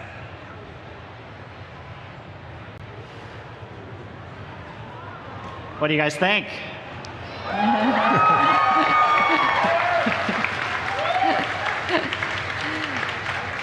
Yeah, so it's such a charming set that allows us to enjoy the daily lives of these Meowth as time passes throughout the day. So how did the idea of creating a tip trick across 3 cards came about? And when creating connected cards or cards with shared themes, what do you consider most important? じゃあニャースの日常を時間の移り変わりと共に楽しめるとっても素敵なカードだと思います。この3枚で1つの作品となるトリップティックっていうアイディアについて、どのように生まれたのでしょうか。また、このような連動するカードや共通のテーマを持つ、カードを制作する際にはどのような点について、大切にされているのでしょうか。はい、商品の企画視点でコレクションさせたいという目的に応じてそれぞれに適したセット企画を都度検討しています。From a product planning perspective, we continually evaluate what type of set concept best supports our collection goals. 今回はポケモンたちの一日を描くというコンセプトがあった中で、ニャースたちの地方ごとの姿を踏まえてよりマッチした個性を表現できると思って企画しました。In this case, we began with the concept of depicting a day of Pokémon. By incorporating the regional forms of Meowth, we felt we could express each one's personality in a particularly fitting way. 連動するカードは基本的にはカードごとの役割、価値、遊び感を重視してゲームテキストとの連動感だったり進化の過程の喜びだったり並べること、集めることで感じてほしい目的がある場合に意識的に描くようにしています。For connected cards like these, we generally focus on each card's role, significance, and play experience. Whether it's a connection to game text, the joy of seeing evolutionary progressions, or a shared theme, we intentionally create these cards when there is a specific purpose that we want players to experience through collecting or displaying them together. 絵だけで集めるのではなくて、カードの遊びの体験、ポケモンのコレクション体験など、商品やカードの持っている価値として設計されています。We don't want players to collect them solely because of the artwork. Rather, they're designed around the significance that every card carries, whether that's a gameplay experience, the Pokemon collection experience, or the product concept as a whole. Each card can be enjoyed on its own, but collecting all 3 cards creates additional discoveries. So that sense of collection and discovery is such a unique experience for the Pokemon TCG. So Saito-san, could you tell us about how creators collaborated with the illustrator Okubo to bring this card to life? 1枚でも楽しめる、そして揃えることでさらに新しい発見がある、そんなポケモンカードならではの、コレクションの楽しさが詰まっている、カードセットになっていますね。じゃあこうした世界観やつながりを表現する上でイラストレーターの存在もとっても重要だったかと思います。じゃあ斉藤さん、このカードのイラストレーターとして大久保氏とどのようにコラボレーションされたのか教えてください。最初は街並みや路地裏など街のどこかを定点観測で切り取ったそれぞれの時間帯、昼、夕、夜のニャースたちの暮らしを描いていただく想定で、作家の大久保さんにはテーマとシチュエーションだけを指定してご依頼しました。We envisioned scenes depicting these Meowth's lives during different times of day, morning, evening, and night, captured from a fixed viewpoint somewhere within a cityscape or a back alley. When we approached Okubo, we provided only the theme and the situation. 結果的にはとても自由に発想いただいて、ニャースたちの暮らすアパートメントのような、当初想定していたものとは違った作家さんらしい表現で魅力を最大化していただけたと思います。As it turned out, they took the concept in a wonderful free direction, and instead of depicting exactly what we had initially imagined, they expanded upon the idea through their own artistic vision, creating something that resembled an apartment building where all of these Meowths live, maximizing the concept's overall appeal. So these Meowth cards are another wonderful example of how placing 3 cards together reveals an entire story and a way of life. So I feel this is truly a wonderful card set that contains both the play of collecting and the creativity of the illustrator who bring these cards to life. じゃあ今回のニャースたちのカードもこう3枚並べることで一つの物語や暮らしの風景が、見えてきて、まるでそんな世界を覗き込んでいるような素敵な楽しさがあると思います。コレクションする楽しさとイラストレーターの皆さんの創造性の両方が詰まったとっても素敵なカードセットですね。ありがとうございます。はい。Thank you once again for sharing those special insights into the 30th celebration expansion. So unfortunately, I think our time together is coming to an end.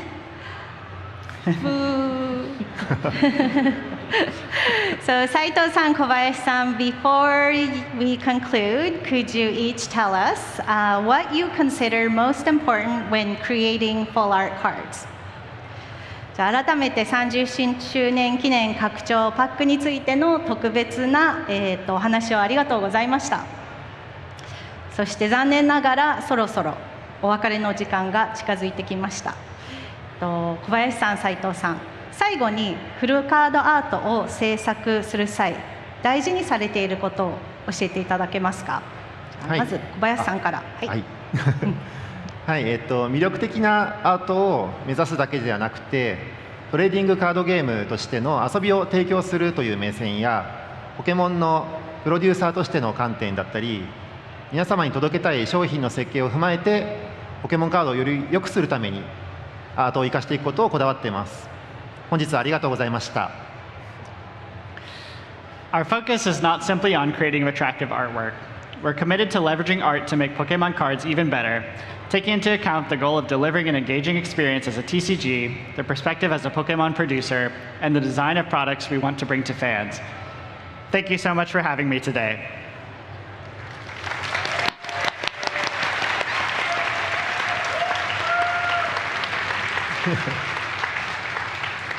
はい、バトルでもコレクションでも、いろんな理由や機会、場面でそのカードを手に取ったり目にしてポケモンに出会ってもらうたびに、そこで一緒に過ごした特別な体験を通して、今まで知らなかったポケモンの魅力を見つけてもらったり、愛着を持ってもらえたりするように、いろんな角度でそのカードに適した体験や魅力の設計を行っていきたいと思っています。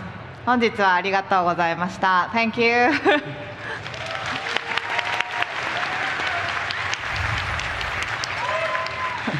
Whether through battling or collecting, whenever someone picks up a card or encounters a Pokemon through a card, I hope that experience becomes something very special. Through those experiences, I want people to discover aspects of Pokemon they may not have noticed before and develop deeper attachment to them. I strive to keep this in mind while designing cards. Thank you so much for having me today. Thank you so much, Saito-san, Kobayashi-san. So throughout today's panel, I hope you've come to see that full art cards are much, much more than simply beautiful illustrations. They are an important element that connects gameplay experiences, world building, and the joy of collecting.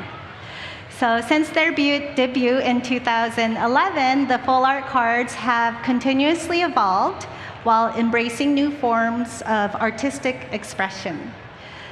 And as we've heard today from these wonderful two people, each of those developments have been driven by tremendous passion, creativity, and careful craftsmanship.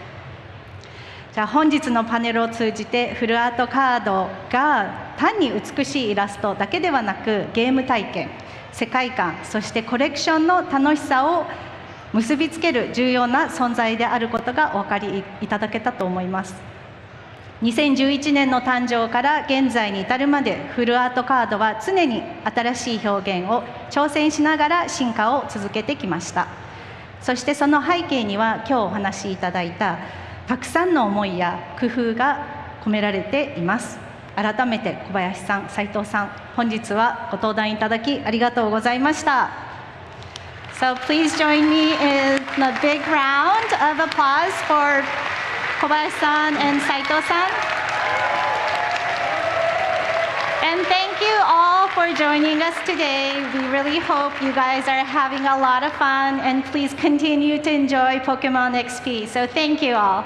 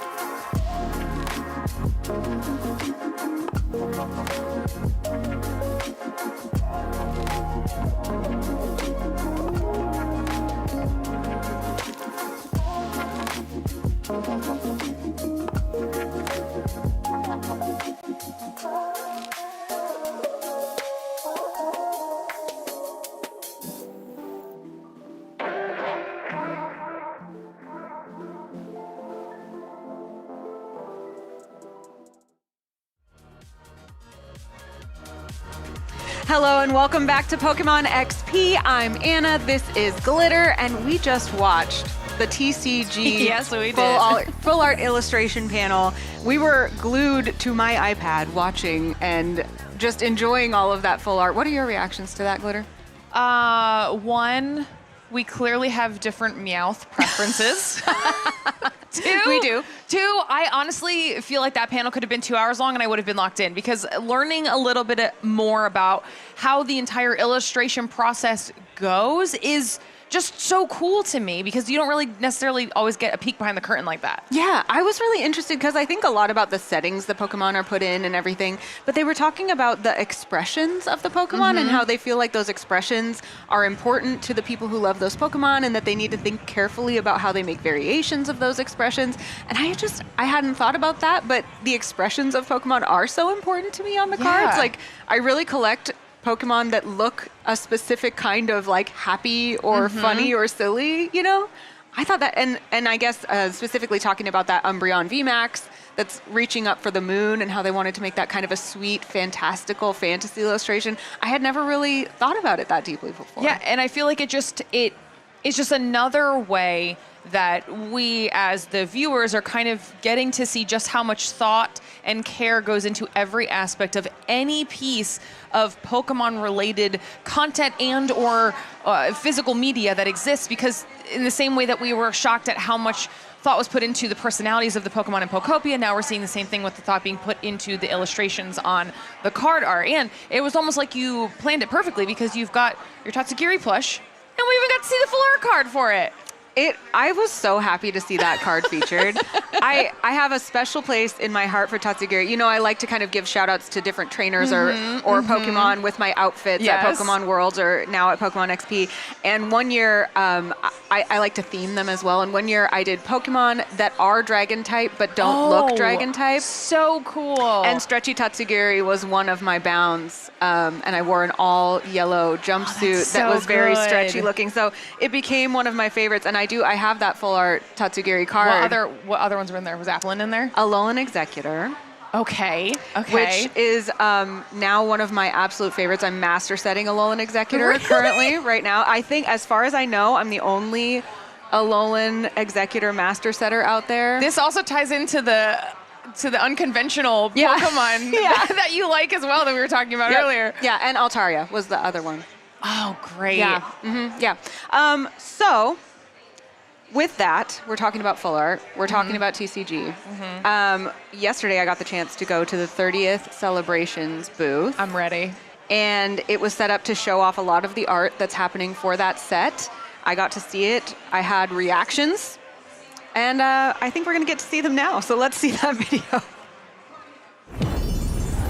All right, we're going to come into the day and night gallery first. This depicts moments in the days and nights of Pokemon. So come around the corner and take a look.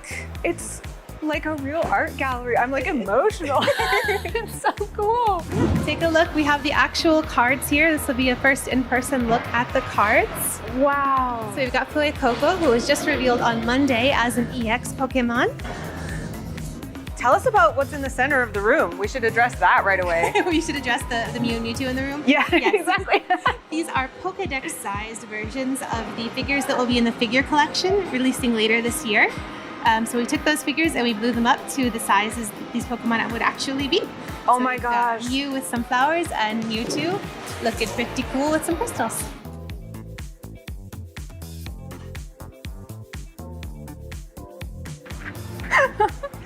It's so soft too. I'm really cool about Pokemon. Yes. Also look like, can I stand under this arm? Yeah. Like I'm being blessed. Just me and Mewtwo, just thinking about the future together. That's such an excellent segue into the next room that we're not going into for a second, but remember that for later. Okay, I'll remember that feeling. Don't worry. Okay, do we want to look at all of these as we go? We can. Yeah, we're transitioning into night now, so you'll notice the colors have changed and the cards have changed on the screen.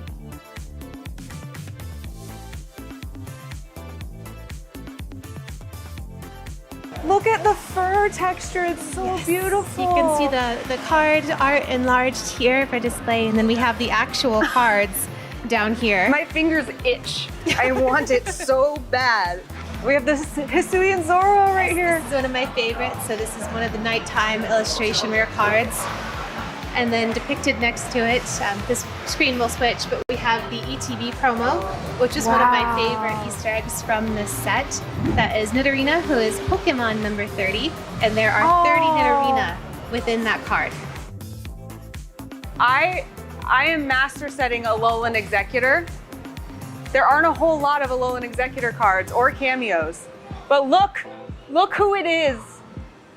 Showing up specifically for me to celebrate 30th, that lovely little guy.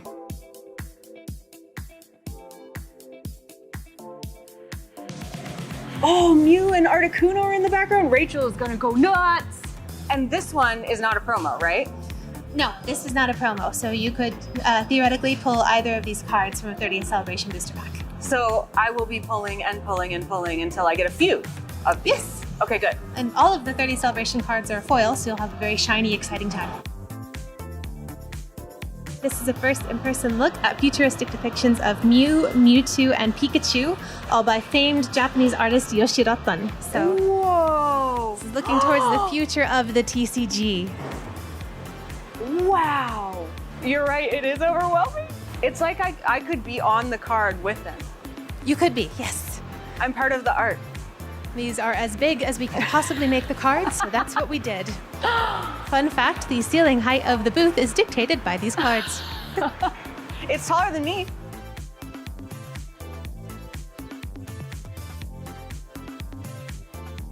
I feel like I got shrunk. Like Like you're in a binder? Yeah, I'm in a real binder right now. I'll be sleeved next to this one. Just slide me in. This is amazing. So tell us a little bit about the collaboration here with the artist. This is a collaboration between Creatures and Yoshirotan, who is a famous Japanese artist. He's done a lot of cool stuff with a lot of cool brands. What's really special about Yoshirotan's art with some of these Pokemon are the colors and the gradients that you see. So feel free if you want to take some of your favorites. Oh my gosh, or grab them all. Of course I'm gonna grab them all. Yeah, You of hand me it's a silly question. Look at that. I think that one of my favorite things about these cards is the way the etching really brings out the artwork. Wow, wow, wow. So we have the daytime cards there, and then we have nighttime cards. The two Pikachu are promos in the Ultra Premium collections, and Mew and Mewtwo can be pulled from the boosters. Wow, and the 30th logo looks so cool. Yes. That is another collaboration with Yoshirotan. He also did the energy symbols, the basic energy cards rather, for the 30th celebration set, which we're giving away here at PXP to each person who comes through the booth. So you'll get one at random, and that will be your special treasure. I didn't know that. Exactly like the energy cards that will come in every booster, releasing on September 16th. Cool. Yeah. So if people are here at PXP, they should come and receive one of those energy cards. Yes. And if they're not at PXP, what should they do to look forward to the release of Celebrations?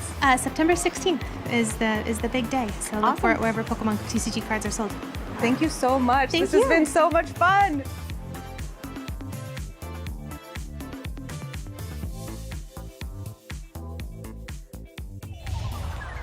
I had so much fun I'm at so the 30th jealous. Celebration booth. Oh my God. Sometimes our job is to perform awe. I did not have to perform. That was purely genuine awe. But now we have a really great interview. We have someone joining us here on stage. Please introduce yourself. Tell the people who you are if they're not familiar with you. Hi, my name is Slanted Gaming. I've made a lot of Pokemon Shorts content, just talking about how much I love the art of different Pokemon cards. I've been playing the game since 2010. I've been collecting the cards all my life.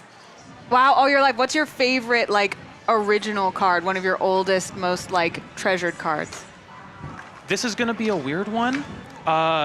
You know the ancient Mew card that you could get from Pokemon 2000? That's not the weird movie? at all. That's amazing. Here's the weird part. I found it at a bowling alley stuffed between the seats. No way. What? Stuffed between, seat cushions? Yeah. What a win! There was no one else there. It's mine now. Yeah. I can't do anything about it now. That's so cool. I love cards that have lore, you know, that you find. All right, so tell us a little bit about what your favorite types of cards are. When you're making your shorts, what do you like to talk about? Yeah. I really like talking about cards that show a look into the Pokemon world and how Pokemon would interact. They're slice of life cards that show them just around the house and how they might act as pets, or cards that show Pokemon that are working, that have jobs, like Matang raising up these girders for this building, or Excadrill taking a break with the boys after digging out a tunnel. I love that. That's some of my favorite too, is like Pokemon at home, Pokemon in their environment shared with us. Absolutely. We were just talking about that. We were, and that's what I was going to ask. So then what was it like kind of getting a little bit more insight after listening to this panel about how much time and thought goes into everything, even down to the expressions on the Pokemon, and how important that is to creating the card art? It was so interesting to hear about how oftentimes they'll have an idea for a card art first, or a specific feeling they want to evoke, and they'll choose the artist based on that. Yeah. Yeah, I hadn't thought about that too. I was very interested to hear about that process and how the artist can come second after they already have something in mind that they really want to evoke. And I think that makes sense too, because how many times are you able to almost recognize which artist did the art just because of their style alone? You're able to look at the card, be like, I know exactly who illustrated this. And I feel like that makes it even more special and unique, because then, like, you're master setting Alolan Executor, you can be like, okay, I want to master set all of the card art by this one artist. Do you have like a specific card collection where you're kind of doing something like that? For me, that artist is Rend right now. We're going to see how it goes with trying to get the 30th anniversary cards, because they look amazing, and I'm sure that a lot of people want that Umbreon and Espeon. However, I've done pretty well for myself already with the initial, of course, art contest card from 2022. That was their first foray into the Pokemon TCG, and I started, collecting from there, trying to get all of them. I think their Cutie Fly is my favorite. That's the one with that depth of field effect. There's a Picky Peck and a bunch of Cutie Flies all drinking from the same fountain. I love that one. It's so cute. Oh, tell us a little bit about what you collect in general. What are your kind of favorite things that you like to pull, or sets that you've completed? My favorite cards to pull are always those slice of life illustration rares. Just the ones that make you feel cozy, make you feel like Pokemon could live in our world. Absolutely. I think that's super cute. Now, obviously, we're talking about full art illustrations, but they were even mentioning it in the panel. That's something that didn't always exist if you're going all the way back to the beginning of the card day. So what do you think that has kind of changed when it comes to how people are collecting, or just how you're interacting with these cards compared to the older sets that we saw from the very beginning? I think what's changed the most is that they've added a lot more context to the scenes, because you look at those initial illustration rares, and they're very cool looking, don't get me wrong. I specifically love Zekrom EX from what a good Next shout. Destinies. Good shout. That is one of my favorite classic ones, but nowadays you can set an entire scene in this huge space that you don't usually have access to with a standard format card art. How do you display your cards? Are you like a binder person? Do you have some frames up? How do you like to show them off? A little bit of everything. I've got a 4-pocket binder that I like to set, themed pages on. I have like my night sky page and a like green grass daytime page, and and a Pokemon just chilling around the house page. I love that. I love to have themed pages, and we were just talking about some of the weirdest themes that we have for pages. My pride and joy right now is my Screaming into the Void page. Do you have any specific pages? You just mentioned a bunch, but any that you would give an interesting shout out to? I don't know if I can think of any weird ones right now. I'm so sorry. No, that's okay. I'm putting you on the spot. I don't know if it's necessarily weird, but I do have an entire page of all of the Topps cards. Oh.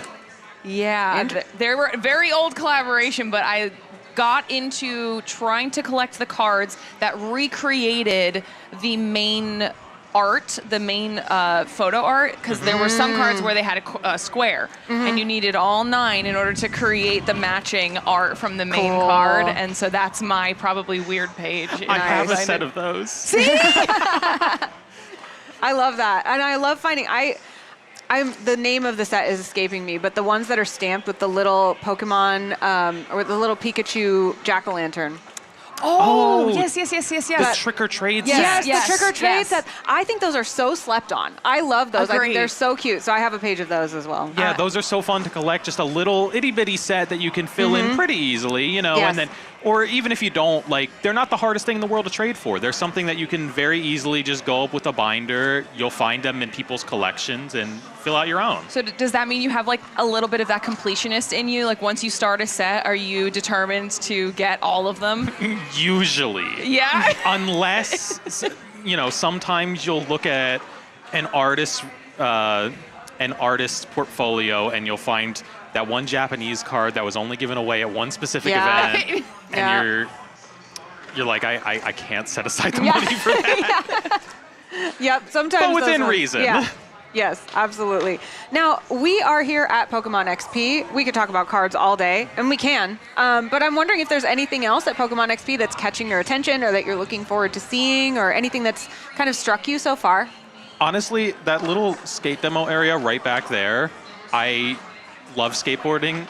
Really? I grew up during that era. Like, I was born in that era where X Games were popping off, and it was still like, it was still a cool thing to skateboard. Yeah. I mean, to me, still a very cool thing. I think I was born in that era as well, so I'm really enjoying that. I mean, and if you look at the skateboards behind us, I mean, how do you not love it? They're beautiful with the cards on them and everything. I love that Iono one. Right? That's probably my favorite of the sets. They're gorgeous. I really am partial to the Dark Espeon. Yeah, we were looking at that Flareon and Dark Espeon and talking about some first edition love that we have for some of these over there. Tell us a little bit about your experience at Pokemon events. Have you been to Worlds before? Is this your first big event? What do you like to do with Pokemon?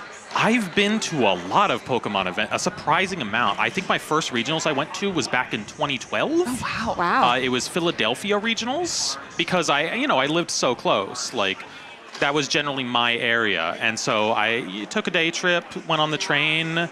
I was pretty young, so I was with my dad, and we got to have a good day out there, you know? And then as I grew older, I started hopping in the car for like a road trip across more states with my friends.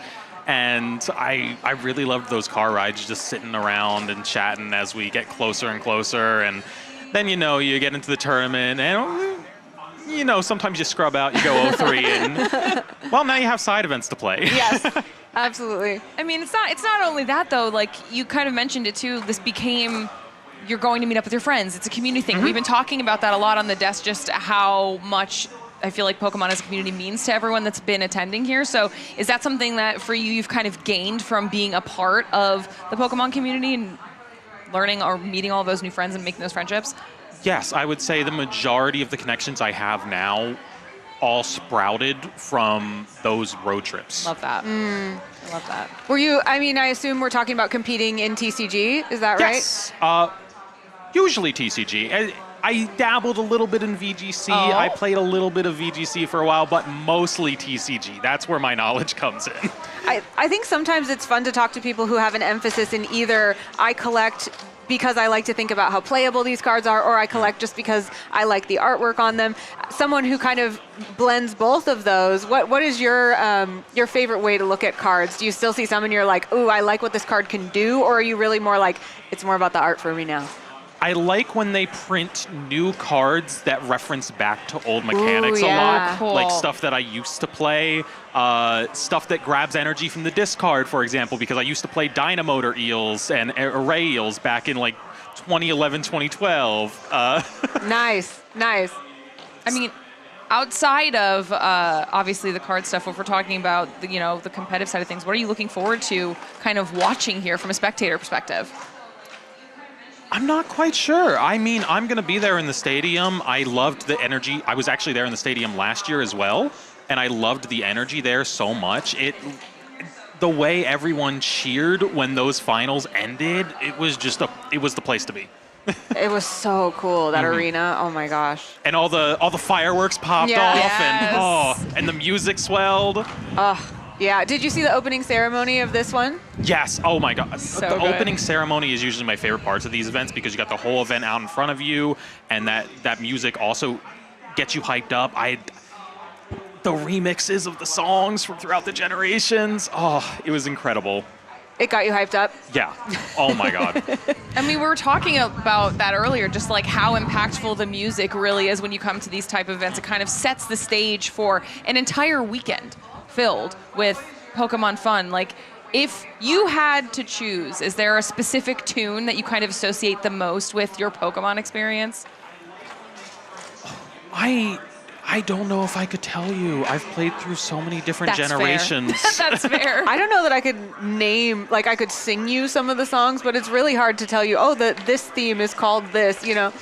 I think that's fair. I think what stands out to me most right now is the Generation 8 gym leader theme when you just get that crowd yelling in the background of it. I love that one. And So I think good. that one says like, get ready for a competition the most of anything right now. I love that. What are you ready for here? Are there any other plans that you have for the rest of the weekend that you're looking forward to? I'm not quite sure. I took a little look at that 30th anniversary museum downstairs earlier. I took a look at the Pokopia panel, enjoyed both of those a lot, hearing about the development of Pokopia, of course.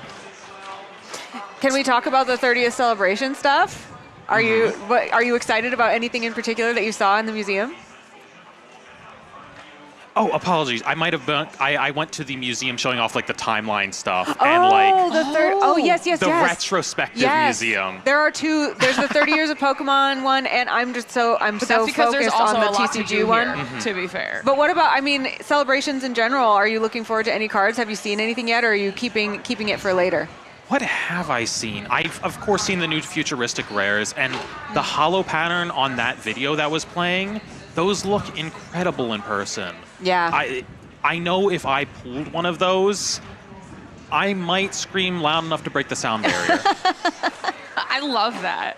Yeah. Honestly, I feel like just kind of being here all weekend long is going to really fill up everybody's cup when it comes to the joy of experiencing all of this together as a community. You were mentioning that you enjoyed the Pokopia panel as well. Is that something that you've been playing a lot? Oh yeah, I played a lot of Pokopia. I was so interested in the story of that game that I just had to rush through it when it came out and get every single like little document or piece of lore and like theorize about how it connects to everything else. And You're in very good company. We've been talking about the lore quite a bit.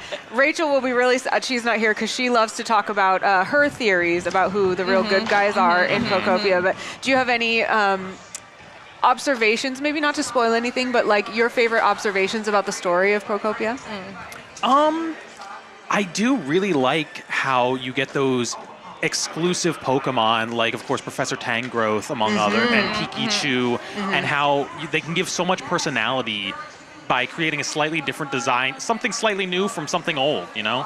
Oh, absolutely. How do you feel about your builds in Pokopia? What kind of a builder are you when it comes to like setting up the habitats for your Pokemon?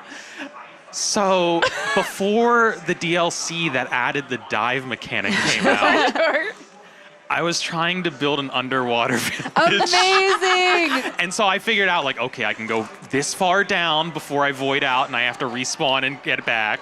And like, I built a couple houses underwater. I made it happen. That's impressive. Lapras lives in one of those now. I love that motivation. That's like, I envy that. I tried to build just like a kind of a pool area and I drowned so many times. Like a little shallow wading pool. Yeah, the little sponge.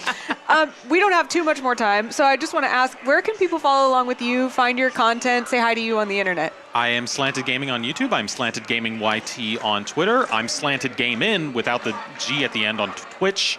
Yeah, those are the main places to find me. Awesome. And any shout outs you want to give, any advice you want to give people who are maybe attending their first Pokemon event, anything you want to say? I'd say that everyone at these events is so nice and understanding. Like, anyone you talk to, you already have that commonality of you're both Pokemon fans. They will get you. They will understand you. That's so true. Thank you so much for spending so much time with us. you. It's been so pleasant. And y'all don't go anywhere because we have more interviews coming your way after a quick break.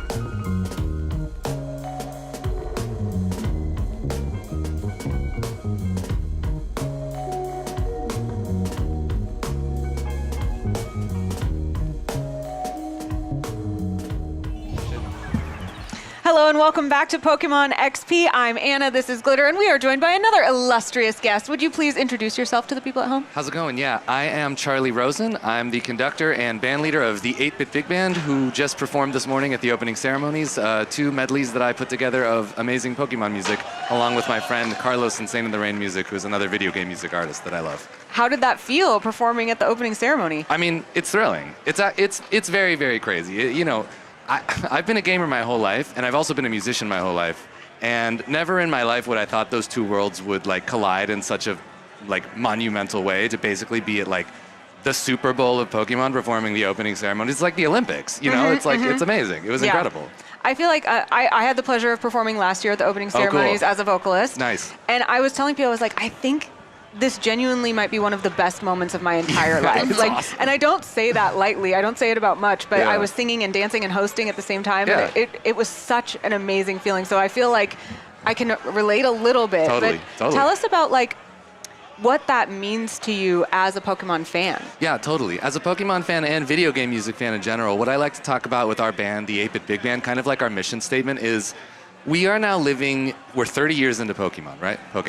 We're 30 years into Pokemon, and that means that like a whole generation has grown up with a set of music that has become like a canon body of music that a whole generation knows. And this is like a classic thing that jazz musicians do.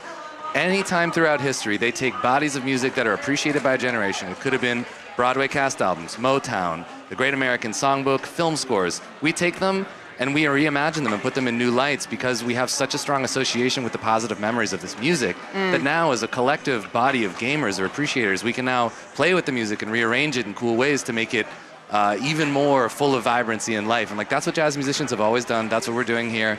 And the fact that we have clearly a large enough body of fans to do that kind of thing with music through video games and through, in this case, Pokemon is truly amazing. And how does it feel to kind of be entrusted with that? Because I mean, you could see how big of a fandom this is. I mean, this is a big thing to kind of take under your wing, knowing just how important and nostalgic it is to so many people. Yeah, totally. And what's really cool about this moment particularly is in this band's history, it's been about 8 years, we were already covering Pokemon music. I was already from the bottom of my musician gamer heart covering Pokemon music. And so now that on an official stage at Pokemon Worlds, we're being asked to do the thing that we've been doing basically out of love anyway, in an official canon context, is like a real achievement, I think, for both the music and for the fandom. Yeah, it feels like Pikachu themselves was like, please join me on my stage. Yeah? Literally, yes. True. Very much. Tell us a little bit more about how you came to 8-Bit Big Band, how it became what it is now. Yeah, the short version of our origin story is I've always been a gamer, I've always been a musician. I've always loved, my main career is I work in like Broadway musicals and doing arrangements and conducting for that. But about 8 years ago, I took a very quick trip to Japan. The short version is, and I took a lesson on the shamisen, which is a traditional instrument. And that shamisen teacher runs a band called Famikoto that does video game music, Japanese ensemble arrangements. And he gave me his album, and I was so inspired by that. I thought, man, I love video game music. I've always loved it. I am this guy who does like classic theater and Broadway and Hollywood sounding orchestras. I would like to put those two things together. That was about 8 years ago, and we're 5 albums in and 2 Grammys deep now. So, Wow. We've For won what? 2. Tell us about your awards. Our first Grammy was for another video game franchises arrangement that we did. And then the second one, we've won 2 Grammys for 2 of our arrangements, and we've been nominated for Best Large Ensemble Jazz Album. That was 2 years ago now. Wow. Yeah. That's incredible. It's very cool. I mean, congrats. Very thrilling, thank you. I know. I mean, it's a huge deal for, again, like the music of video games coming into the forefront in a major way. You know? Absolutely. And now that you've been doing it for so long, does that mean that somewhere along the way you have chosen a favorite arrangement? Are you even able to do that? Are there too many options? Well, in terms of Pokemon, which is what we're here to talk about today, I'm assuming. Yes, right? yes, of course. Indeed, yes, indeed. I am. I'm like a Pokemon old head. I'm like a red, blue, yellow guy, you know, and so that soundtrack specifically is always going to be my favorite.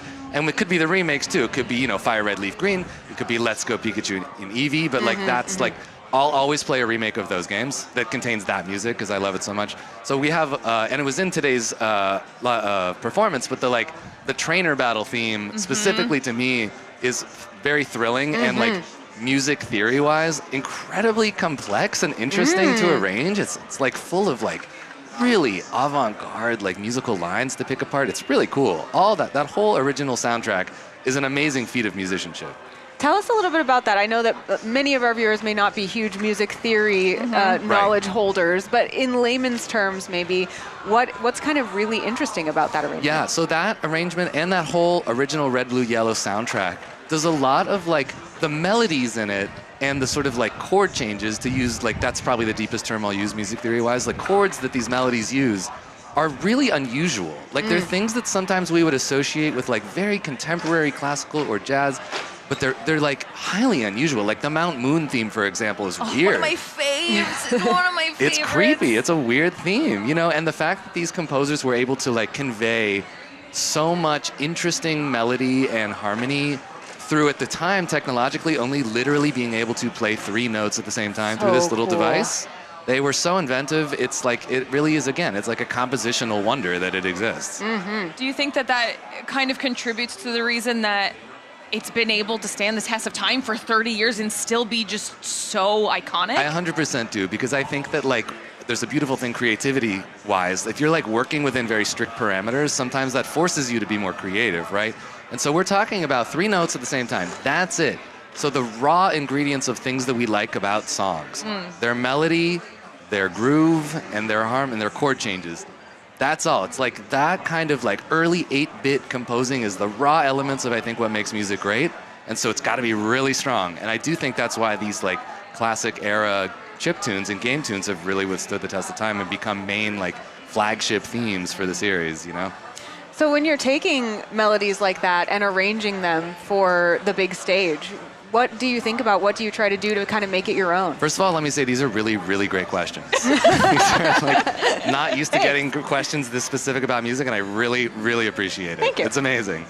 So, you know, the best thing about arranging this early 8-bit chiptune stuff is, like I'm saying, the raw ingredients of the material is so strong. It had to be. So if like the composers of these games are like, they're the architects, right? They're designing the structure of the house, right? They're building the foundation and the scaffolding.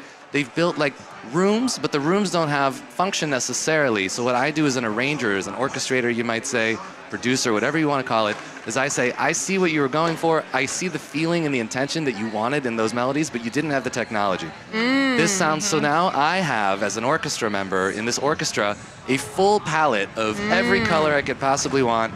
So I'm the interior designer. I say, this room's great. We're gonna get a new couch in here. We're gonna paint the walls. We're gonna put a carpet down. We're gonna hang some curtains. We're gonna get some updated, like, you know, a new sink. We're gonna blow out this wall and we're gonna make an open floor plan. It has the same feeling. It's maintaining the structure of the original, but it's just making it so much more vibrant. Or to use another metaphor, they're doing a line drawing and I'm the illustrator. I take all the colors I now have that they didn't have and I can fill in the background. It's like I'm the Bob Ross. That's a great analogy. You know, That's how I explain it. Yeah. It's got like a visual now going on. I'm here for this. Yeah. We've just been talking about our Pokopia build so much too. I'm like, oh, so it's like, you know, you have the build and then you take in the, you know, which couches you want. Also a good metaphor. Yes. It's like if you combine the right instruments in the right way, that will like give life to that area so Pokemon can move in, musically speaking. Yes. That's great. I want to ask too, we don't talk a whole lot about dance in Pokemon, and it's something that has been present the last two opening ceremonies that maybe we haven't gotten to talk a whole lot about, because everyone who plays Pokemon interacts with music in some way, but maybe not as much about dance. And I know that you're mostly focused on the music, but we did see the dancers dancing to your music. Do you have any impressions of what that was like? Absolutely. And you know, to be frank, I didn't really see the choreography until I got here this morning. But what a great surprise. It was an amazing surprise. But I do, since I work so much in musical theater and Broadway, like me and choreographers always have a very tight relationship. And what I really appreciated about the choreography this time is the visual and dance language that they utilized was clearly so inspired by what kinds of events take place in the game. And so it's like the pantomime of what they were doing during the various themes was like very, very, not just random, not just like people moving for hype or for excitement, but like informed itself by the movement language in the games, I think, in a big way. I got to see a smidge of rehearsal yesterday, and as I was in there, they were working through the timing of the transition between two songs where it was bum, bum, bum, bum, bum, and they were trying to get those moves just the right time. And I was like, this is the language I want to see Pokemon spoken. It was so very cool. Yeah, really great choreography. Yeah, really cool. What about the setting overall? Having your whole band there on stage and the dancers dancing and the audience in front of you. What did it feel like? I mean, it never gets old. I gotta tell you, it's really cool. And you know, me and the 8-Bit Big Band, we're used to playing in concert halls, which is really beautiful. They're always very beautiful spaces. There's a stage, there's some risers, and then there's the musicians, and we're playing and we're an orchestra. And that's fantastic. However, again, I'm a man of the theater. I like set design. And like, this is clearly a all bells and whistles, no holds barred set to be performing music on it. Just like, again, the visual, this same metaphor, it's like the arrangements themselves are both highly illustrious and technicolor, and that impact is even more supported by the like incredible, colorful, LED paneled various sets, you know, and structures and flowers and a grand walkway. It's like, yeah, this is honestly, I wish I could always perform on this stage. It's so beautiful. I think that's one of my favorite things about Pokemon in general is that it's immersive, right? It's so immersive. You're going to show up and you know that you are getting thrown directly into the world, and there's no confusion about where you're going or what you're doing. So now, even outside of the performance, now that you've kind of gotten to explore a little bit, what have you just been enjoying about the vibe of Pokemon XP? Yeah, the thing is, what I love about going to conventions, and this one specifically, is there always is some kind of like confluence of fellow gamers and musicians where we meet up together, you know, and this is no exception. There's plenty of I've already run into tons of friends of mine who are other musicians that play video game music and play games like myself. That to me, so the community element of it all, to me is always like the coolest thing. But again, it is the thing I really like, again, as a Pokemon old head, is like seeing all of the like, the art direction, like the original artwork, crediting the artists, crediting the graphic design, seeing the museums. I have to go to the museum, the line's still very long. Like, it's cool for me to see the development of the entire world building of it come to life over the last 30 years, which makes me feel old. Feel experienced. Thank you so high level. I'm a level 36, baby. You're a historian of Pokemon. The keeper of the flame. Yes. Are there any things here at Pokemon XP now that you've done the opening ceremony? Are there any other things on your plans? You know what? This is my first time ever being at Pokemon Worlds ever. So if you ask me again in a couple hours, I think I'll have a better answer. But I think now that I'm like free of responsibility, I will go find out. So much to take in. Yeah, exactly. You know? It's a huge ceremony. Everyone, if you haven't been, you got to come. That's the bottom line. also, so much goes into preparing for an opening ceremony like that. I mean, we're talking about like now that your job's over, but I think people maybe don't realize how far in advance you've probably been preparing. And can you talk a little bit about the preparation for it? I do think that out of maybe any show I've ever worked on, this is the most emails I've ever sent about a singular event. This Really? is like, we've been planning this for like, just the music opening ceremony portion. We're talking about, 15 minutes of music, which is not that much. It was incredibly a huge amount of work that required a ton of people. We were talking about this for 8 months. The conception of the arrangements, the arranging them, the making of the demos, running them by all of the important people that needed to make sure that they were up to par. Then there was the choreography. It had to go to the various people for all of the design elements. Putting together a multi-genre, multi-disciplinary show, even if it's literally 15 minutes, takes the better part of a whole year. Yeah. Wow. And it happens every year. So they probably will get started on the next one the day after this finishes. Are you ready? You're I'm ready to start I'm writing? so ready, yeah. I've never been more ready, honestly. What other Pokemon things do you like to engage with? You said about original Pokemon video games. Are video games your favorite? Do you dabble in cards? Do you like plushies? What are you into? I'm definitely games forward. I'm a games forward guy.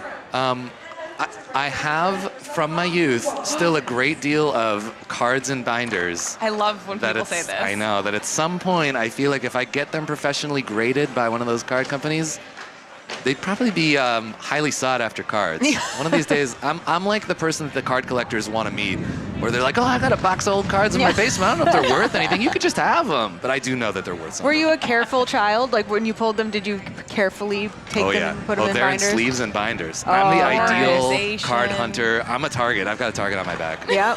Now you've told everyone. Now they're going to come to you. Exactly. I'm ready to find your cards. Mom, I'm sorry. That means the 30th is like right up your alley, though. Yeah, I know. It is. It totally is. It's really cool.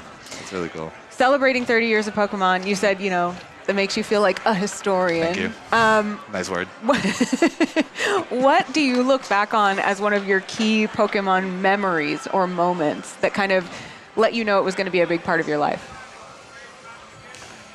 I actually fairly well remember going to, it's called KB Toys. I don't think it exists. Yes, Remember that? I went to KB Toys, that? yeah. And I remember getting Pokemon Blue, and I remember buying the Prima strategy guide along with it. Oh my God, that's amazing. And like I remember the car ride home and like studying that strategy guide like it was like my life depended on, like it was the Bible, Yeah. Just like, I gotta know everything because all my friends were doing it. And I also remember buying these little like plastic figurines that I took to school the next day. And I was showing all my friends and they were like, oh my God, that's so cool. And I lost my Sandshrew somewhere on the playground. No, not the Sandshrew. And I was very distraught. I was incredibly distraught that day. Understandably Someone so. find a Sandshrew. Please. And bring it. Archaeological dig. Yeah. find that Pokemon figurine. Well, you've mentioned you've gone to a lot of conventions. We only have a little bit more time with you, but I wanted to see if you had any advice or observations for people who maybe this is their first convention. Yeah, absolutely. I think the thing that I love the most about these conventions is everybody is here and everybody has like a common interest. And that is like such a great jumping off point for you to a little bit like just engage in a friendly conversation or a game with somebody. I would say like, don't be worried about, being shy, being judged, this is a real come as you are environment, all these conventions. And I think that is a really beautiful thing. All are welcome. Agree. Where can people follow along with you and find you on the internet? Absolutely. So my band name, one more time, is the 8-Bit Big Band, as in 8-Bit Games. We do video game music covers from all generations. We've got 5 albums out on anything you stream. Our main page, YouTube, at the 8-Bit Big Band. Instagram, at the 8-Bit Big Band. X, we got a Discord. Anywhere where you consume music or videos, the 8-Bit Big Band is going to be there. Awesome. Yeah. Thank you so much for spending time with us. Thank we really you. appreciate it. Amazing questions. Truly Amazing answers. Thank you so much. Thank you so much. Really great. All right. Now, don't go anywhere. We are bringing you everything from Pokemon XP Live right here. We'll be back right after this.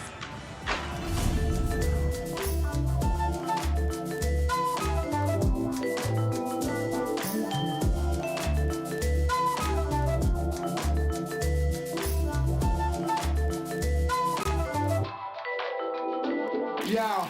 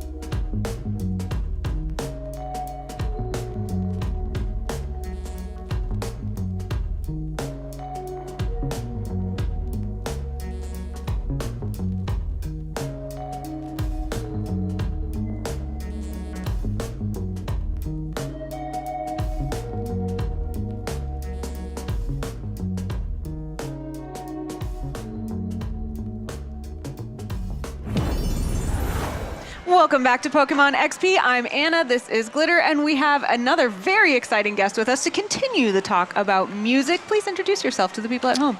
I am that DJ Vega. I'm Vega, that DJ Vega, or just DJ Vega. I have a lot of names.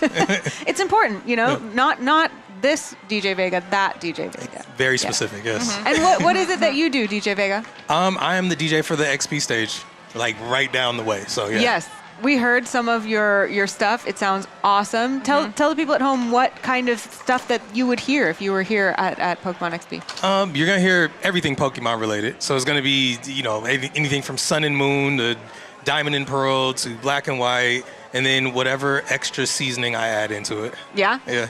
We were just talking a little bit about seasoning Pokemon music with 8-Bit Big Band and talking about how, you know, we have these amazing constructions of music that then you as an artist get to say, how would I kind of decorate this? How would I change it for myself? What do you usually do when you're thinking about that? A lot, actually. I'm thinking of where I can drop a certain beat, where I can drop a song at and all that kind of stuff. Like, I'm doing a lot in my head. It's actually kind of scary sometimes. Okay, well then this might be a little bit random, but do you have like a favorite transition that you've made from song to song where people did not see it coming and you were like, yeah, that one really hit? Okay, so kind of, sort of. I just recently, so I'm from Seattle, and on the plane down here, I was just on my laptop just making beats, like making edits and doing a bunch of stuff like that. And I did like this Jigglypuff, like down south Memphis, like it was something I made and I finished it and literally got off the plane and I put it on my phone. I'm listening to it. I was like, I like this. I've been playing that for the past, well, it's only day 2, but like I've been playing that all weekend so far, and people are coming out of the woodworks. Like I've had so many Jigglypuff like cosplay. Everybody's like, oh my God, I love this. And I'm like, I made this, you know? So yeah, that's so probably cool. it. That's such a cool feeling as a creative when you're like, I made this and I like it. Yeah, you know? Yeah. And then other people like it. I get to see like movement from it, and I'm like, oh, this is really cool. Yeah. No, I'm sorry. Can Go I jump ahead. in? Yeah. I keep staring at your fit. Okay. Because clearly we've got a Kanto hat, we've got a Blastoise baseball jersey. If we're talking about favorite era of music, are we going all the way back to like OG 151? Is that because that's what the fit's giving, or is it actually something else? I mean, yeah, like I'm gonna do the original 151 music majority of the time, but at the same time, I dabbled I've been playing Pokemon my whole life, so it's like I know all the songs. I can definitely jump into every era and kind of do some stuff. Like I'm playing Champions music over there. I'm doing a bunch of stuff. So yeah. Tell us about your Pokemon origins. What are some of your favorite Pokemon memories? Oh man, I'm about to age myself, but like playing the Game Boy in the car and the street light has to come over. Yes. You know what I mean? Like yes. That's literally my whole entire like start is like being in the car playing Pokemon, having to plug in the little light. Yeah, all that kind of stuff. I was from the beginning. And what about your music origins? When did that start? Wow, actually that started kind of close to the Pokemon stuff, to be honest. Yeah, like I got some turntables. I took some of my like uncle's vinyls and stuff like that a long time ago, and I sat in like my room for like 3 summers and was just trash as a DJ for so long, and then got good, and I was like, oh, okay, and just built on it. So yeah. That's such an important piece that I feel like I always need to hear as a creative, is that people I look up to that are like at the top of their game, they're like, I was once really bad at this for a while. You know? I feel like I need to hear that. I tell people all the time, I'm like, yeah, don't worry about like just jumping up and being good. Like you're gonna be trash for a long time. Like, work on it.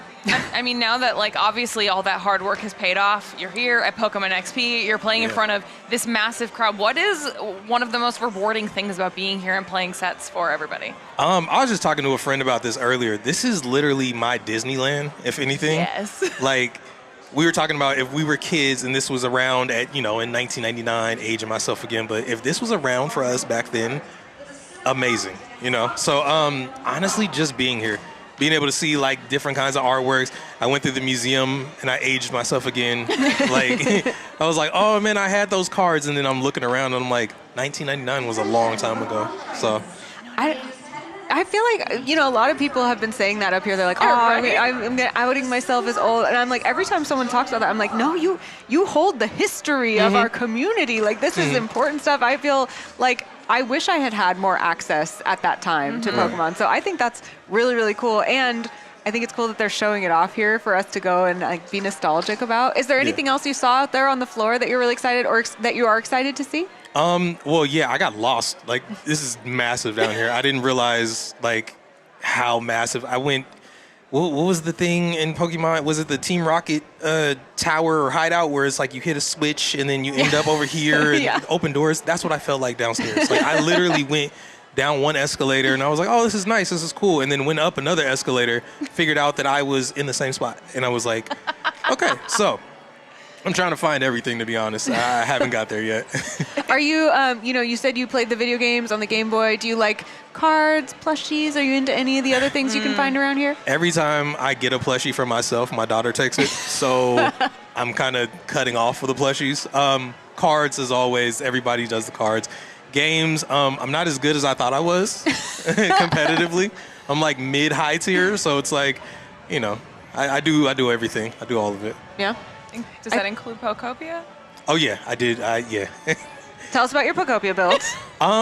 Let's see. So far, the one that I'm proud of is I made a treehouse, but I have to do touch-ups on it. Like, I would never let anybody see it. It's not ready yet. Yeah, it's not ready yet. I did like the platforms with the treehouse and made it out of the wood blocks. I did a bunch of cool stuff, but at the same time, I'm not ready for anybody to see that at all. I saw someone, on Instagram with this amazing build of a treehouse, and I was like, I'm gonna build that for my Eevees, and I built it, and it just did not look like the inspo. I tried so hard, but I feel like I used the wrong wood blocks. Did you use the round ones? Yeah. Though it's like round. They look like tree stumps. Yeah. I think I used the wrong ones. I used the what's it called, puffy wood or something. I bet yours is better than mine. It's well, you know what? And even if you don't love it, you can always abandon it and start a new project in Belly Basin. Exactly. With the DLC. Yep. And I'll just be everywhere else with it. Yeah, leave that there. Yeah. Let whoever wants to live there, live there. Yeah. We've been asking everyone who plays Pokopia, which Pokemon are the ones you like to have live with you in your house? Okay, so I'm a big Ditto fan, so I'm already happy that I get to be a Ditto in the game, right? I'm definitely my roommates. Let's see. Squirtle is coming with me everywhere. Everywhere I can take a Squirtle. What is, man, I can't remember his name. I always blank on his name. The little chubby fighter. Blue gloves. He has a thing on his head. He's yellow. No. Red cheeks. I can't remember his name. Why? Anyway. The chat is probably saying it right now, yeah, and they're all probably of us are just giving blank stares. Thank you, cooking chat. me. You're absolutely correct. Exactly. Good job. Yeah. You're right. But those two are my go-to. Those two are my roommates. That's awesome. Every time. Any crazy builds other than your treehouse that you've done, or any that you tried and you were like, never mind? Left it alone halfway through. Yeah, no, I definitely saw one on somewhere on social media where they did like an underground tunnel, under the water, all the way to this land, and I was just like, that looks really cool. I took 2 hours. I gave up.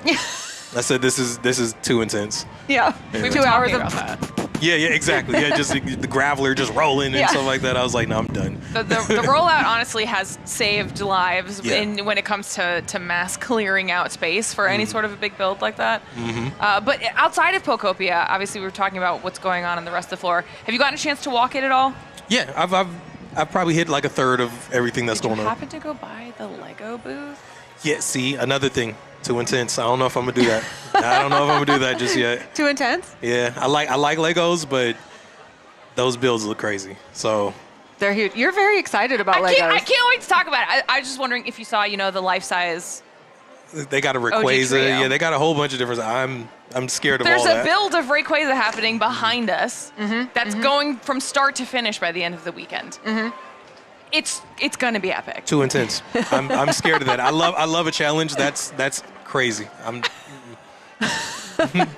Well, what about music? What other things are coming up for you with music? Let's see. I'm all over the place. So my DJing career, I guess. I've done radio. I do weddings. I do bar mitzvahs, bat mitzvahs. I've done everything. And right now, the last 2 years, I've been really diving into like the conventions. I almost said convention. Anyway, I've been dealing with the conventions and stuff like that. So like all over the country. I've been to DC, I've been to Texas, I've been to Virginia, I've been to all over the place. Yeah, Detroit, all kinds of stuff like that. When did you realize that you were like, I think that my love for Pokemon and my love for music are going to meld into this thing I'm doing? So I didn't know if it was ever gonna work, but I've been this way forever. So it's like I have my other like moniker and all that kind of stuff is the nerd at the pool table.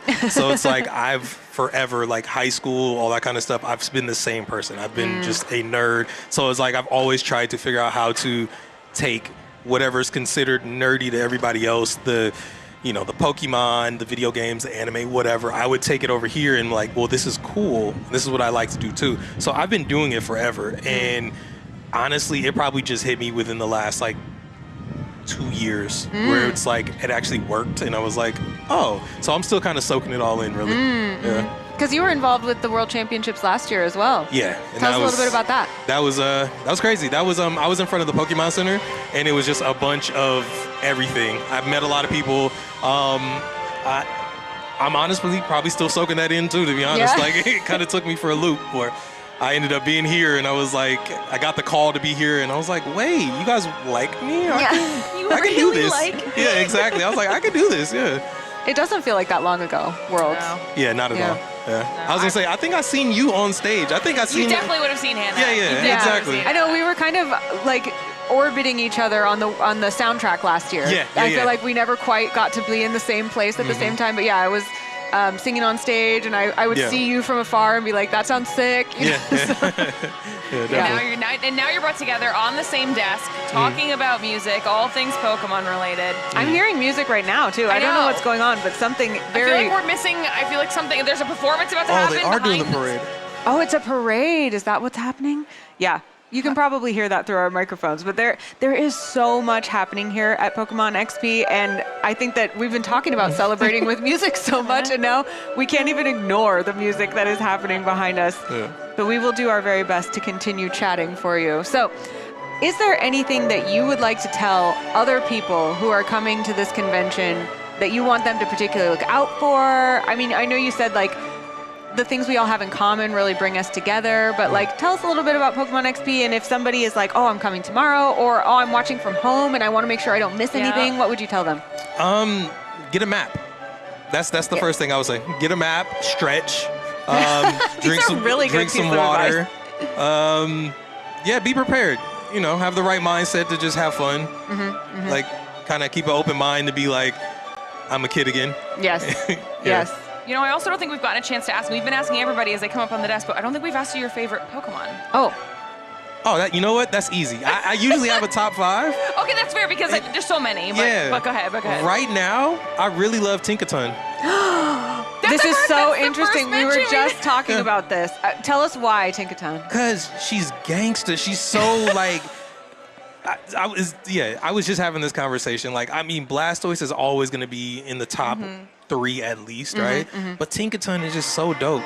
It's a little cute pink thing, and she beats up Corviknights. Like, she just takes and makes hammers out of it. That is the crazy, like, I love her. Tell us a little bit about the lore of Tinkaton, because we were just talking about how a lot of people maybe don't realize just from looking at like cute pink thing with hammer what the lore is.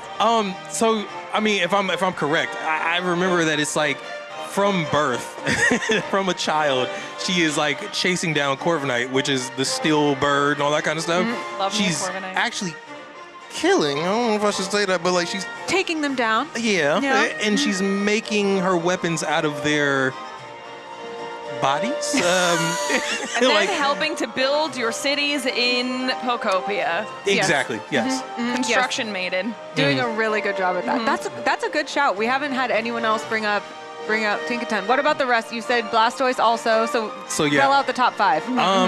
So if it fluctuates, it moves a little bit. But let's see.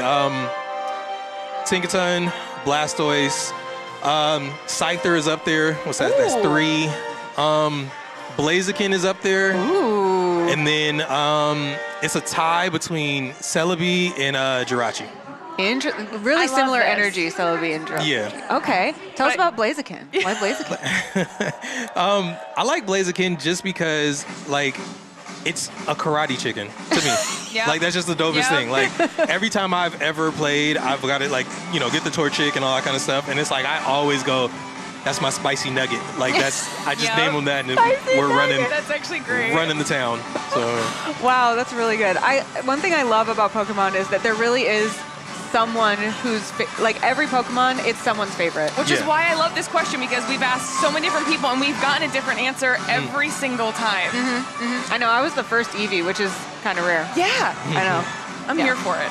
All right. Well, we want to let you get to enjoying the rest of the convention. Thank you so much for spending time with us. You're going to be at the Wharf stage, right? Is that where you're at? Yes, okay. yes. Tell people where they can find you if they're here at Pokemon XP. Follow the music.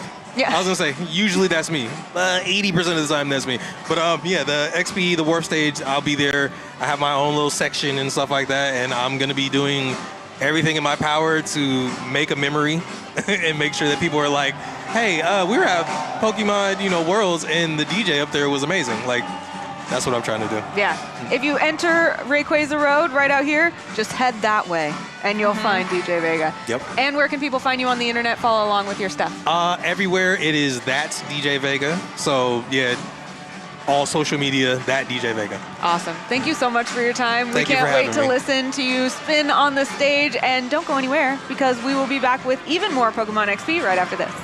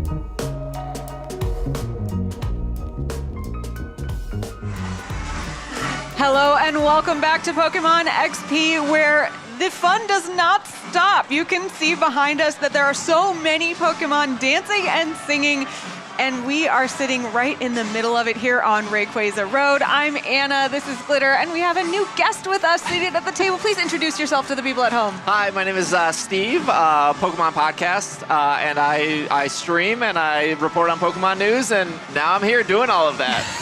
What got you into that? What got you started? I was super into podcasts when I was in high school, and I listened to a bunch of gaming podcasts, and there wasn't one that was doing just Pokemon. And I was like, oh, I think I can do this. And I've been doing it since. And how long is that? Since Heart Gold Soul Silver came out, so a little over 15 years now. 15. I love that. Amazing. That means that you're another person we've had on the desk that's going to say that, you know, they've been here for a very long time and make them sound like they're way too old when you're not. Yeah. Living here, talking about all this stuff. How has it been, you know, taking all that and then coming here to Pokemon XP for the first time? This has been absolutely fantastic. Like I saw the worlds like growing and growing every year and getting bigger and bigger, and it just made sense to turn into what this is. Have you been to Worlds many years previous? I think this is my 8th one. Really? Yeah. The first one I went to was during Black and White in San Diego, and the Pokemon Center there was just like a single hotel room. Yeah. How it's so times have different. changed. Yes, absolutely. So, you know, as you've seen that change happen, tell us a little bit about it for people who may be here for the first time or only a couple years. Tell us a little bit more about that evolution you've witnessed. Yeah, I think I remember even with the first Worlds I went with somebody who wasn't a Pokemon fan, and they walked away buying a DS, buying the cards, getting the game. And I think that's kind of what Worlds encapsulates, like not only the hardcore fans or the just Pokemon fans in general, but it's easy to bring in new fans. And they can come and they can see and they can relate to the energy and then walk away being like, this is awesome. Yeah. What do you find here? What are you looking forward to most? Well, I was having fun with the pin rally. And I'm very into that. I brought pins to trade for later. Nice. This is the first year I brought a card binder. Ooh. I spent a week organizing my cards, thinking like, which ones am I going to bring? Which ones do I want to trade? Which ones do I want to look for? So I'm excited to do that this weekend as well. I think you're the first person we've talked to about pin trading specifically. Tell us a little bit more about how that is here at Worlds and XP. Well, last year they did it at Anaheim, and that kind of just got me hooked.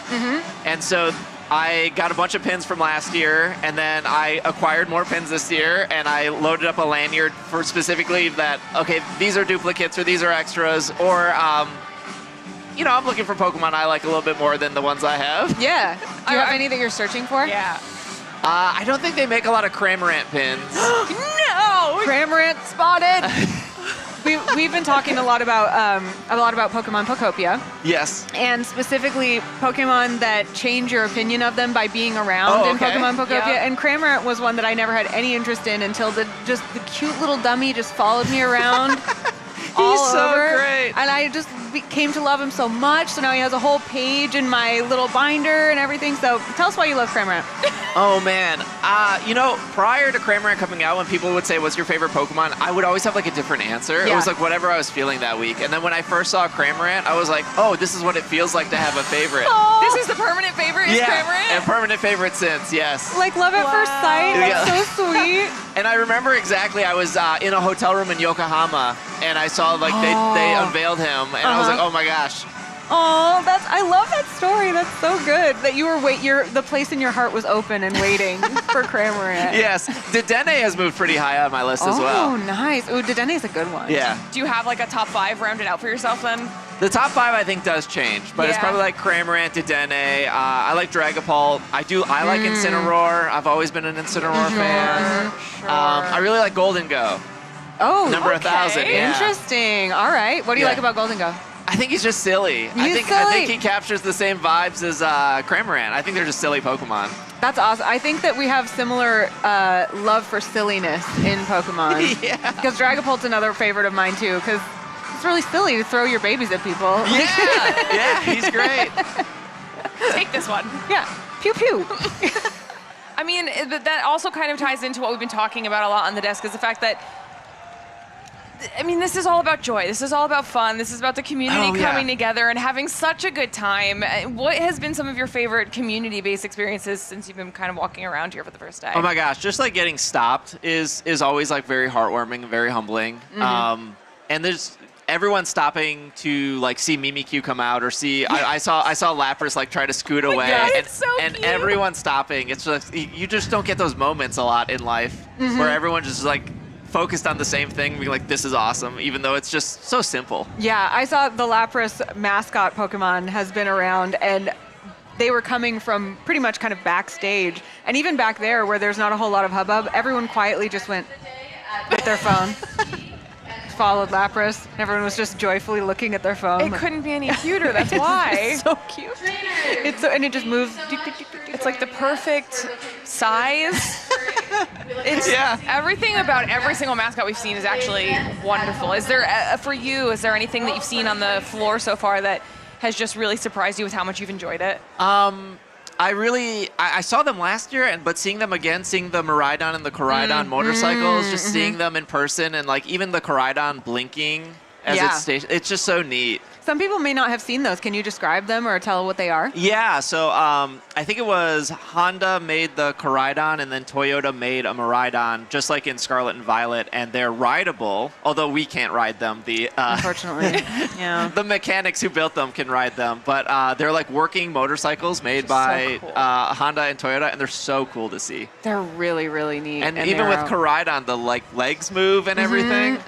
I know. I have no idea how you go about building something. Like that. Yeah. Is there anything that you haven't seen yet that you're trying to make sure you do go see? I have not seen anything in the Yerba Gardens area yet. Ooh, okay. Yeah. Yes. Yeah, it's right over there. In fact, I saw it only before it was built, so I haven't seen it yet either. Yeah, no, same. Yeah. We might have to make a little excursion on over. And by the way, if you have been to Yerba Buena Gardens, please show us a photo at PokémonXP. Hashtag PokémonXP. This is how we're getting paid back for bringing you all of these cool interviews and things. You have to show us what you find at PokémonXP. Yep. You mentioned bringing a trading card binder. Yeah. So I was just at the Pokemon TCG 30th celebration booth and saw some of the new stuff coming out. Okay. I've been really into trading this year as well. Tell us about what you brought to trade, when you got into trading cards. What do you like about cards? Oh man, I remember getting like base set and fossil and jungle, and my dad got into it. But I think my dad moved on from like Beanie Babies to Pokemon cards. It was like that time. So he doesn't keep up anymore. But for cards, I tried to like collect all of them. Like I want the whole set. All of them. Every set? Yes. The whole set of every set? Well, when I was a kid, that's what I did, right? And then, there was like a year or two I was out. You got maybe bullied in middle school for liking Pokemon. It's cool, though. It's cool now. So now I build binders around just Pokemon I like. Cool. I got a whole Cramorant binder. I got a whole Dedenne binder. I want to do like Tandemaus and Mousehold. I'm really into those two. Yeah. I just think they're so funny. Are you trying to like master set those Pokemon? Yes. Okay. Yes. Cool. And there's like certain sets. Like I finished 25th Celebration. Nice. Nice. And they're smaller sets, so I think maybe possible with 30th. Yeah.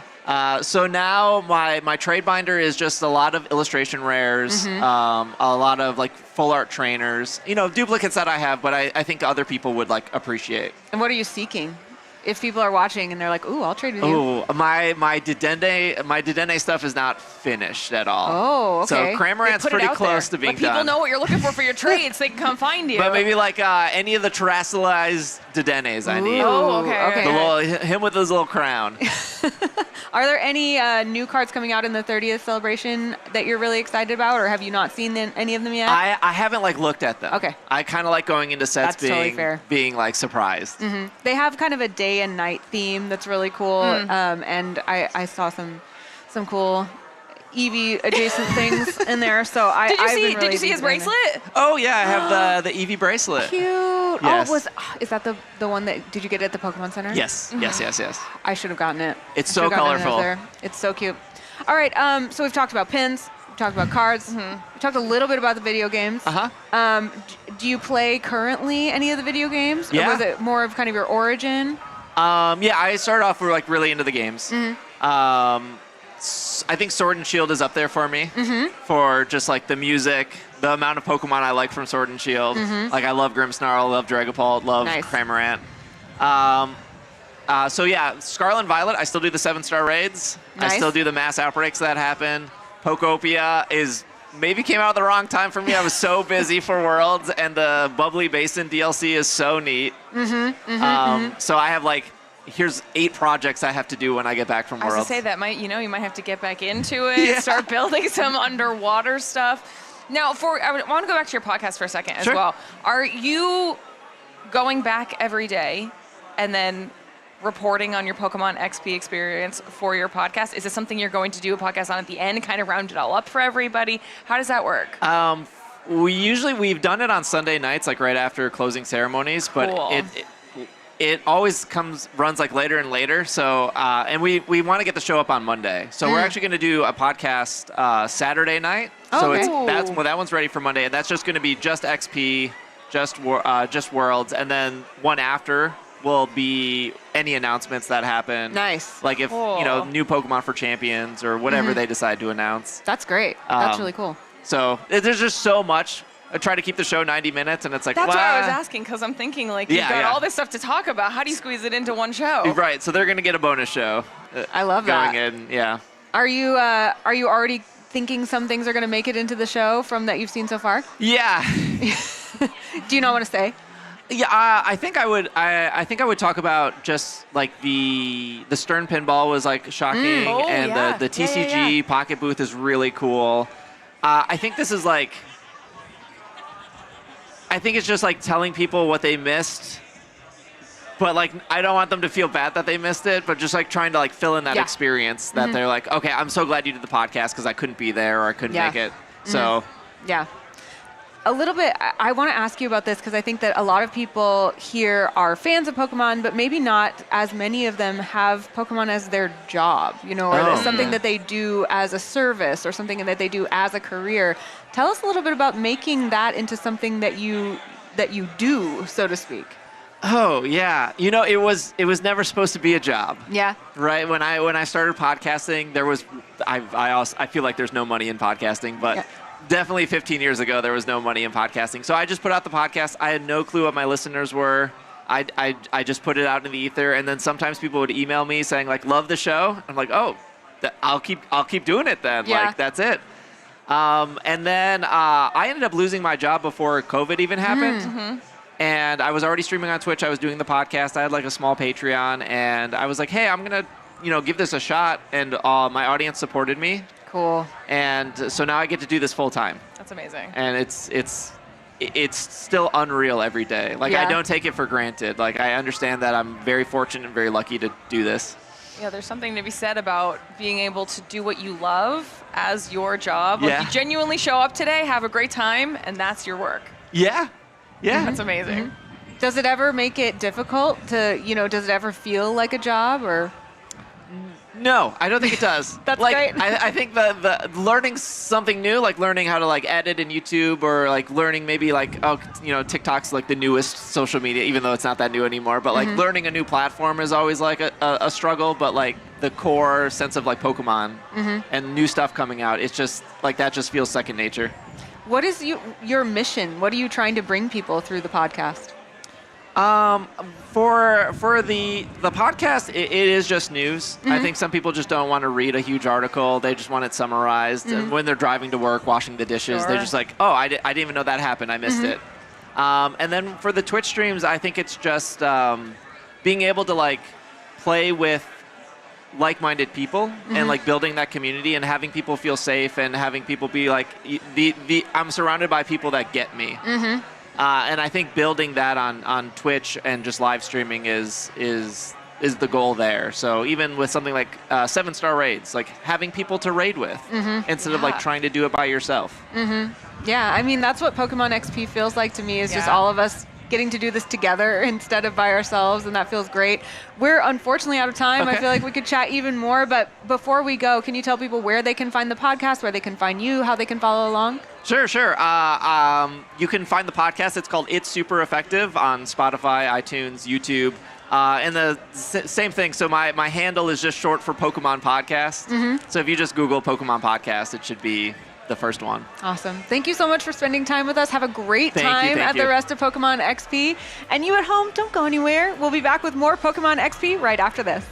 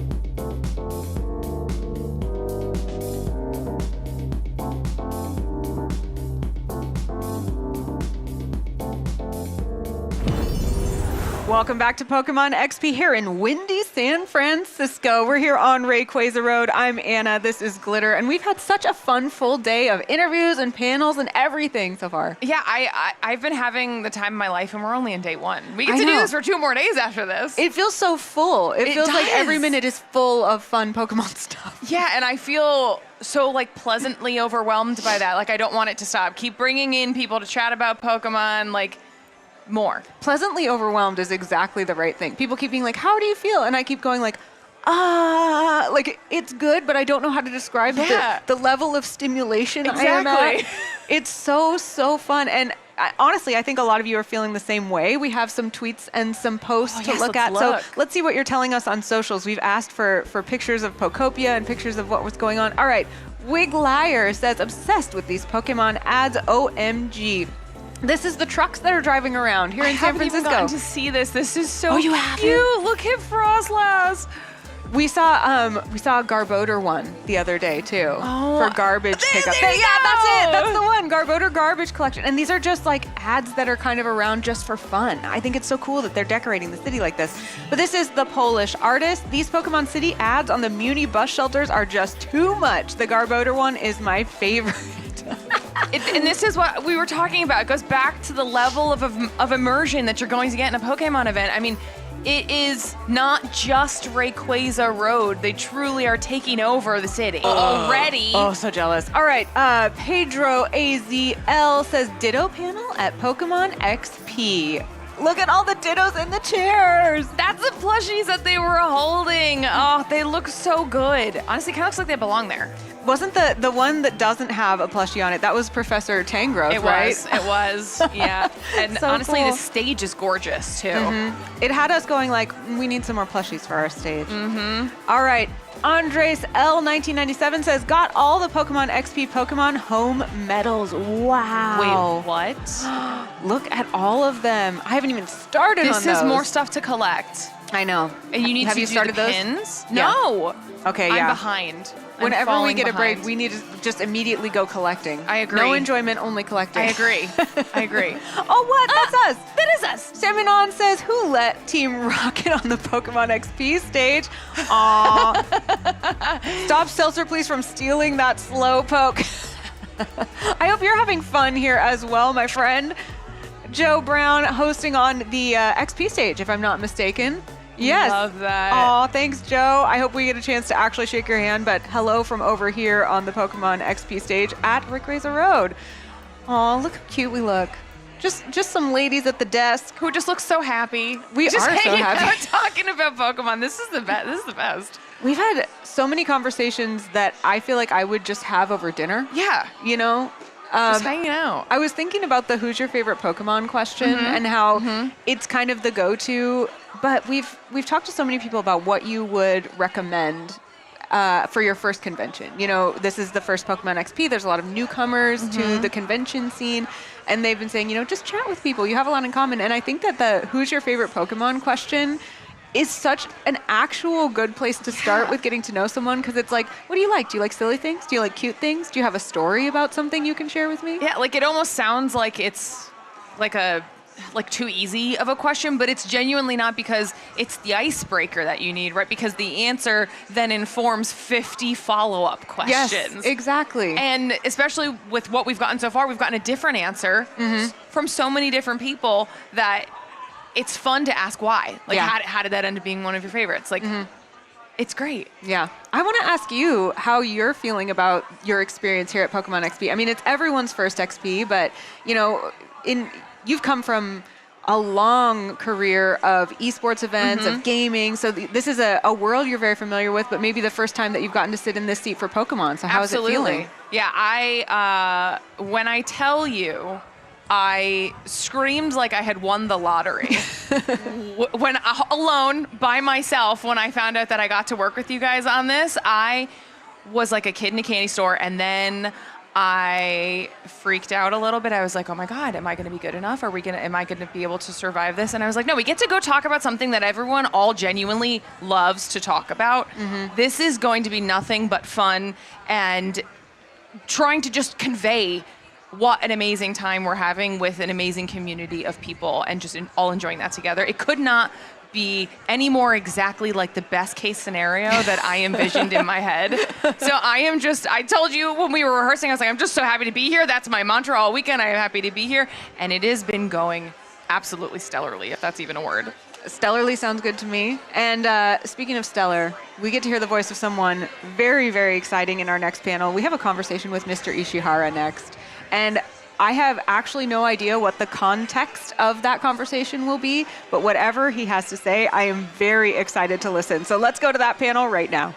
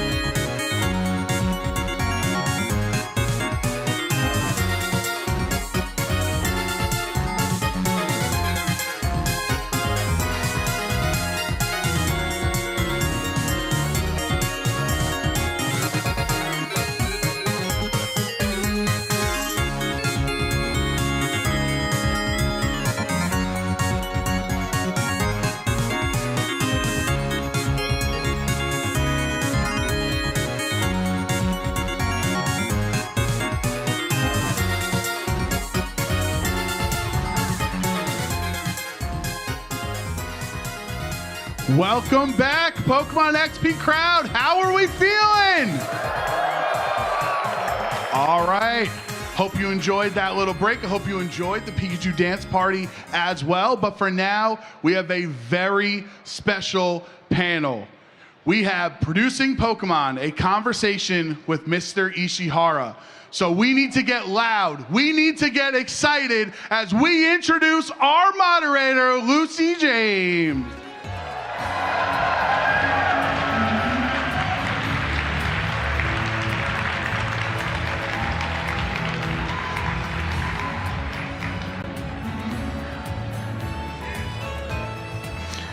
Hello, everyone, and thank you so much for joining us here today for the panel, Producing Pokemon, a conversation with Mr. Ishihara. As Joe said, I'm Lucy James, and I will be your moderator today. Now, today we are here for a very special opportunity, and that is to have an in-depth conversation with the president and CEO of the Pokemon Company, Mr. Ishihara. Woo!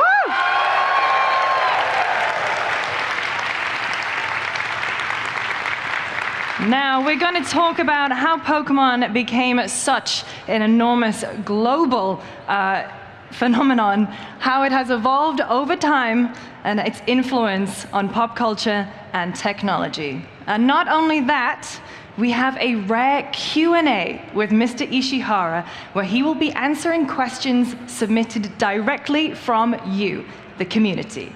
Incredible. Very rare opportunity. So excited. And now, a little bit of housekeeping before we get going. I promise this won't take very long. This panel will be conducted in a bilingual format. I will be asking questions in English, then our interpreter David will repeat them in Japanese, then he will translate Mr. Ishihara's responses into English.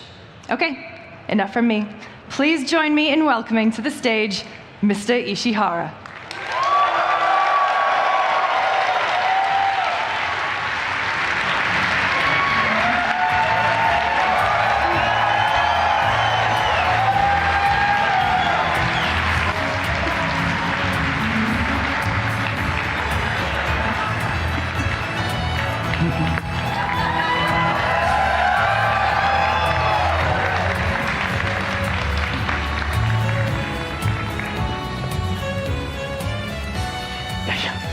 Hello, Mr. Ishihara. Thank you so much for joining us. We are so excited to be speaking with you today.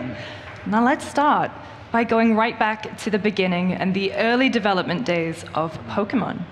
今日はお時間いただいてありがとうございます。早速ちょっとポケモン開発の初期のフェーズについてちょっとお聞きしたいんですけれども、よろしいでしょうか。はい。Now, we understand that the development of Pokemon Red and Green took about 6 years. What were the biggest challenges during development, and how did you overcome them? ポケットモンスター赤緑6年ほどの期間が開発でかかったというふうに聞いてるんですけれども、なんていうんですかね、その開発にあたって最大だった課題とか、それをどのように乗り越えたといった話を伺いたいと思います。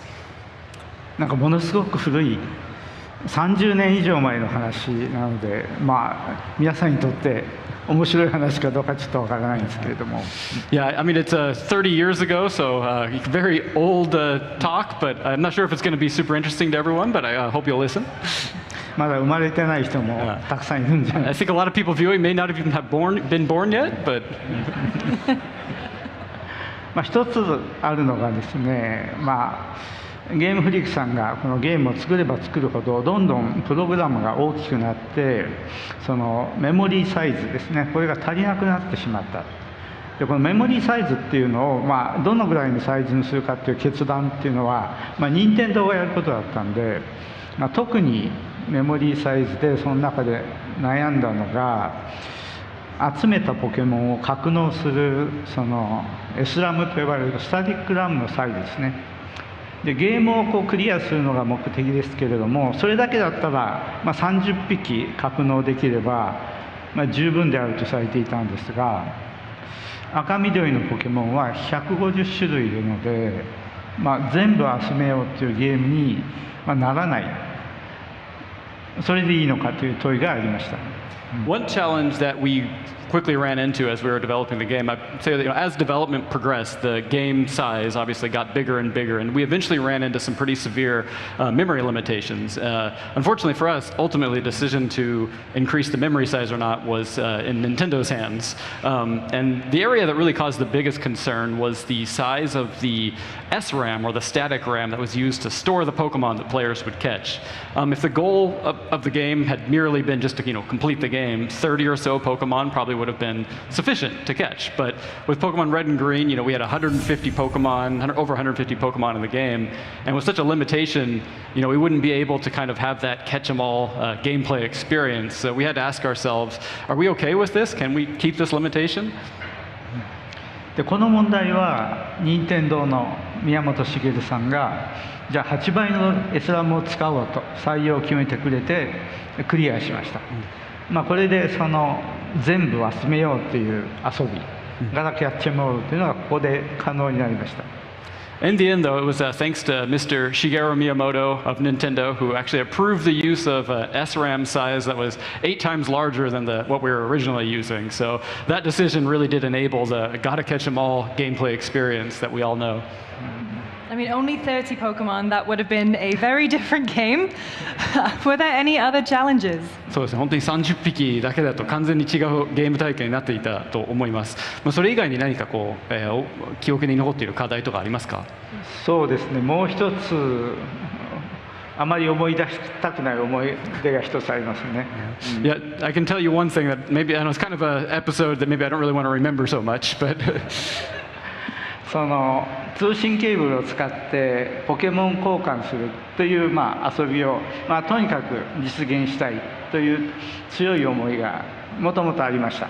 で技術的には通信交換っていうのはゲームフリークさんの努力で実現できたんですけれども、デバッグの段階で、これ以上ダメだっていうことが起きたんですね。っていうのはそのゲームをプレイする人っていうのは何するかわからないっていうか、何でもしていいっていう前提で、ゲームを作んないといけない、ので、どんなやんちゃな行為にも対応しないといけないんです。Yeah, another challenge actually came from our really strong desire to implement trading functionality with the game link cable. And technically, I mean, Game Freak, they're really talented. They were able to get the feature to work very quickly.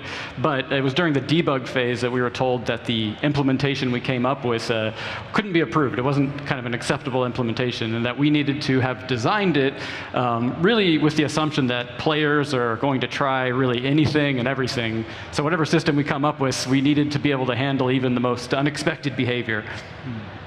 どういうことが起きたかというと、その通信交換の途中で、ケーブルを抜いてしまったらどうするのかと。例えばピカチュウと EV を交換しているその途中でケーブルを抜いてしまうと、結果は2種類出ます。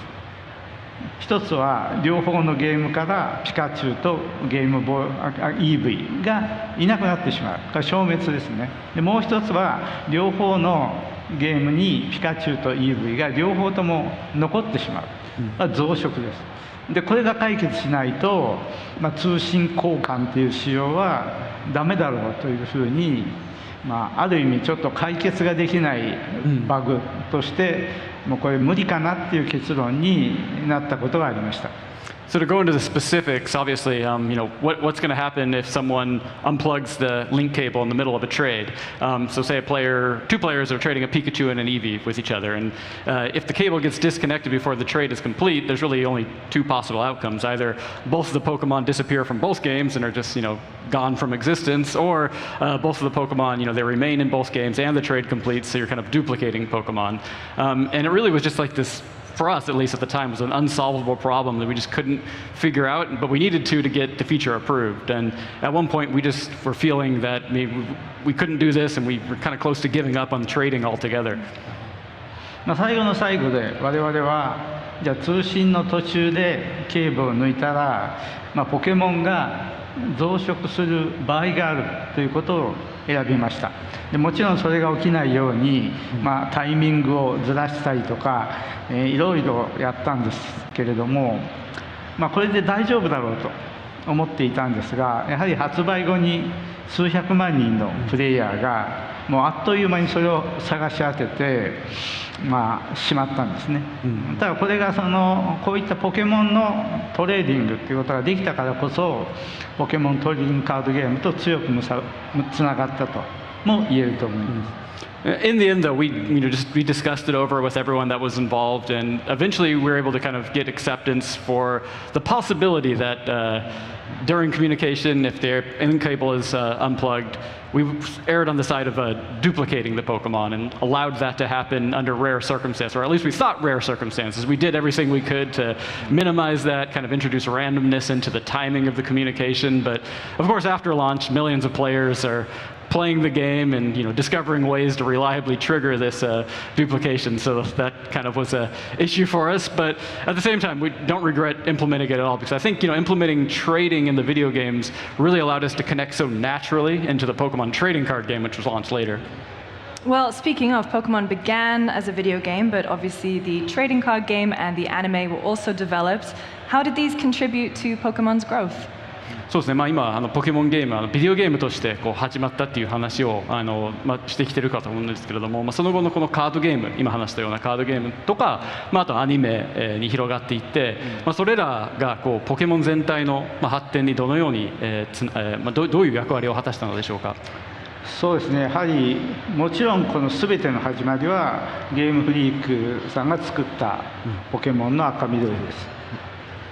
Of course, yeah, the original Pokemon games developed by Game Freak, those are the core of the Pokemon brand. ただカードゲームっていうのは、単にビデオゲームの派生商品とは言えないと思っています。ほぼ同時に開発していた時期があるので、カードゲームのアイデアがゲームにも入ったり、いろいろと交通が起きて、ある意味僕にとっては兄弟のような存在です。例えばタイプによる弱点と抵抗力とか、ポケモンが出現するリアリティとか、いろいろデジタルなバトルとカードを使ったフィジカルなバトル、それぞれの領域で、ポケモンバトルというのが戦略性の高い遊びとして構築されていきました。So of course, Game Freak developed video games are at the core of the brand, but the trading card game was also never simply just a spin-off of the game. They were being developed at the same time, and I would say they kind of grew up more like siblings in a way. That's how I like to think of it. As we developed them alongside each other, they really influenced each other. And a lot of things that we were working on in the trading card game, like types and weaknesses, resistances, and like Pokemon rarity, how all of that worked would influence how that worked in the video game, and sort of vice versa. So I'd say, together, the Pokemon battles in both the digital and physical formats really kind of evolved into this highly strategic gameplay together.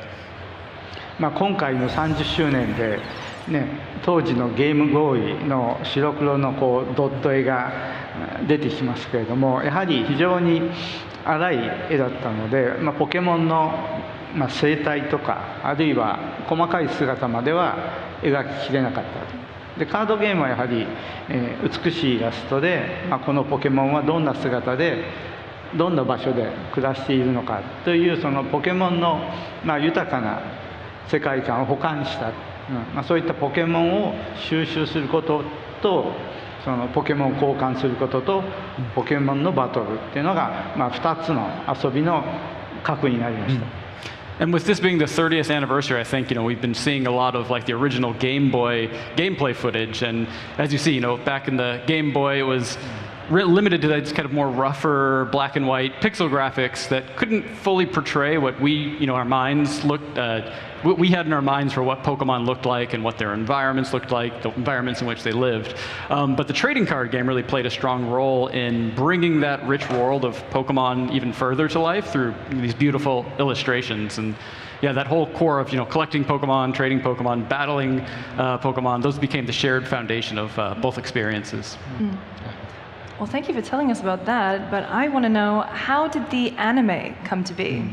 すごく面白い話ありがとうございます。アニメの方はそれではどういった経緯で生まれたのでしょうか。そうですね。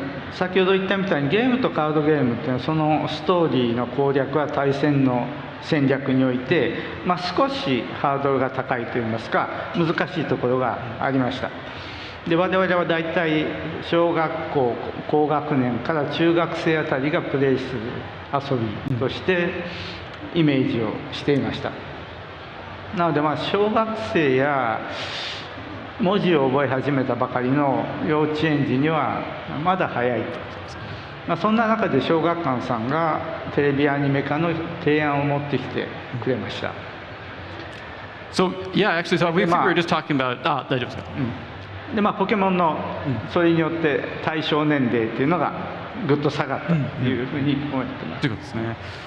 So we were really just talking about how the video games and the trading card game, there's the story elements. You go through the story and complete the game, or go into like the battles and whatnot.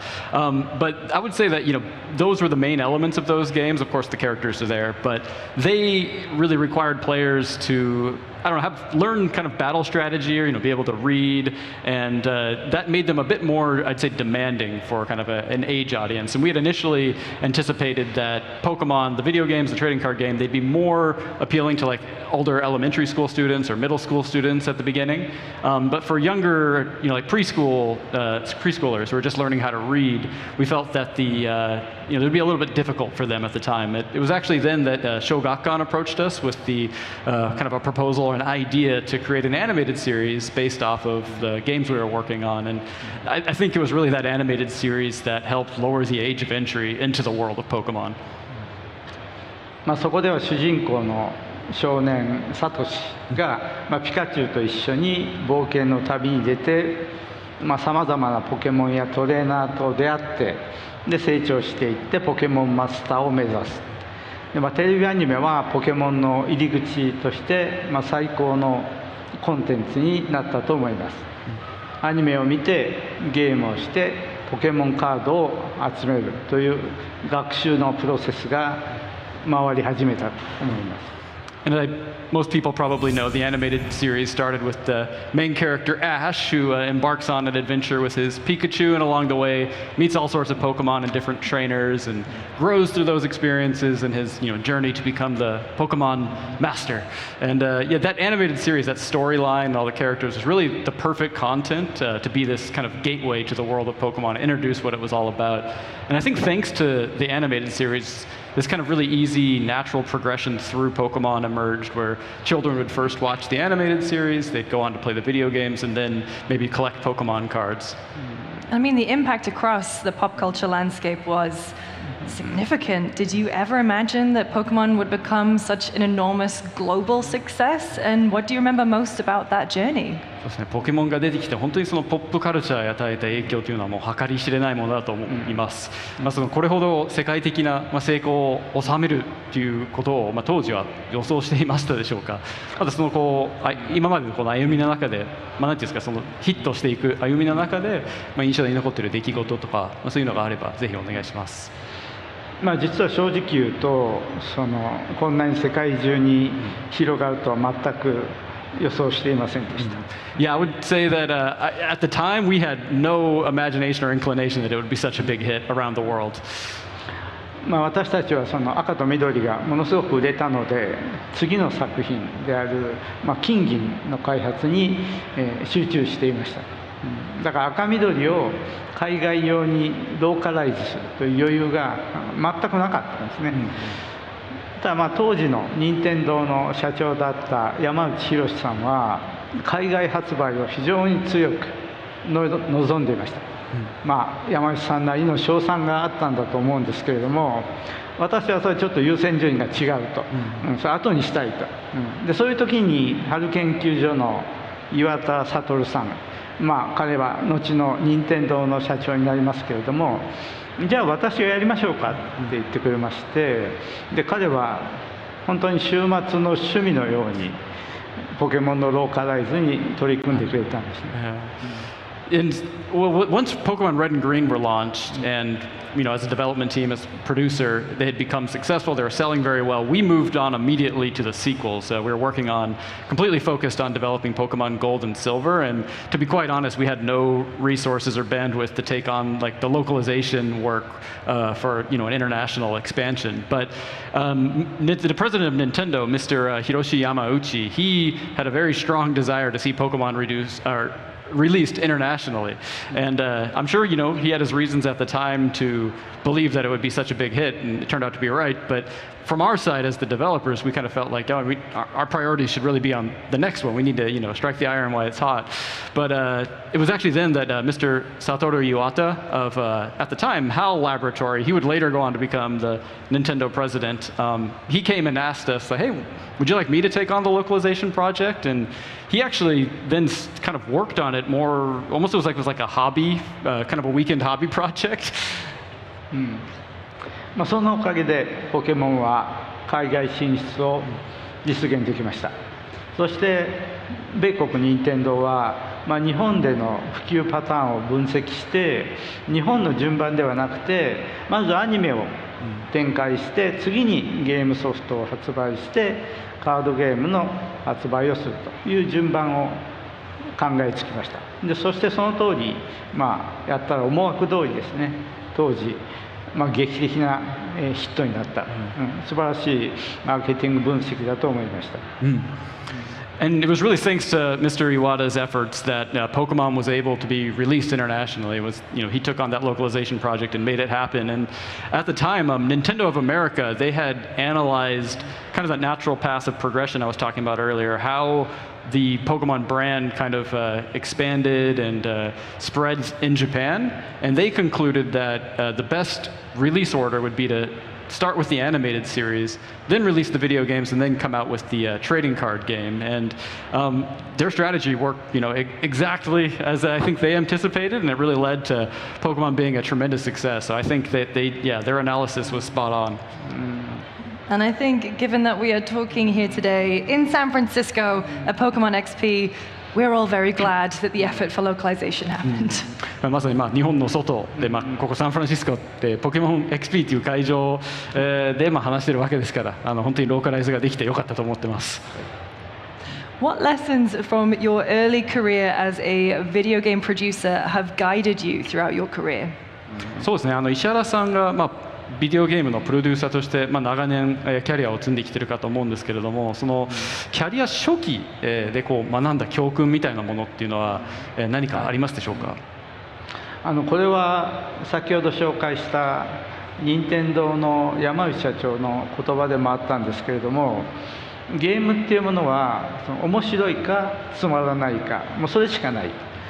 ゲームを買う人は面白いかどうかが判断基準なので、値段が安いから買うという購買行動は絶対に起きない。ゲームは常に圧倒的に面白いものしか生き残れない、このごく当たり前のことですかね。There's actually something that Mr. Yamauchi, again, president of Nintendo, would often say, and it's really that it's very simple. It's just a game is either fun or it isn't. People buy games because they're fun, and nobody buys a game if it's not fun, even if it's cheap or whatever, if it's inexpensive. And really, it's in the end only games that are just kind of overwhelmingly truly fun and compelling are the ones that survive. And that lesson has been something that's always stuck with me. ただ開発がどうしても長引いてしまって、もうそろそろ発売しないとまずいとかいう状況はもう往々にして起きます。契約上の納期とか開発する費用のこととか発売するプラットフォームのこととか、あるいは競合のこととか、もういろいろありますよね。But of course, as a producer, you're working on the game, you're in the kind of weeds with the developers, and long development cycles can come up and create pressure to release a game maybe before it's quite ready. There's contractual deadlines and development costs that you have to consider, of course, platform considerations and pressure from other competitors. So there's many factors that come into play. でそういう時に開発したいるチームはものすごく頑張って仕上げているし、まだもうちょっと直したいところもあるけど、決してこれダメじゃないと。で面白がってどんどんデバッグをしてくれる人も増えてきたし、そろそろ潮時じゃないかと。で契約を守ってスケジュールを管理して予算を管理してマーケティングサイドにも迷惑をかけないで、正しくアウトプットができないと、プロデューサーとは言えないし、プロフェッショナルとは言えない、そうやって自分を半分ぐらい納得させてローンチしたものっていうのは必ず失敗するんです、それが一番大きな私にとっての教訓ですね。But it's in those difficult, I'd say, development cycles that it starts, as a producer, it becomes kind of easy to tell yourself that it may be time to release. The team worked incredibly hard, and it may not be a perfect game. There's still issues we want to fix, but it's certainly not bad. And there's even some of the game testers who say they're having a lot of fun with it. So you can start to tell yourself that maybe it's good enough to ship, but of course, as a producer, you need to honor contracts, manage schedules as you've committed to them, and stay within budget, and of course, deliver results so you're not, creating a burden on the marketing and different support teams, or otherwise you can't really call yourself a professional producer. But it's really, whenever you launch something after kind of talking yourself into accepting kind of compromises like that the product you launch will inevitably fail. So that's really, I'd say, the most important lesson that I've learned over the years. Yeah, I think we can all agree it's a very important lesson to learn. Now, we've talked a little bit about the early days and the journey to now. Let's dive into what it means to oversee such a beloved brand. そうですね、とても大事な教訓だと思いました。はい。今までちょっと、なんていうんですか、ポケモンの今までの歩みを、振り返ってきた、ところだと思うんですけれども、これほど本当に世界的にヒットして、人々に愛されている、ポケモンブランドなんですけれども、それを、支えていく立場にいる石原さんの、なんていうんですかね、そのお考えについてちょっとぜひ伺いたいと思います。Your corporate philosophy is enriching both the virtual and real worlds through Pokemon. Do you have any personal memories or stories where you've seen this in action? ポケモンっていう会社の社税にポケモンを通じて仮想世界と現実世界の両方を豊かにするっていう言葉を掲げているかと思うんですけれども、その考え方が本当に形になっていると感じたご自身の体験とか、そういった印象に残っているエピソードがあればぜひ教えてください。これは私自身の30年前の経験ですけれども、ポケットモンスターを赤緑をプレイした時にクチバシティにいる、ゲーム中の人物キャラクターですねが、ポケモン交換を申し込んできて、そしてオショウっていう名前のニックネームのカモネギをもらったっていうのが今でも非常に強く印象に残っているんです。でそれと同じようにこの今現実世界にいる友達とポケモン交換をすると、ゲーム中の人物と現実の人物が同じ役割を持っていることが分かった。でこの仮想世界と現実世界を、行ったり来たりしたような不思議な体験が生まれたんですね。でこの体験が出発点となって、それが社税です。This is another kind of core memory of mine from like 30 years ago, but something that left a really lasting impression on me. And it's when I was playing the original Pokemon Red and Green games in Vermilion City, you encounter an NPC or a non-player character that you can trade with. And I remember receiving a far-fetched nicknamed Osho in Japanese, or I think Ducks in English, from one of the in-game NPCs. And later, when I would go on to trade with my friend in real life, an actual person, I realized that friend was playing the same role as the NPC in the game. So it was really like this kind of moving between the virtual world and the real world that created this very unique and memorable experience for me. And that experience became the starting point for everything and really is kind of the basis for the company's philosophy. And when did you start to see this expand to a global scale? こうした考え方が、世界規模で実現されていると感じたのはどんな時でしょう？そもそもポケモンって赤緑の時代から、地球上の今現実世界のどこかの地域や文化を取り入れています。関東、譲渡、ガラビア、パルデアまでプレイヤーは現実世界のどの近さと同時に仮想世界の広がりや深さを体験していると思います。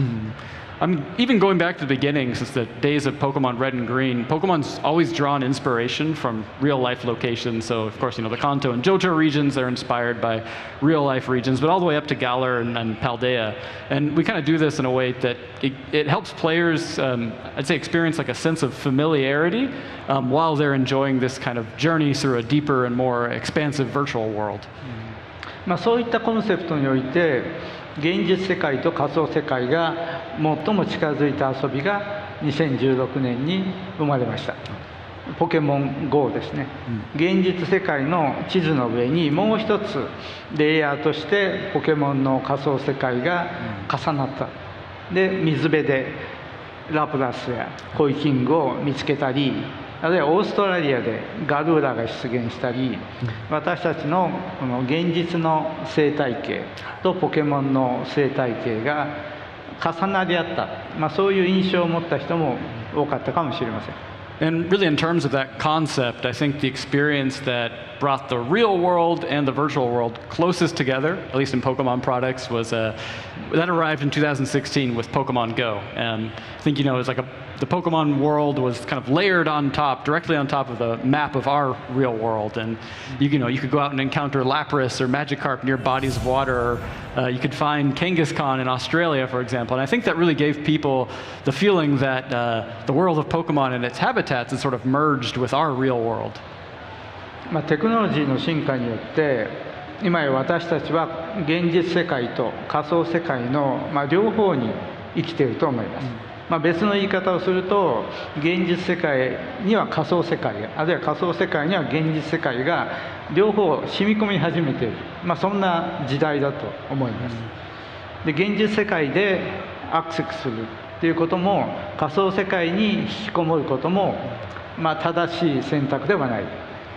私たちは現実世界と仮想世界を行ったり来たりしながらその交通の中でより豊かな人生を送るべきだと思うんですね。でそれをつなぐ存在っていうか、橋渡しをする存在にポケモンはなりたいと考えています。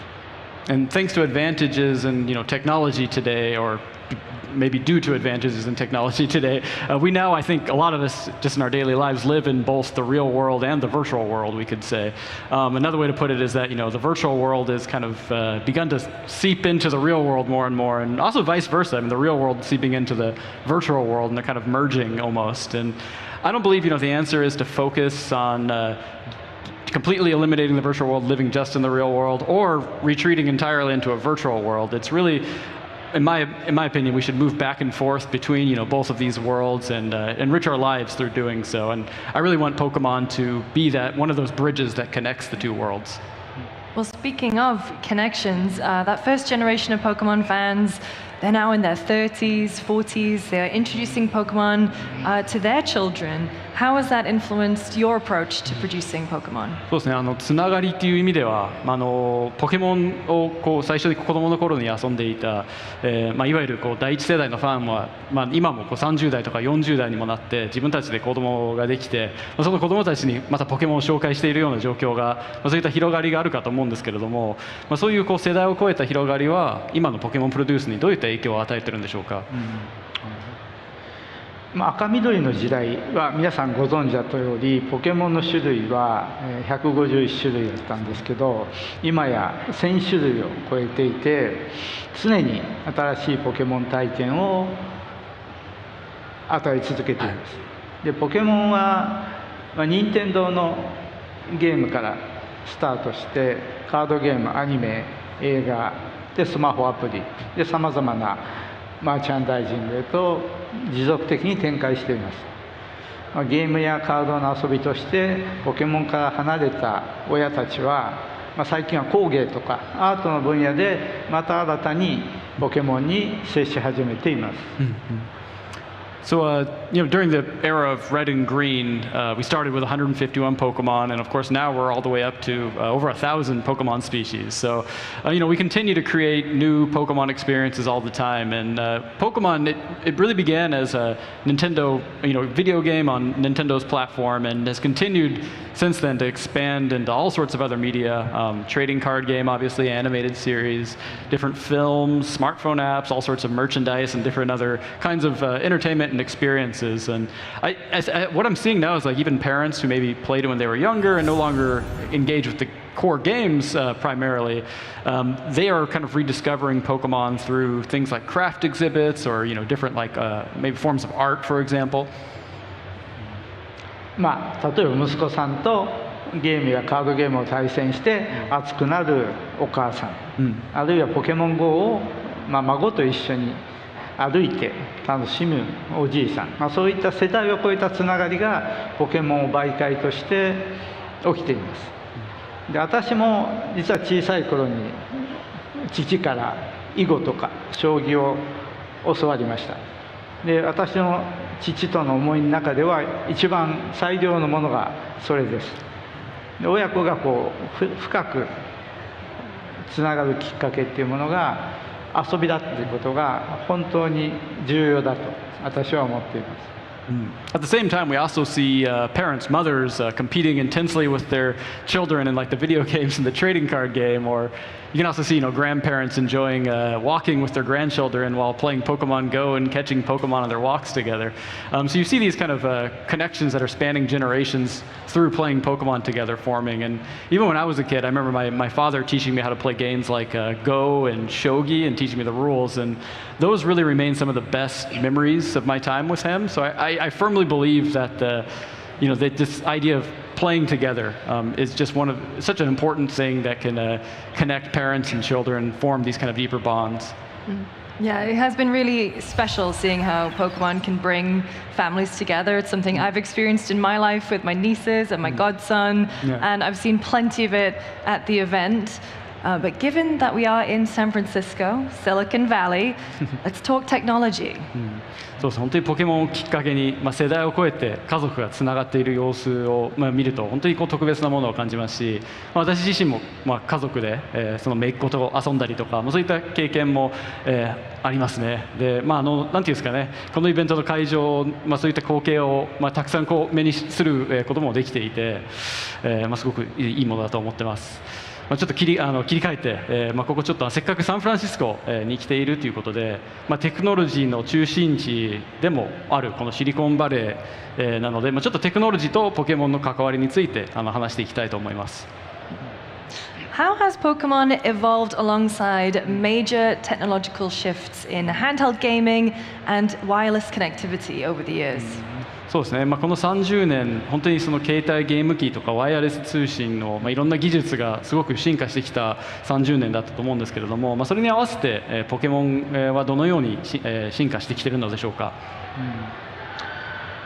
ポケモンは赤緑って、ゲームボーイという携帯ゲームから、スタートしていて、実はここに遊びの本質の一つがあります。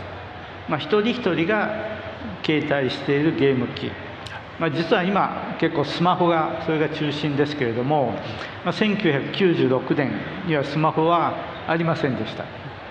一人一人のユーザーがゲームボーイという、ちょっと虫かごみたいなものの中にポケモンを集めて、その中でポケモンを育てて、時に交換し、時に戦わせる、そういう遊びの核というものがゲームボーイというハンドヘルドゲーム機から生まれました。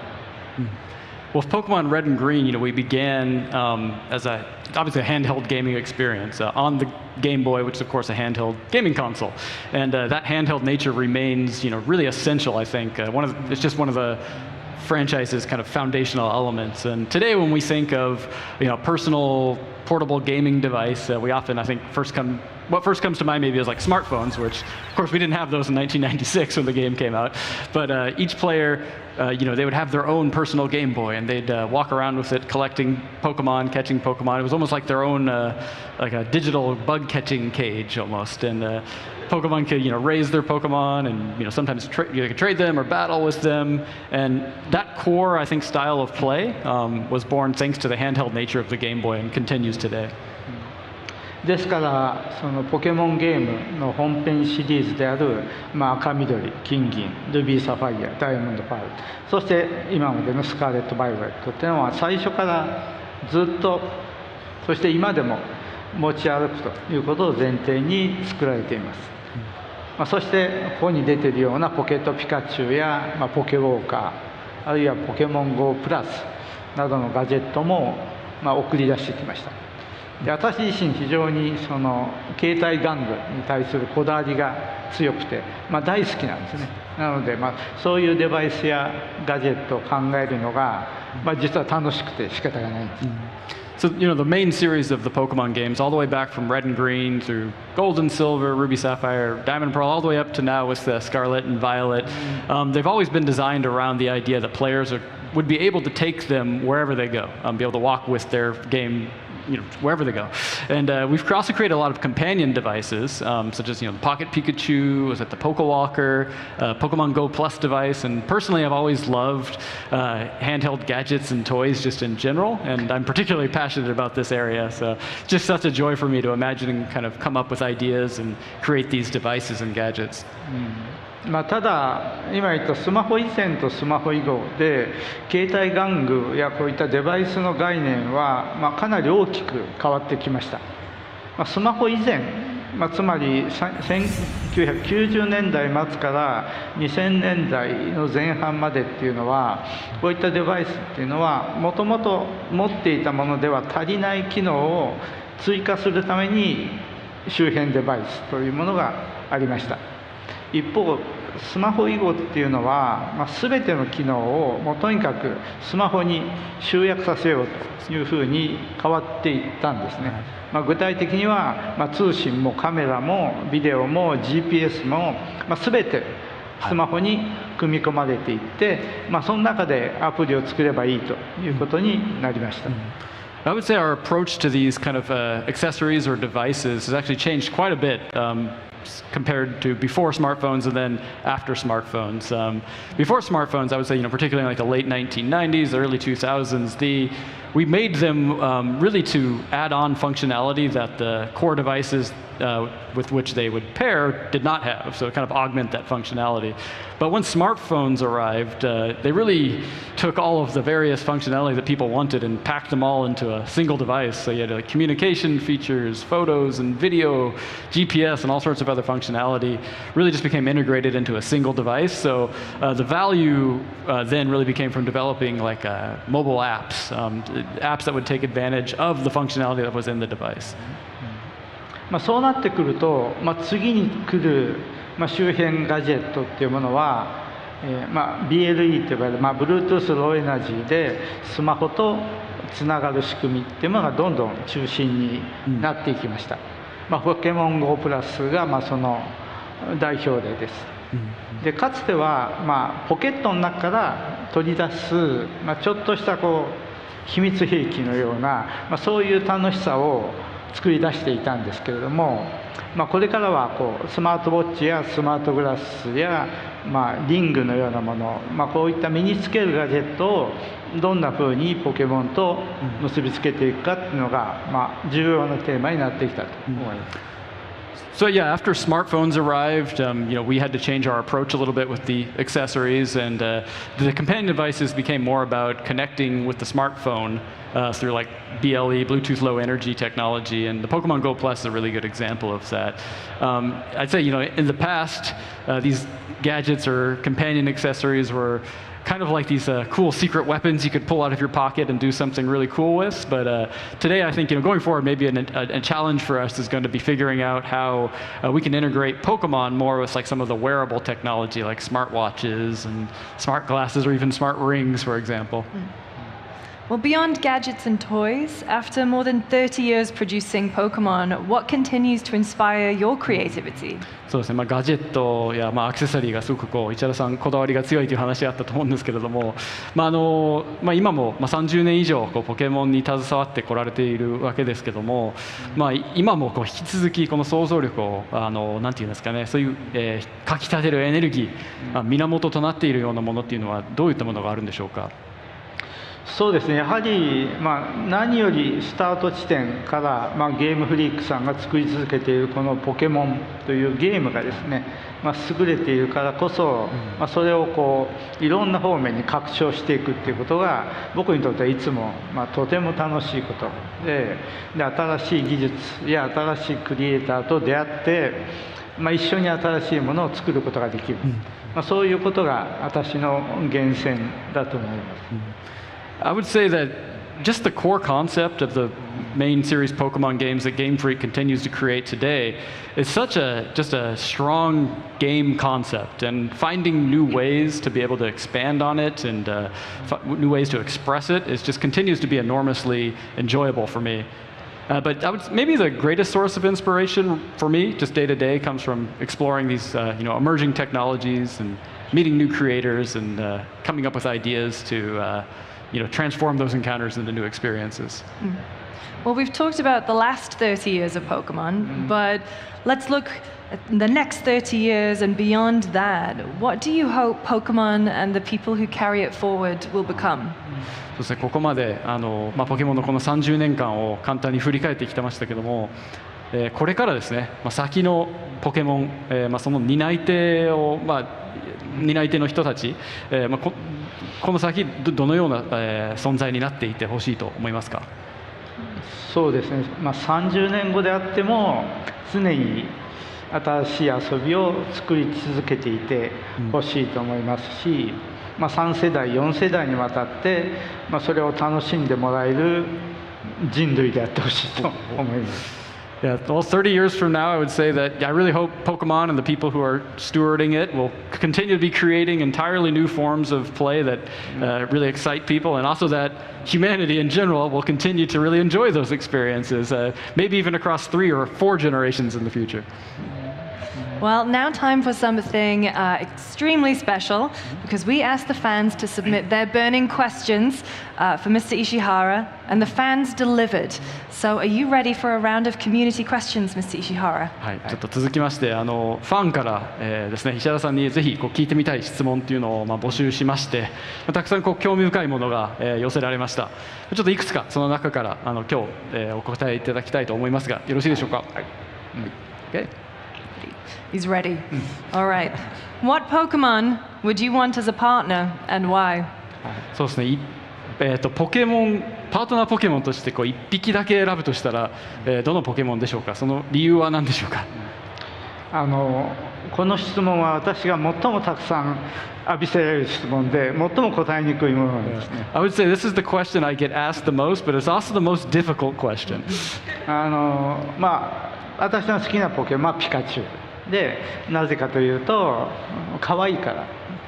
というのは、嘘で実はパートナーポケモンを1匹だけ選ぶっていうことが私にはできないんですね。っていうのは、次々と新しいポケモンが発見されると、それがどんな生き物で、さっきのパートナーとして一緒に旅をしたらどんなことが起きるか、これで想像がどんどん膨らんでいくと。でこれまでに長い時間一緒にいたっていうポケモンは、例えばナッシーとか、コライドンとか、いろいろいるんですけど、これがじゃあカードゲームになったりするとミライドンだったり、ポコアポケモンだとデカヌちゃんになったりします。なので1匹を選ぶっていうのは無理なんですね。I like to say Pikachu, of course, because it's very cute. But I think I would do that. Just kidding on that one. I would say, the truth really is that I simply, I can't just choose a single Pokemon that's my favorite. New Pokemon are being discovered all the time as the new games come out, and whenever I see a new one, my imagination starts kind of running wild. Like, oh, what's it going to be like adventuring with this Pokemon? And what if our travels together, or, depending on what game we're playing, what is it going to be like? So I would say that over the years, though. Some of the Pokemon I've spent the most time with would be like Exeggutor, Koraidon recently also. When it comes to the trading card game, it might be like Miraidon, actually, one of my favorite Pokemon. And recently I'd say in Pokemon Pokopia, Tinkaton, definitely one of my favorite Pokemon in that game. So choosing just one Pokemon, I'm sorry to say, is impossible for me. Very fair. It's very difficult for all of us. とても難しいですよね。すみません。Next question. What is the best part about being CEO of the Pokemon Company? そうですね。株式会社ポケモンの社長、CEO であること、その一番の魅力は何でしょうか。これは皆さんより少し早く最新のゲームを遊べることです。Being able to play the games just a little bit sooner than everyone else. I think this question could come from most people in the room. How can I work for the Pokemon Company? どうすればポケモンの会社で働けますか？ポケモンの会社は世界のさまざまな地域にあります。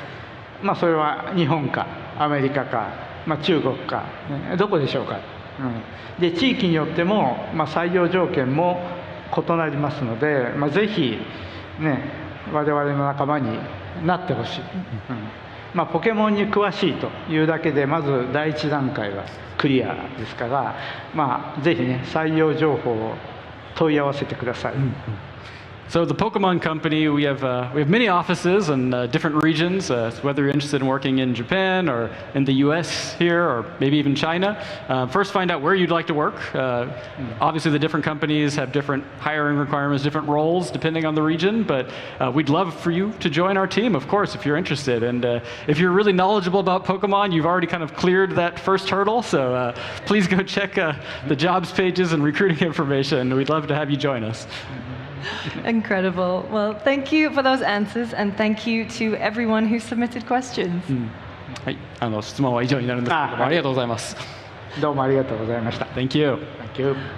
Well, Mr. Ishihara, thank you so much for your time and sharing your memories and your insight. Thank you all so much to everyone here in the audience and all of you at home who couldn't be at Pokemon XP and the World Championships. We really appreciate you tuning in. Thank you so much to everyone for joining us here today.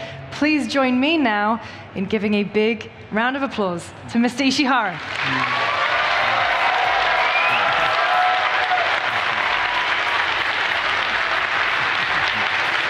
Thank you, and enjoy the rest of your weekend.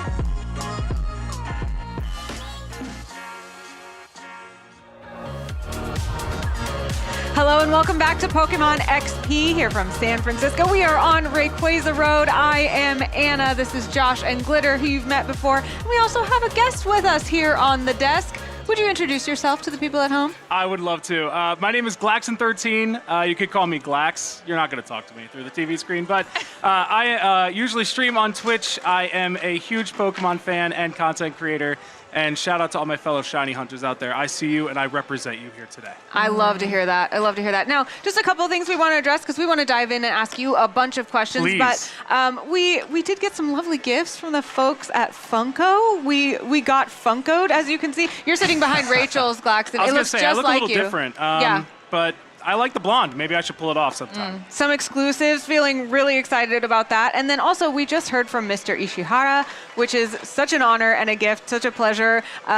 Glitter, what did you think of that? I think for me, just the biggest takeaway was how much gratitude we were seeing out of him towards the community. He was so emphatic in telling everybody at home how appreciative that the entire Pokemon company is, with everyone sticking with them for 30 years. And the thing that I was very excited about was the fact that he was emphasizing the fact that they do not want to become complacent. They want to push for the 50th, for the 100th anniversary. And can you imagine? Oh, we're Could here for it. you Oh my imagine? God, we're here for it. Yeah, it's really great to see that type of legacy, and it's been built upon a huge amount of investment from a variety of different people. But when you have strong leadership that really understand why this is so magical, we get to see that here in the presence of thousands of people and everybody watching from around the world. But when you have strong leadership like that, you can really see from the top down why Pokemon is such a force to be reckoned with. Yeah, you have a lot of revolving doors with bigger, heads of companies, but he's been around for so long and he's been loved for so long. It's great to see how much he loves Pokemon as well. So. Exactly. I'm just going to say for the 50th, tap seat back. Yep. I call dibs. I'm going to be here for the 50th. Thank you so much. Yeah. Really appreciate it. Celebrating from the nursing home. Yeah.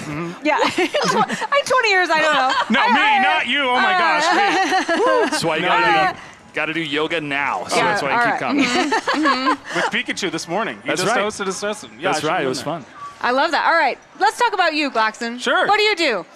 So in the daytime, I am a teacher of 8th grade math students in a public school. But during the night, I am a Twitch streamer. I love hanging out with my community. And we shiny hunt together. We are out there getting a whole bunch of different colored pixels on all of your favorite Pokemon. So for those who don't know, Pikachu is like a nice little orange or yellow mouse. But when you find the shiny version of it, he turns like this burnt orange, and he's like different colors. They're rare, they're fun to collect, and that's what I do basically for a small living. What game are you shiny hunting in right now? So right now, I'm focusing on getting the last legendaries I need in Dynamax Adventures in Sword and Shield. So I'm still back in 2019. Wow, how does that feel? Oh, it's great. I mean, the fact that these games are still being played for so many years later, it's great to see. You're not just stuck in Scarlet and Violet or Champions. We're all the way back in the 3DS games and the early Switch games. It's awesome to see.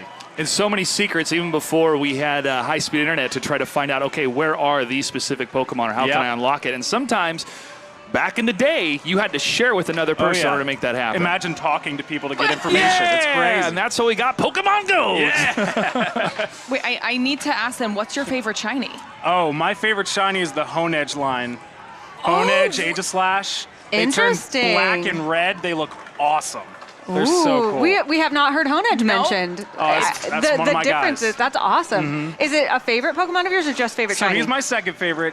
Clearly, I have a favorite. Hitmonlee. Yeah, I'm probably the only person that will ever get this shirt made from the Pokemon Center, but I'm glad that they let me do it. Not a whole lot of Hitmonlee merch, huh? Probably not. No, there's not. So I had to make it myself. I love that. I love that. I love that you can. Yeah. We have been noticing that all day we've been asking people what their favorite Pokemon is, and not a single person has been a duplicate. Wow. Not yet. That's the beautiful thing. I mean, you have thousands of them now, but that's the best thing about Pokemon. Like, everyone is somebody's favorite. So I just happen to be the Hitmonlee one out there. What has been your hardest shiny to find? What has been the one that gave you the most epic journey? Okay, so I'm glad you asked, because every shiny hunter has this story. Yes. So mine happens to be Pyukumuku. Okay. In Sword and Shield, there is one location that you can get it, and you have to fish for it. So in Sword and Shield, they introduced the overworld spawns where you can pick and choose which ones you run into. It's not random like in the grass, but in fishing, it's random. So it's just a small chance that you get a Pyukumuku. So I spent 14,000 encounters to get my shiny Pyukumuku. 14,000? You counted all of them? And yeah, I was long and arduous, and I streamed the whole process. Do you know the amount of hours it took? Oh, God, I couldn't tell you, but it was one day a week for a year. It was like fishing Fridays. And I fished every Friday, 14,000 encounters until I finally got my little green guy. But how did it feel when you finally got it? I would love to show a clip right now of me just yelling and screaming in my basement, running around, so excited to get that thing. It is still to this day, the community is just like, this doesn't live up to Pyukumuku, though. That's got to be one of the ones where you get up out of your chair, Yep. right? Oh, yeah. We have a whole thing called JSC in my chat, which is jump, spin, clap, because that's what I do. I jump up, spin around, and clap yes, when I get it. And you got to share that with your audience, so they got to experience that with you. The clip is available online. It is. And to have that type of social experience is really important. You know, you get to prove it to everybody. But I'd love to know, what is your experience so far here at PokémonXP? Oh, I'm sharing this experience with you all too. So, I mean, living vicariously through the creators and whoever's sharing is part of the experience if you can't make it out here. But it has been so overwhelming in the best way. There's so much to do every turn. Oh, got to go do that. Got to remind myself to do that. Got to get this over here. It's so much. And I haven't even been in one of the halls yet. So, yeah, it's so busy in the best way. There's not a whole lot to collect that's specifically shiny here. And that's what I would love to change in the future. Interesting. If we ever could, we'd like to make us, the niche shiny hunting community, we'd like to make that a little bit more present. What do you hunt when you're here then? Pokemon GO mostly is what I'm doing. That makes sense. There's a lot of shiny to be had there. Exactly, yeah. Have you gotten the shiny? I got both shiny costume Pikachus. Man. Yep, I did. I'm looking for ones with backgrounds though. How long did that take? Just half the day, I would say. The Just luck. in the line. The luck. The line to get out of Pokemon Center, I did 2 raids back to back. Boom, both shiny. What? Mhm. Okay, maybe it's over by the Pokemon Center. We've we have done to go. so many raids and have not gotten a shiny yet. It's insane. Okay. There's the inside scoop, everybody. Head over to that section. Go to the Get the Pokemon raids Center. going. They're there. Catch us lurking over there. Gonna be back on camera. No. Got to get this done. Got to get the first. shiny first. Priorities. Absolutely. Priorities. All right, now tell us what your Pokemon journey was like. We've been sharing a lot of Pokemon memories, what got us here, what made it part of your life that was so big that it became a stream. So I'm Unk. So I've been here since Gen 1. I have been playing since Red and Blue. That Christmas was a magical Christmas in 1998. And I have been hooked ever since. Yeah. There was that awkward time where like you're a teenager and too cool for kid stuff. So I kind of skipped Gen 5 when it came out, but I was there for everything else. So it's been so cool to have adult money now to be a part of this. Instead of relying on my parents buying me everything Pokemon. So yeah, my adult money brought me here. And it's just so cool, like how such a small thing, seemingly, when you're a kid, it just blows up. And everything just becomes super popular right in front of you. And now you're literally at the first of its kind for Pokemon XP. Unreal. So Unreal. what has the experience been like between the floor and Rayquaza Road and hanging out with the community, just all of it? It's cool to see what other people are interested in. Like, I know what I like. But coming to an event like this, you get to see what is important to other people. And I think that's one of the coolest experiences. What has struck you that's important to other people? A lot of people are just collectors. So Pokemon is about collecting, right? Completing the Pokedex, gotta catch them all, right? That's what people are here to do. They're here to collect either exclusive merch, exclusive pins, exclusive, like, whatever, plushies, everything. So the home medals and the pin rally have been the most surprising thing to me. Jeez, yeah, they've been huge. Have been insane. I got notifications all day through my app saying, oh, this pin's gone, this pin's gone, this pin's gone. So it's cool to see what people are interested in. I know, I went for the Umbreon pin, and they were like, good luck. good luck, girl. I was like, I only have 20 minutes. They're like, nope. No, sorry. That and Charizard, nope. Yep, no luck. Not yet. That's right. Not yet. Not We still got a couple more hours today. We still got 2 more days after this. There's plenty of chances. That's the best part. That's the best part. So we're only getting started. Yeah. Now, one of the elements for Pokemon XP that a lot of people have been excited about is TCG Pocket. And I know you have a lot of insight about that game. I do. So tell us a little bit more about your love for the game and what you find so appealing. So I'm going to be very brutally honest. Right now, the state of the TCG, it's very hard to get your hands on physical cards right now. So Pocket does an amazing job of scratching that itch of like, I got to get some cards. I got to open some cards. You can do it twice a day for free, and it's so cool. The art that they recycle and that they make brand new for the game is really exciting. Like, just, you never know when your favorite Pokemon's going to be featured, and you never know what art you're going to pull next. You never know, like, if you're going to get a God Pack. It's good. It's just so much fun. It does scratch that itch. And Anna and Glitter were having such great reactions earlier on, seeing a lot of the artwork that was made for the card game. And and for us to really see, again, the leadership and the protection of these different characters. So when you see a Squirtle and a different element on the the beach, like how do we make sure that this is still the Squirtle that everybody loves, right? And it takes a dedicated team to do that, but we get to really enjoy the benefits at the end of the day to see all the energy that's poured into that art and to make it another collectible item. Exactly. And that's the cool thing about card art is that you can put these Pokemon in all these different scenarios just off your imagination.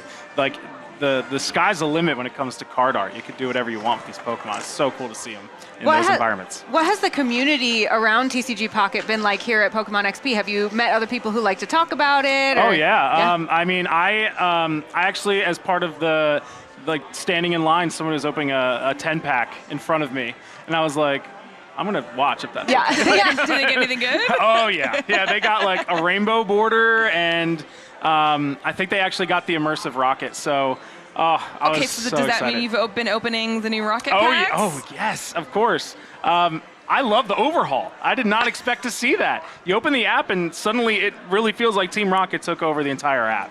I love that so much. So I'm looking forward to other collaborations like that. Just like.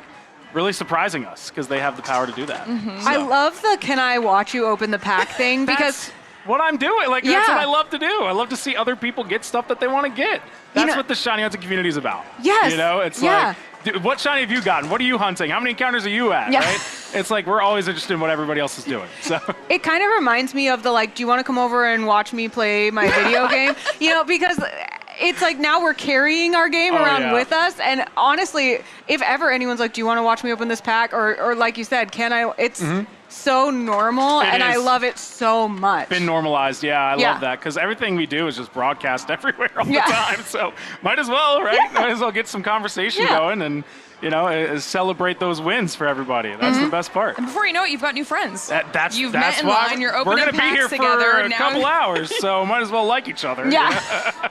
And for some people that maybe are a little bit more on the competitive side, they want to, enjoy that battle system. So for somebody that maybe hasn't really dived into TCG Pocket, can you describe what the battle system is like for us? Yes, so in the basic TCG, like the physical game, you have a 60-card deck. And it's a lot to keep track of, and it's a lot to build with. But in TCG Pocket, it's way more simplified. So it's only 20 cards in the deck, and they're easier to collect because you get free packs every day instead of having to hope that something drops on Pokemon Center one day and that you get through the queue. And it's really cool to see just people building so many different decks with only 20 cards. Like there's so much variety when you wouldn't really expect it. But yeah, I think it's simplified. The rules are very similar. It's just watered down, I like to say, but in a good way. It's simplified. And very approachable. Very. And is there a specific type of immersive card that has eluded you at the moment that you're trying to get? I have been hunting the Buzzswole one for a very long time, but I'm glad I pulled the two Mews that were in the last one where it had a regular and the shiny one, gotta have it. So, I like that. That was a surprise. I didn't expect to see two, but one was just shinies and one was regular. So, that's amazing. Yeah. I wanted to ask before we got off shinies. Sure. What ended up attracting you to shiny hunting? Because if people aren't familiar, shiny hunting is a very specifically demanding hobby where you have to do the same thing over and over. A lot of the time you have to spend a lot of time waiting and looking. It's kind of like wildlife photography almost, where you just have to spend most of your time waiting. What is it that brought you to that and makes it so satisfying to you? So one of the coolest things, and the way I describe my streams and a lot of other shiny hunting streams, is that it's just chatting. There's a category on Twitch that's just chatting. So you're just talking, just yapping away with your community, and then sometimes something happens, right? That's what shiny hunting is on stream. So it's just about building community. And a more serious answer is I'm a teacher, and students will find out whatever they want to find out. So they found my stream. Of course. So to save my neck, I decided, you know what, maybe I shouldn't be playing JRPGs with weapons and swords and stuff. So I'm going to move to Pokemon. And I did that, and I fell in love with it, and it's what I've been doing ever since. Oh, that's really cool. So, yeah. I had to protect myself a little bit, and the move to Pokemon was the best choice I ever made. As a math teacher, the statistics of shinies are really good. Yeah. I feel like that's educational. I'm a numbers guy. I think luck is a statistic. Yeah. I love every aspect of it. It's just so satisfying when you get what you want and you have other people celebrating with you when it happens. It's just such a cool thing, man. It's just like, It's like opening card packs in a video or a stream. You're waiting for them to get the big hit and like get the reaction. Like that's what it's all about. You know, 30 years ago when we saw our teachers at the grocery store, we're like, what? How you exist You don't outside live of under the school? desk? Yeah, right, But yeah. now that they can tune into your stream and enjoy Pokemon collectively, have you ever assigned homework You know during what? one of the streams? I was just thinking this year our curriculum changed and we have probability back. No. Yeah. So we might have to make some tweaks. Is this how you tie it in? Yeah, I might. we're gonna try to get. It's like not till the end of the year, so I got some time. But If you have 14,000 encounters. literally, like yes. How many average encounters do you get a day? How many? Like you can get. It's so many you could do with it. That's awesome. So cool. If you were giving advice to one of the kids you teach, or even an adult who's coming to an event for the first time, what would you tell them about how to fully enjoy an event like Pokemon XP or engage with it, or what would you tell them for their first time? All right, I'm gonna give you a real answer, like just hard truth. You have to go into something like this realizing you're not gonna get to everything. There's just so much to do. So using the app is probably my number one thing. The app has been a lifesaver, just knowing where things are first off in a venue so big. So the map has been helpful, but also just picking and choosing the events that you really, really want to get into. I think it's easier on the mind to narrow things down and go in with like a clear picture. What should I do today? Yeah. And for some folks, they're going to be waiting in line for some of these activities, and you get to meet friends, talk to the staff, talk to different developers, perhaps. And we have had a number of experiences where we have made lifelong friends at these events. absolutely. And that's a really important part and a really beautiful part about it. Has there ever been a very impactful memory in the world of Pokemon throughout these last 30 years that you can maybe rise to the top? Because we've talked about that to a number of different people, and it's kind of really tough to choose. It is. I'm not going to be any different. I would say, again, just being able to share my love of Pokemon, because when I was growing up, you're a nerd, you like Pokemon, right? But now, like, there's 50,000 people here, like, that you're sharing that experience with. So they exist. People that love what you love, they exist. And with Pokemon, it's easier now than ever to find those people. That's such a great place to leave it. Unfortunately, we are out of time. But before we go, I want to let you tell people where they can find you on the internet, how they can stay in touch with you. Awesome. So you can find me on any of the social medias out there, but mostly on Twitch at Glaxon13, XIII. It's a 13 in Roman numerals. I do YouTube, I do Twitter, Instagram, all that stuff, all the same name. So. Thanks so much for spending time with us. Thank you, guys. Enjoy the rest of Pokemon XP. I will. And we will keep bringing you more from Pokemon XP right after this.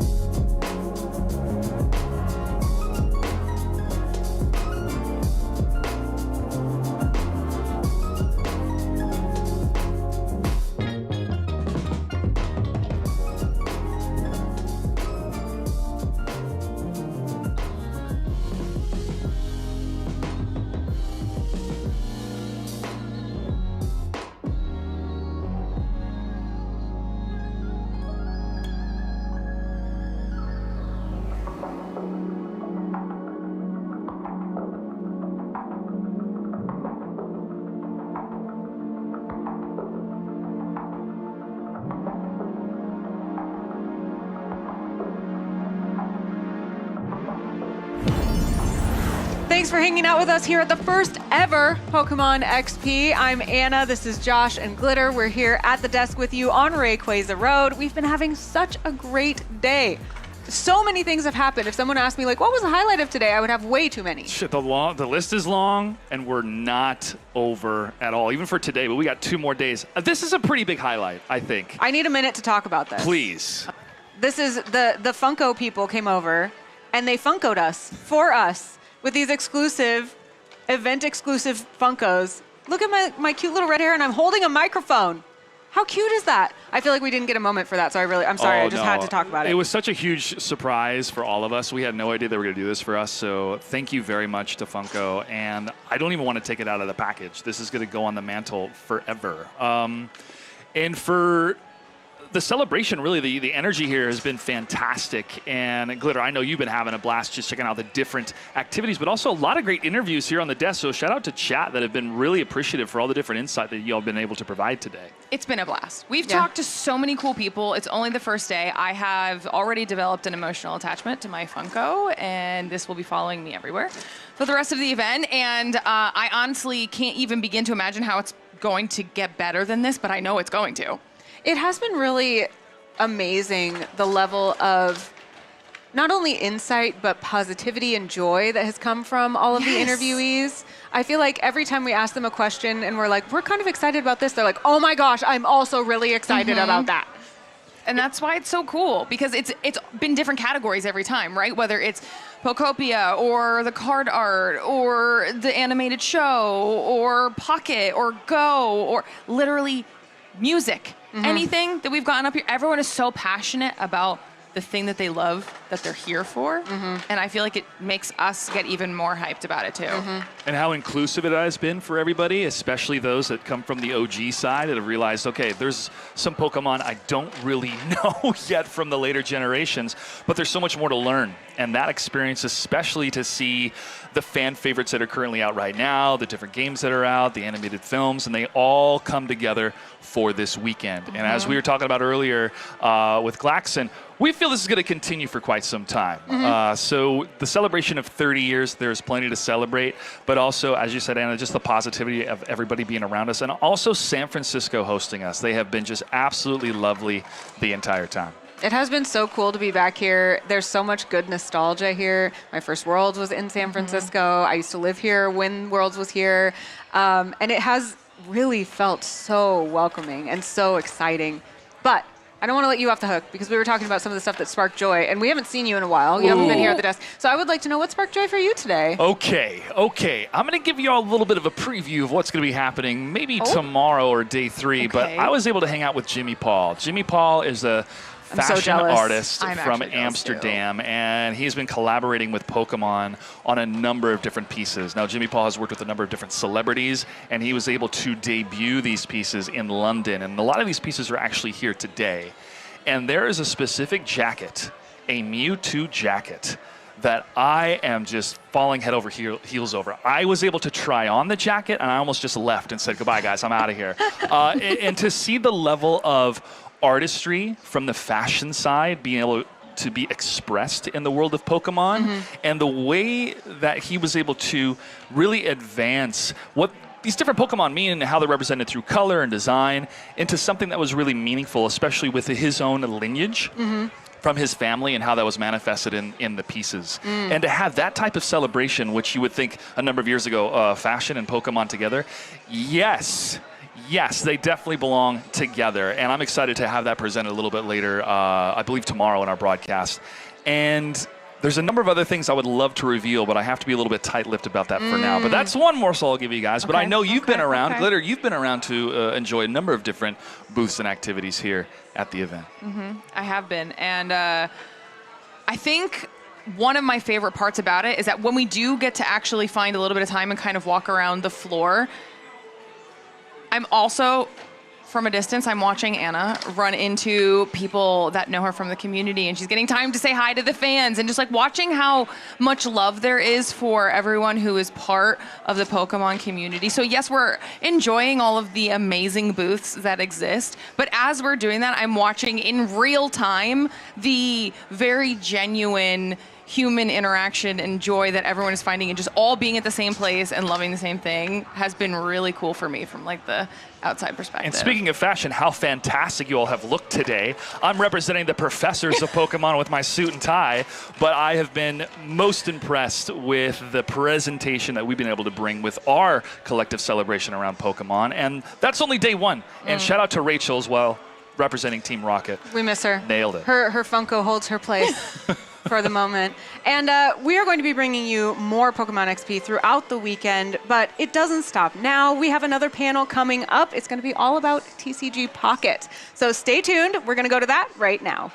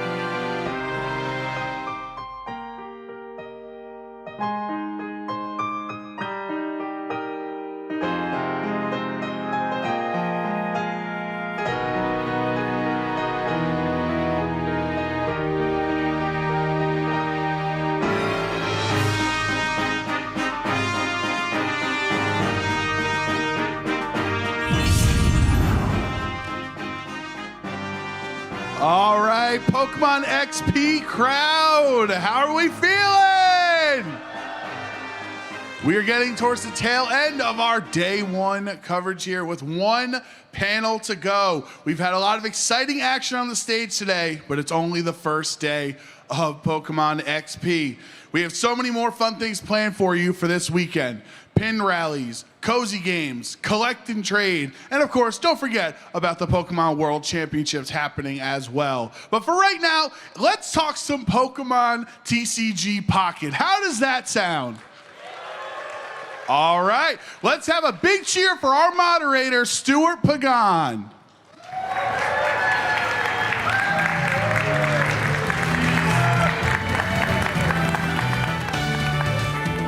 Hello, everyone, and welcome to our panel. My name is Stuart Pagan, and I'll be your moderator today. In this session, we'll take a behind-the-scenes look at the evolution and future of Pokemon TCG Pocket. Joining us today are the members of the DNA, Creatures, and Pokemon Company development teams who contributed significantly towards building the game into what it is today. Before we begin, I have a few announcements. This panel will be conducted in a bilingual format. I will first ask questions in English and then interpret the same questions for our Japanese panelists. Kat, my interpreter, will also then interpret their responses into English. 皆さんようこそ。本日のモデレーターを務めます、スチュワート・フェーゲンです。このパネルでは、ポケモントレーディングカードゲームポケットが、これまでどのように進化していくのか、そして今後どのように進化していくのか、掘り下げていきます。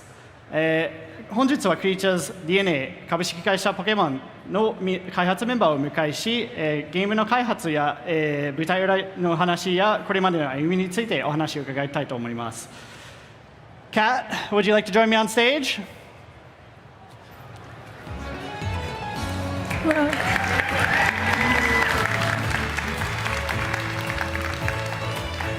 Kat, please go ahead and introduce yourself. Hello, everyone. My name is Kat Cox, and I am your interpreter for this panel.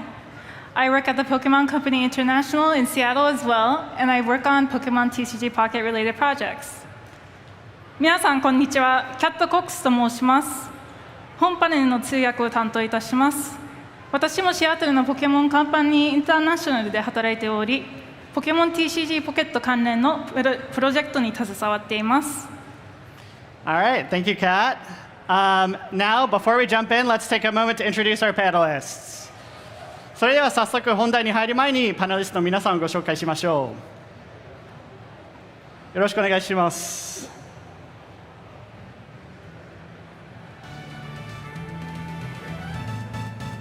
哲也井口、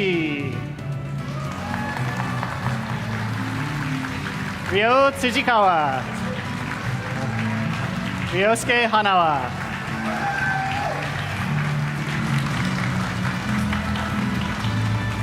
僕ですね。はい。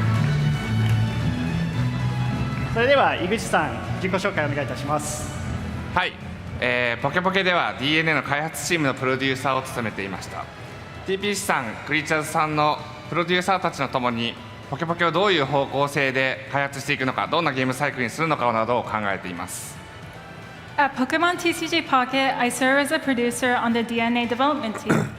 Together with producers from TPC and Creatures, I work on developing the overall direction of Pokemon TCG Pocket, including its game cycle.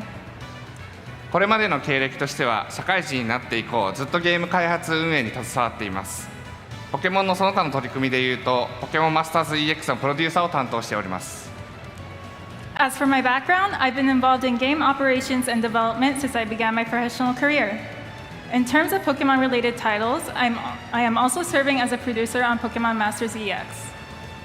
辻川さん from Creatures、辻川さんお願いいたします。はい、ポケポケでは企画、ゲームデザインなどを中心にカード全体を見るクリエイティブディレクターを担当しています。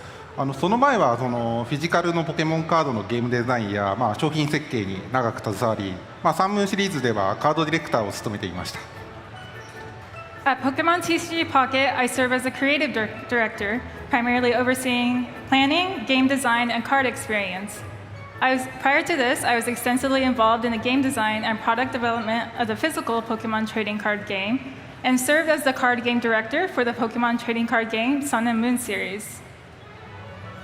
花輪さん from the Pokemon Company、花輪さんお願いいたします。ポケポケで、株式会社ポケモンの開発チームの、ディレクターを務めています。ポケポケがポケモンファンにとって魅力的なタイトルであるということと、ポケモンが魅力的に描かれているということを大切にしてプロデュースをしています。At Pokemon TCG Pocket, I serve as a director on the Pokemon Company's development team. In this role, I focus on producing the title with an emphasis on making it appealing to Pokemon fans and ensuring that Pokemon are portrayed in an engaging and compelling way. ポケポケに携わる前にはフィジカルカードのマーケティングイベントに携わってきました。サンムーンのシリーズ、ソード&シールドシリーズを担当しております。Prior to working on Pokemon TCG Pocket, I was involved in marketing and events for the physical Pokemon trading card game, where I worked on the Sun and Moon series as well as the Sword and Shield series. ありがとうございます。それでは皆さんお書きになってください。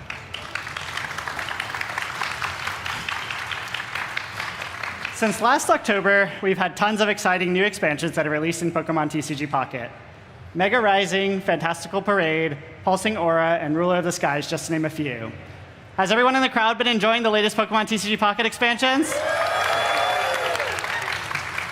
I'm glad to hear it. For this next segment, I'd like to speak with the developers about their experiences developing the past year of expansions. 次のセグメントでは開発チームの皆さんに今のシリーズの拡張パック開発に通じて得られた経験やエピソードについてお話を伺いたいと思います。花輪さん、井口さんへの質問です。What updates, including new features or specifications, have been implemented in the past year to enhance collecting? 過去1年間、ポケポケでのカードコレクションをより楽しくするために、どのような仕様変更や追加機能など、アップデートがあったのでしょうか。この1年間ではさまざまなアップデートを入れましたが、ユーザーが楽しくコレクションするためにはという目的で入れたのは、お裾分け機能やトレードのルール変更をするといったものがあります。プレゼントボックスのパックのまとめて受け取り機能を入れて、このような回収は好評でした。Over the past year, we have implemented a variety of updates. Among those aimed specifically at making card collection more enjoyable for users are the introduction of the sharing feature and adjustments to trading. Updates such as enabling bulk receipt of packs and gifts were also well received. 多くのユーザーの方にカードをより集めやすくするということを大方針として仕様の追加ですとか機能の改善というものをやってきました。トレードですとかゲットチャレンジの回収、お裾分け機能の実装といった方針は、この大方針によるものです。一方で毎日パックを開封して手に入れることができるポケポケでは、あまりカードを入手することを簡単に設計してしまうと、カードのコレクションの価値そのものが下がってしまうというデメリットもあります。そのバランスを大切に開発を進めてきました。We have introduced updates and feature improvements under the broad goal of making it easier for our users to collect cards. Improvements to trading and winner pick features, as well as the implementation of the sharing feature, were introduced in line with this goal. When thinking about what updates can be made to Pokemon TCG Pocket, we aim to strike the right balance of ensuring fans are able to collect the cards they want, while still maintaining a sense of excitement. Thank you, Kat. For Iguchi-san and Hanawa-san, what update was the most memorable and why? We'd also appreciate it if you could touch on updates that were positively received by users. 井口さんや花輪さんにとって最も印象深いアップデートは何でしたか。その理由も伺えるとありがたいです。2025年10月に登場したメガライジングのアップデートが最も印象深いです。お裾分けやトレードの条件変更やゲットチャレンジにもアップデートを加えています。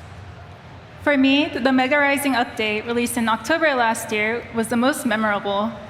It included the implementation of sharing, changes to trading, and improvements to Wonder Pick. それまではパックの排出率の構造的にもカードコレクションが後半になればなるほど難しくなるというような状況でした。ただ我々としてもなんとか最後まで楽しくコレクションを楽しんでほしいにもかかわらず、実際に提供できている体験に差分があるのではないかというような議論を重ねました。Prior to this, due to the way packs were structured and how cards were distributed, collecting cards became increasingly difficult the further users progressed. While we wanted players to enjoy collecting all the way through, we recognized a gap between the goal and the actual experience being delivered, and we had many discussions around this. そこでユーザー間が協力してコレクションをする幅を増やし、持ってないカードを手に入れる機会を根本的に増やすようなチャレンジをしようというような方針から出てきたのが1周年のアップデートです。As a result, we decided to expand opportunities for users to collaborate and fundamentally increase the chances of obtaining cards they did not yet have. The first anniversary update was created based on this approach. 実際さまざまなユーザーさんたちからコレクションしやすくなったというような声を多くいただき、実際ゲームデータの上でも最後までコレクションをいただけるような、楽しんでいただけるようなユーザーさんがかなり増えました。In practice, we received a large amount of feedback from users saying that collecting has become easier, and we saw an increase in the number of users who were able to complete their collections. まだまだコレクションゲームとしての面白さを上げていけると思うので、このようなアップデートをさらに検討しています。We believe there is still room to further enhance the appeal of the game as a collection experience, and we are continuing to explore additional updates along those lines. 私もお裾分けの機能の実装というものが一番印象に残ってます。For me, the addition of the share feature also left a strong impression as well. お裾分けという機能の面白いところは、お裾分けをするプレイヤー自身には全くメリットがないというところが面白いなと思っています。What I find particularly interesting about this feature is that while only one person is receiving a new card during this experience, players still do enjoy engaging with this feature. ユーザーの皆さんの反応を見ていると、それでもフレンドや他のプレイヤーのコレクションの手助けをすることを、それ自体を楽しんでいただけているように思います。私自身もフレンドのまだ入手できてないカードをお裾分けすることは、ポケポケをプレイしていてとても楽しいと感じることができる瞬間です。Based on user reactions, it seems that players genuinely enjoy the act of helping friends and other players complete their collections. Personally, being able to share cards that my friends have not yet obtained is one of the most enjoyable moments for me in Pokemon TCG Pocket. The next question is for Tsujikawa-san, who has been deeply involved in the game design and product development of the physical Pokemon trading card game. Tsujikawa-san, what kind of battle experience did you aim to deliver to users in Pokemon TCG Pocket? Additionally, what kind of reactions did you receive? フィジカルのポケモントレーディングカードゲームのゲームデザインや商品設計に長く携わられた、辻川さんですが、ポケポケではユーザーの皆さんにどのようなバトル体験をさせたかったのでしょうか。そしてそれに対してどんなユーザー反応があったのでしょうか。はい、そうですね、スマホに最適化されたよりカジュアルで遊びやすいポケモンカードバトルを届けたいと考えていました。デッキの枚数や勝利ポイント、エネルギー発生、あとテンポ感など簡単にはしていますが、大事なのはただ簡単にするのではなくて、フィジカルのポケモンカードにもつながる面白さをいかに残すかというところにありました。結果想像以上にバトルにも触れてくれる層が増えまして、ポケモンカードのルールや基礎をたくさんの人に知ってもらえたのかなって思っています。We aim to deliver a Pokemon card battle experience that is optimized for casual and quick play. While elements such as deck size, victory conditions, energy generation, and overall tempo were streamlined, the key was not simply to make the game easier, but to preserve the depth and the enjoyment of that connects back to the physical Pokemon trading card game. As a result, we've seen more players engaging with battles, and we feel that has helped a wide audience learn the rules and fundamentals of Pokemon TCG. What was the biggest surprise? 最大の驚きは何でしたか？そうですね、ポケポケを通してフィジカルにも興味を持ってくださったユーザーがもう大変多くて、両方遊んでもらえていることをとても嬉しく思っています。We're very pleased that many users have also developed an interest in the physical trading card game through Pokemon TCG Pocket, and that they are enjoying both experiences. Team Rocket has finally appeared in Pokemon TCG Pocket. Personally, I think fans are pretty excited, but it sounds like you guys agree. It's great. Tsujikawa-san, what is your favorite new card added in the Pokemon TCG Pocket's latest expansion, Team Rocket's Ambition? Please also tell us why. ロケットガンがついにポケポケに登場しましたね。ファンの皆さんにかなり長く期待されていたと思います。今月追加されたロケット弾の野望で新しく登場したカードの中でお気に入りを教えてください。その理由も伺えるとありがたいです。そうですね、いくつかありなかなか選びがたいのですが、ちょっとロケット弾のバリアードをまずはロケット弾の野望を感じさせるような、もう何とも言えない表情をしているところが個人的には好きですこのパック、ロケット弾のテーマでしか描けない表情をしているなと思ってます。It's hard to choose just one, but I'd say Team Rocket's Mr. Mime.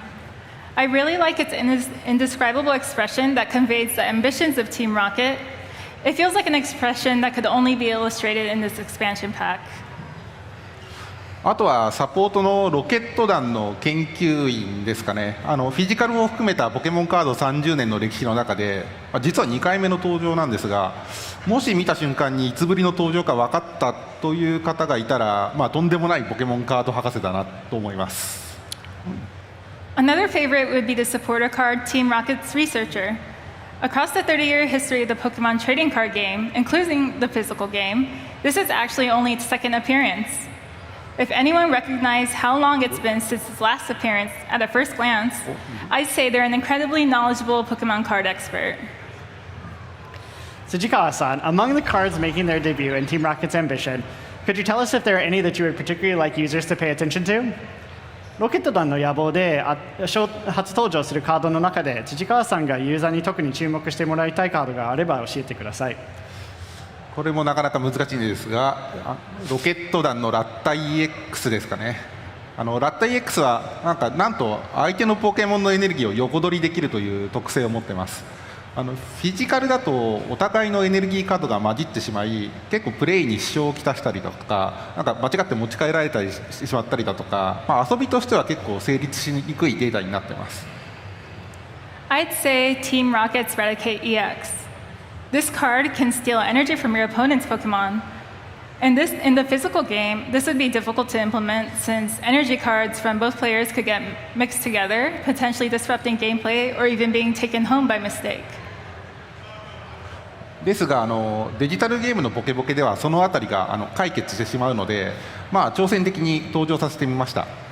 このパックがそのロケット団というテーマだからこそ、実験的に挑戦した遊びであり、皆さんにここだけの、ロジックとしてロケット団のごっこ感と合わせて、このロケット団のラッタを楽しんでいただけたらなと思っております。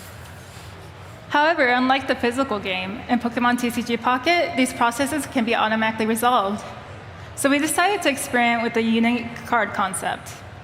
Because Team Rocket's ambition is themed around Team Rocket, this kind of gameplay challenge felt very appropriate. We hope that players will enjoy it as a unique, self-contained experience that captures the playful feeling of role-playing Team Rocket. With this recent update, Team Rocket's designs were also added to areas such as the home screen and the shop. Iguchi-san and Hanawa-san, could you please talk about the intentions behind these changes?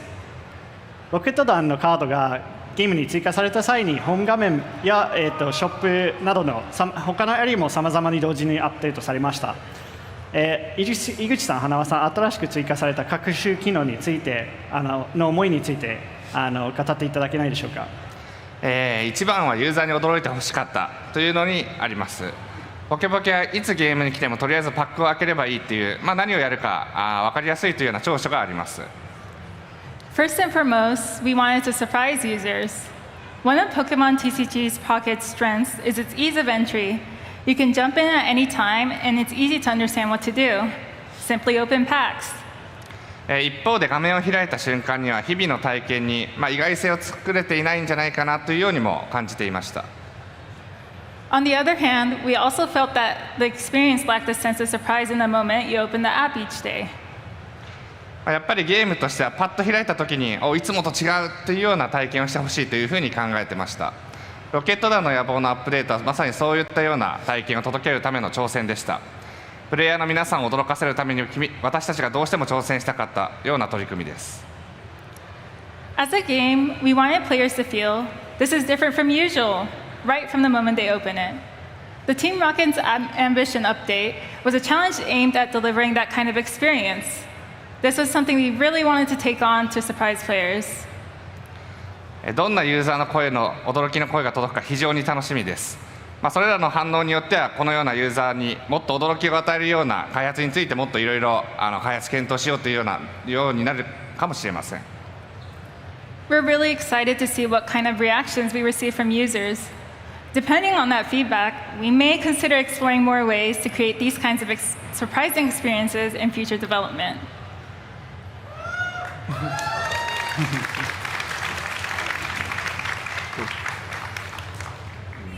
そうですね、井口さんにコメントをいただいたように、ポチポチではユーザーの皆さんに新鮮な気持ちですとか驚きを感じていただくということをとても大事にして開発をしています。As Iguchi-san also mentioned, at Pokemon TCG Pocket, we place a lot of importance on delivering a sense of freshness and surprises to our users.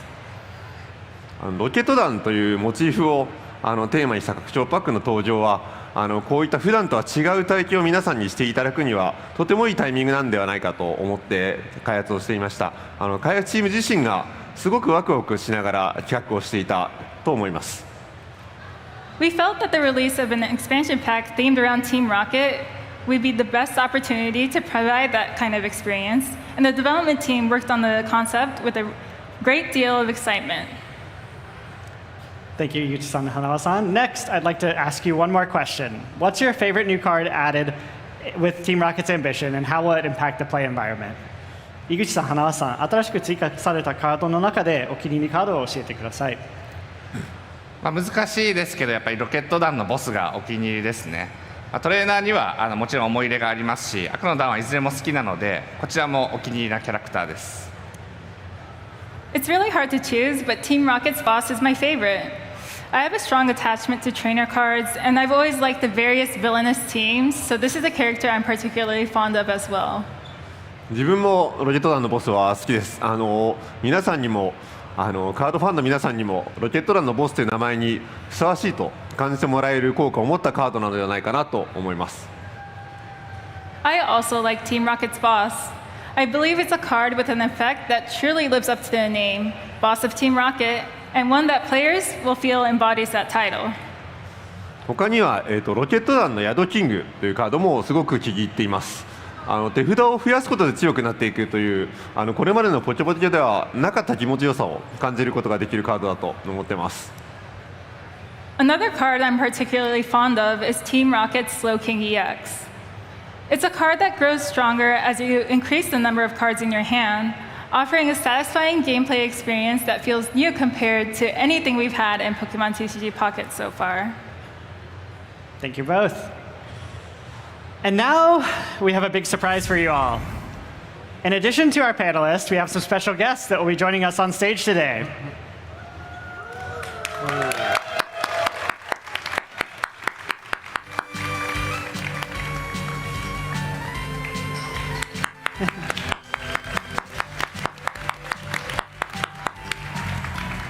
Hey, Siren and Princess Diana, what are you guys doing here?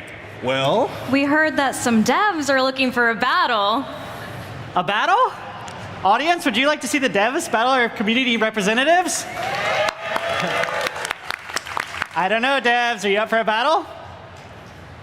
井口さん、開発者の皆さん、バトルはいかがでしょうか?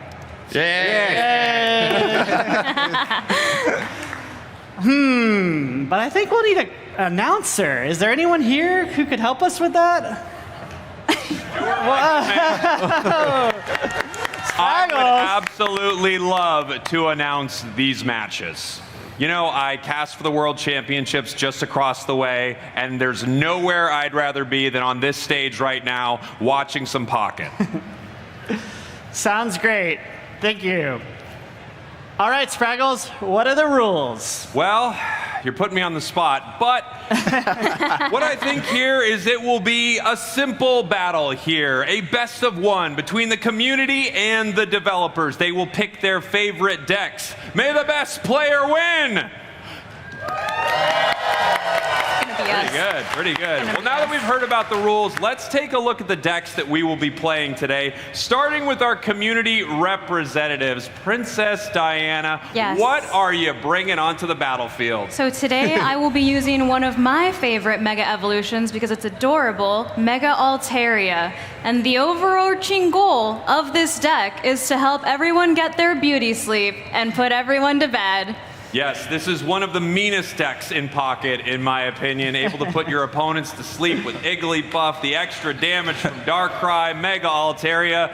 Whew, I hope you win. This is a tough one to beat. All right, Seiya, let's take a look at yours. Well, I love Sceptile, and the goal for me is to get ramped up super quick and do some really big damage for Mega Sceptile, and also keep myself safe from status conditions with Ogerpon EX. I love it. Tell me a little bit about the Celebi in your deck. Well, you know, Grovyle has this amazing move, and we can snipe the bench, and if I have Celebi out, well, you know, I get access to that move as well. Amazing. All right, I cannot wait. Stuart, we got to hear about the devs' decks. All right, let me ask them. Iguchi-san, what kind of deck will you be playing today? Iguchi-san, お願いいたします。私のデッキはロケットのボスで相手のポケモンをベンチに出させてスイクイーン EX のクリスタルワーズで大ダメージを狙います。さらに月光河の特性で水手裏剣でベンチポケモンを攻撃できるのも強みです。The goal of my deck is to force Pokemon on my opponent's bench with Team Rocket's boss and aim for big damage with Suicune EX's Crystal Waltz. Another strength of my deck is that I can attack Pokemon on their bench with Greninja's ability, Water Shuriken. Oh my gosh, incredibly mean, and from the new set, I love it, Stuart. Excellent. All right, next, Tsujikawa-san. Please tell us about your deck. Tsujikawa-san, お願いいたします。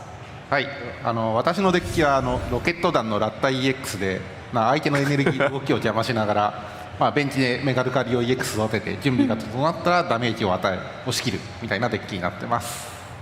The goal of my deck is to interrupt my opponent's strategy with Raticate EX while building up Mega Lucario EX on my bench. Once Mega Lucario EX is ready, I'll overwhelm them with its powerful moves. Wow. All right. Unbelievable. We have two incredibly powerful decks and two incredibly powerful decks from the devs that I cannot wait to see. All right, you guys. Who wants the devs to win? Let me hear ya. Pretty good. Pretty good. All right. Who wants our community to win? Let me hear ya. Ooh, all right. This is going to be fun. All right. Any last words before we battle? I hope everyone's ready to get some rest. Ooh. Good luck, have fun. Good luck, have Much fun. nicer Not than bad I. at all. Any last words from our devs? 開発者の皆様、意気込みをお願いいたします。バトルは楽しくやる派なので全力で楽しみます。 I'm the type who likes to have fun with battles, so I'm going to enjoy it to the fullest. 市川さんお願いいたします。はい、ロケット弾の野望のカードをうまく使って頑張ります。 I'll do my best to win using cards from Team Rocket's Ambition. Amazing. All right, everyone, take your positions. Let's get this thing started here. I cannot wait to see it. Brand new cards from Team Rocket's Ambition. They sound incredibly mean. We needed to make Greninja Suicune more powerful, and that's what we're going to see here in this first game. Are you ready, community? I'm ready. Are you ready, devs? Ready. All right, let's start the battle. Here we go. Woo! Leafy Altaria. Unbelievably mean as well as we're heading into our game right here. I cannot wait to see how your deck starts, Diana, because it could go very, very well for you. It could also go very right for me. That's right, and here we go. We see both of our decks here. On the left, we're going to have our community. On the right, we are going to have our devs. And indeed, start for the devs, and there is that Igglybuff right away with Espeon on the bench. This feels pretty good for you right here, Diana. And you're going to be going second. Oh, no, sorry. You're going to be going first. Wow, this is excellent. This is a Pokeball dream right away. hand. How are you feeling? A dream hand, honestly. A dream hand where you'll be putting your opponents to sleep. Lucia right now grabbing you two Pokemon, an Eevee and a Swablu. It looks like you have everything but a Darkrai ready to go. And we're going to go with the Sleepy Lullaby right away. The Indeedee in the active spot is put to bed. And now we're going to see what the devs are doing here. This is the first time I've ever heard anyone clap for Igglybuff putting something to bed in Pocket. But it's great. I absolutely love it. And we've got some new cards here. Unlucky. Soothing Shore right away. This is the stadium that was released in the last set. With water energy on these Pokemon, they're going to heal every single turn. So even though this has taken some damage, they're not too stressed about it. Copycat throwing their hand away, grabbing some more cards. We've got the rare candy, we've got the Cyrus. Ooh, we got the Suicune, and we got the Greninja. Here we go. The question is, how are they going to play this? And they are going to move Indeedee out of the active spot right away. Suicune is in. That means they're drawing an extra card at the end of their turn. But we're going right back to the deck that puts you to sleep. What do we got? What do you get? What do you get? I want to see. Fun little hand over here. Hold on, hold on. Oh my gosh, All right. it's going so well for you right now. I'm very jealous. Mega Altaria on the bench. We also have Espeon ready to go. And you have an interesting play. Yeah, I was wondering, you're going to break your opponent's stadium, put down your own, the training area, more damage for all of your Stage 1 Pokemon, the instant retreat, Espeon is powered, crazy amounts of damage, and Suicune goes to bed. That's 50, and Suicune is asleep. It's going to take him a while to fight on the other side, but they're awake. And here we go.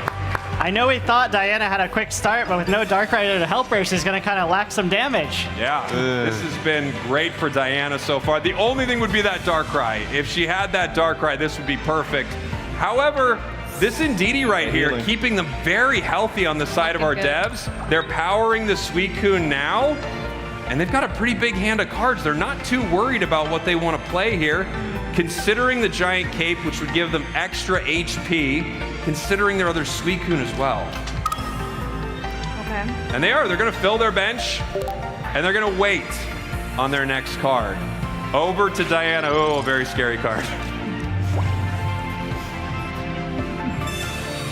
All right, Diana. Okay. Another Professor's. All right. Almost all your cards, it feels like, are in your hand right now. I'm looking for the right one, though. Yes, you are looking for a very important card that would do extra damage. However, the sleep has been pretty good. Oh, man. You gotta love point look. Oh, man. Not my day. They made the game. So that's how it goes. It's just how it goes sometimes. All right, let's take a look at their next plays here. Suicune's going to be ready to fight right now. The question is, are they going to get more cards on their bench? What else could they consider playing here? Energy ready to go for our developer. The Looks like a lot of thought is going into this next move. Altaria can come in. I was saying, it looks like a lot of thought is going into this next move. Yeah. This is a big move. And Got him a little I see scared, exactly where they're guys. coming from here. They recognize that this could go down, right? Oh! Oh! This is a big card. And here we go. One great thing for the developers right here is we have a very full bench, but look at Diana getting insanely aggressive. Here comes the Mega Pokemon with Mega Harmony, and down goes Suicune.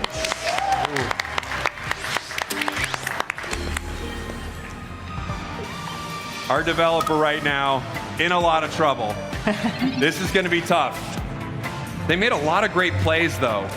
Saving the cape gives them enough HP to withstand this. All right. Brokey now hits the bench. We're going to have a ton of damage here from this Suicune onto Altaria. Can Diana do something about this Suicune now? 100 damage over to Princess Diana. That Altaria is very vulnerable right now. I got a trick up my sleeve. Oh! The Sabrina! Unbelievable!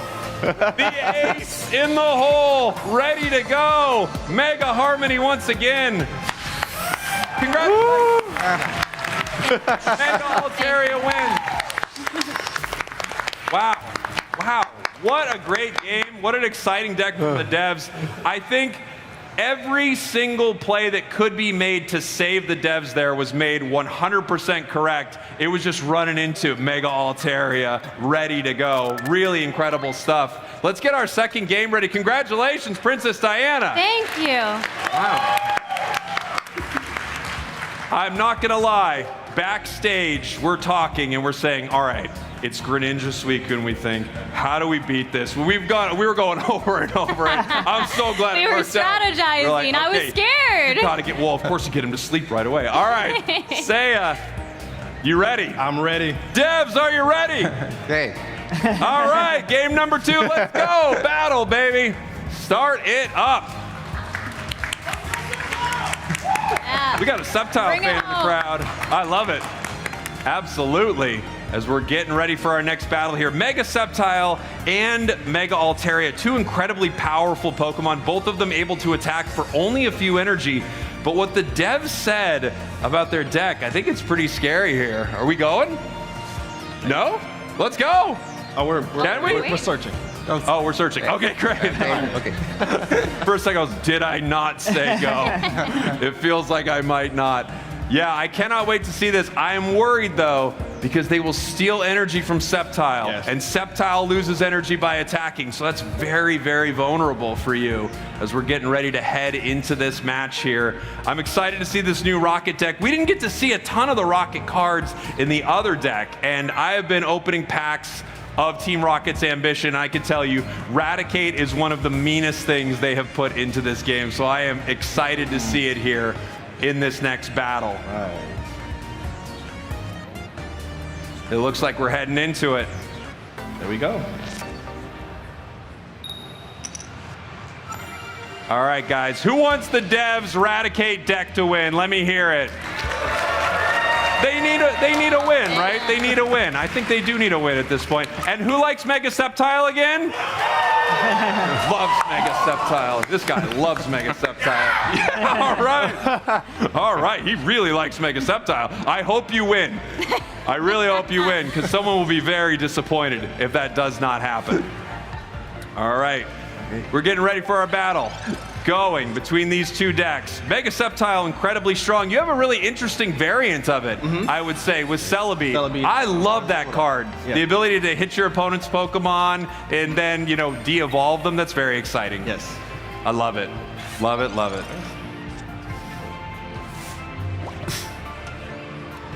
I think we're heading into our match now between these two. Stuart, who do you think is going to win this one? Do you have to say the Devs or you get in trouble? It's a good question. I don't know. This Raticate EX I've never seen before, so I don't know how that's going to perform, but I do know the Mega Sceptile deck is pretty strong. Yeah, So Mega Sceptile is very strong. so consistent how it evolves, you know. So I think that both sides have a good chance, but my money might be on Mega Sceptile EX. I mean, the community did so good in that first game, so I would not be shocked to see them win again. The Raticate card I absolutely love. Every time you evolve from Rattata to the Team Rocket's Raticate, you steal energy from the Pokemon in the active spot. It's so mean. It forces your opponent to never want to put energy there, to never decide to attack until they are ready. It is a really cool card in the new set. I think the new set is themed incredibly well. Yep. It's I love what they've done to the game, obviously changing the loading screen and all that. I think all that's exciting. But I do love a set that feels like the whole idea behind it is finding new ways to disrupt your opponent's hands, finding new ways to take their energy. I think a good rule of thumb in any game is if my opponent doesn't like that I'm doing this, it is the right play. And Team Rocket's Ambition has a lot of that in it, so I can't wait to see it here. I will say, if this deck does well, I'm going to steal it. I'm going to steal it, and I'm going to make a video about it. I'm going to pretend it's mine. There you go, right on theme for Team That's what I'll probably Rocket. do. And all of you were here for it. You all saw that I will make that robbery. As we're heading into our game here, we are go. taking a look at the perspective of our Sceptile. They have the Rattata in the active spot. Now, it's interesting here. We're going for the Professor's Research right away. And there we go. We have a Mega on the other side. We can see what's in our opponent's hand, and it is pretty exciting to see what they've got here. They've got some pretty powerful cards. The other Trico. So not every Sceptile deck is going to be running 2 lines of Sceptile, but this one is. The great thing about that, if you lose one Trico, you're still good to go, and you have that powerful Mega Pokemon available. Professor's Research from our devs, Hitmonlee, Riolu. A lot of options in this deck for our fighting player. Team Rocket's Rattata once again. It's going to be tough, Saya. They're telling you can't put any energy in that active spot, my man. I see it. I see it. The Hitmonlee. And they are powering Lucario. And now it's just a time where we wait. The question is, this is good. It's very good. Fragrant Forest able to grab a basic grass Pokemon from the deck. We get it, you're lucky. The Crown Rare Celebi. Impressive. And we're powering the Grovyle on the bench. I think this is very smart. Obviously, we see what can happen with this Raticate right away. And now it really just feels like it's a game of chicken almost between these two players. Who is going to move in and start fighting first? Mega Lucario right now with 2 energy on it. And something amazing about this Raticate card, they don't even need to do it. Wow. The X speed, we're getting aggressive from the developers. Here comes Mega Lucario right away. He's saying if you've got Sceptile, prove it, my dude. Fighting Pulse. That's fine. Big. Big. I don't think I need to remind you, this is not great. This is a tough spot to be in. He's going right for it. Gonna have to go for a full send. We have the Mega Sceptile. We have the energy on it. We're swinging with the terminating tail. Crazy amounts of damage to this Lucario. If you're able to keep energy on it, you can beat it. It can't take you down fast enough. However, your opponents may have a trick up their sleeve. And they do. There's the brand new card, Team Rocket's Raticate EX, with the absolute brutal ability to steal the energy from the active spot. Mega Lucario is powered. The training area is down for extra damage. And here we go. We are swinging 150. It is poisoned, so it's going to be taking damage, but not enough. Not enough. Do we have anything? What do we got? The Fragrant Forest. All right. Lily. Maybe we can do it. Oh! Oh! We go for the pound. We go for the 20 damage. The poison's gonna leave them at 10. I don't know if we. Let's see. Our devs right here with the fighting pulse. They're gonna swing for 140. Oh, it's enough. Man, it is enough. Congratulations to our devs. Amazing. Great work. And today's winner is それでは本日の優勝者は It's a tie! 引き分けです。 I don't think you guys appreciate how good a tie is, so we're gonna try that one more time. It's a tie! Good, very good. Congratulations to all of our players. おめでとうございます。Thank you to Spraggles and to the community representatives who joined us on stage today. Thank you guys. Love you. Goodbye. 本日実況を務めてくださったスプラグルさん、そしてコミュニティ代表としてバトルに参加してくださった皆さん、本当にありがとうございました。Please give him a big round of applause. 大きな拍手をお願いいたします。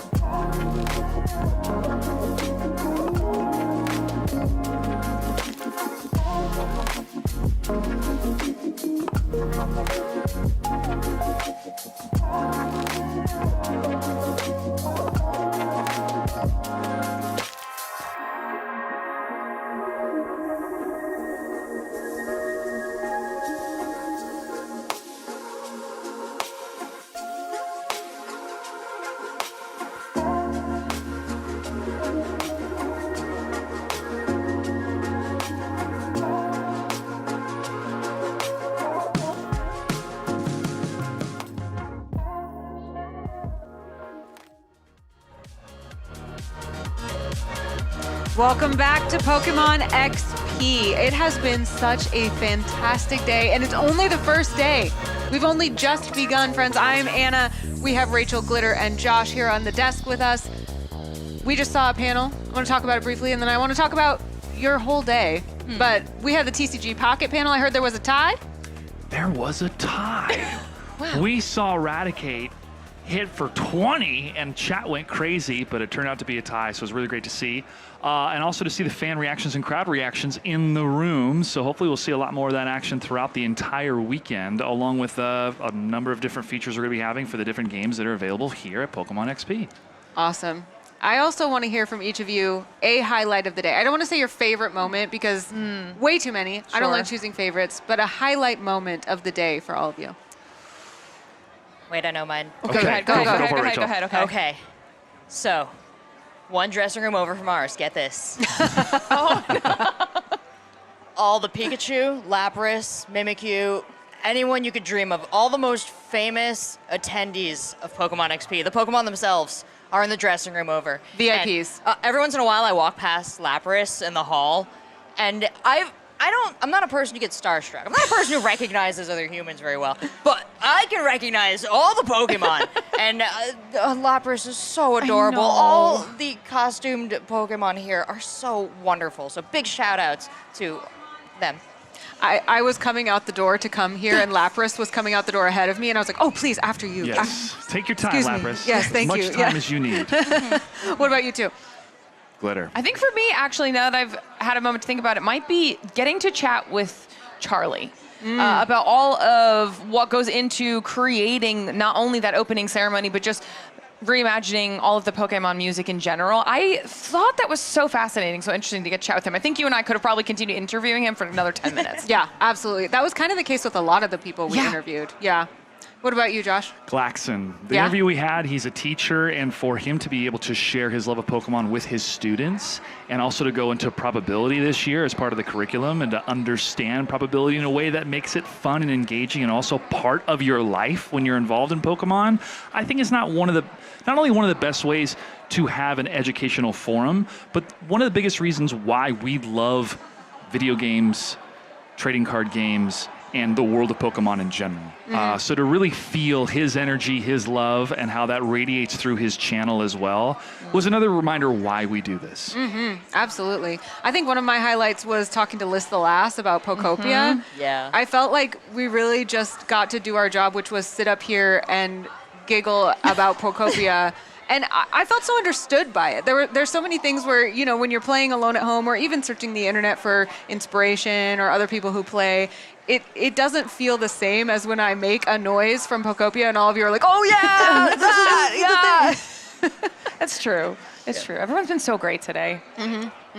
I'm kind of shocked by just how much has happened today. Yeah. I mean, so many different communities coming together, and yet the same community. And I keep explaining to people, they're like, how are you doing? I'm like, I'm really pleasantly overstimulated. Yeah. I'm just so much is happening, so much, well, you know? That point you said about different communities coming together, we often think of the Pokemon community as one big community, but never do you realize how truly diverse Pokemon fandom itself is, so you come to something like this. Exactly. And now we have XP, which celebrates all the different ways that people love Pokemon, not just the competition. And we are seeing cosplay. We are seeing some very creative people who come up with Magikarp coins to give out, or just special little treats. Just any way you can connect to other Pokemon fans. Even if you're a stats person, and I'm a lore person, and you're a design person, and a fashion person, this is the place where all of that comes together, and you see so much creativity. So, having a good time. What has impressed you all about the fans, the community? What have you noticed about them?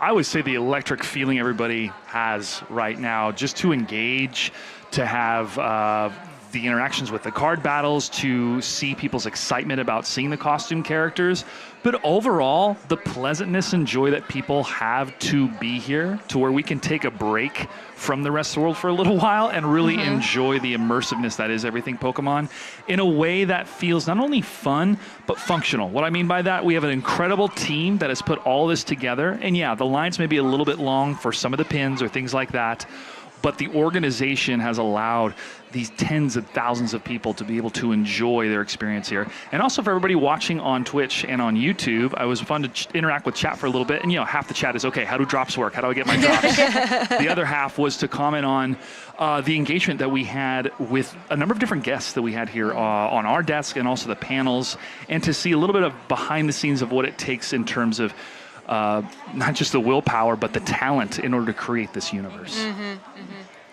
I mean, for me, I think, we talked about it a little bit earlier on the desk. For me, the biggest takeaway is just how kind and genuinely welcoming this community is. Obviously, this is my first Pokemon event, and even from the small things of as people are passing, they're waving to us while we're sitting here on the desk talking about stuff, to the people that we've been interviewing, to Twitch chat. I mean, it has been one of the most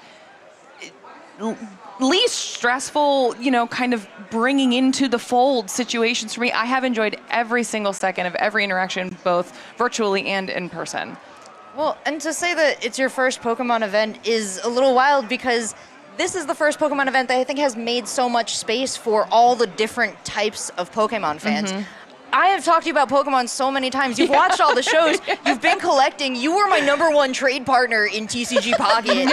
And I can't believe this is your first Pokemon event, but you know what?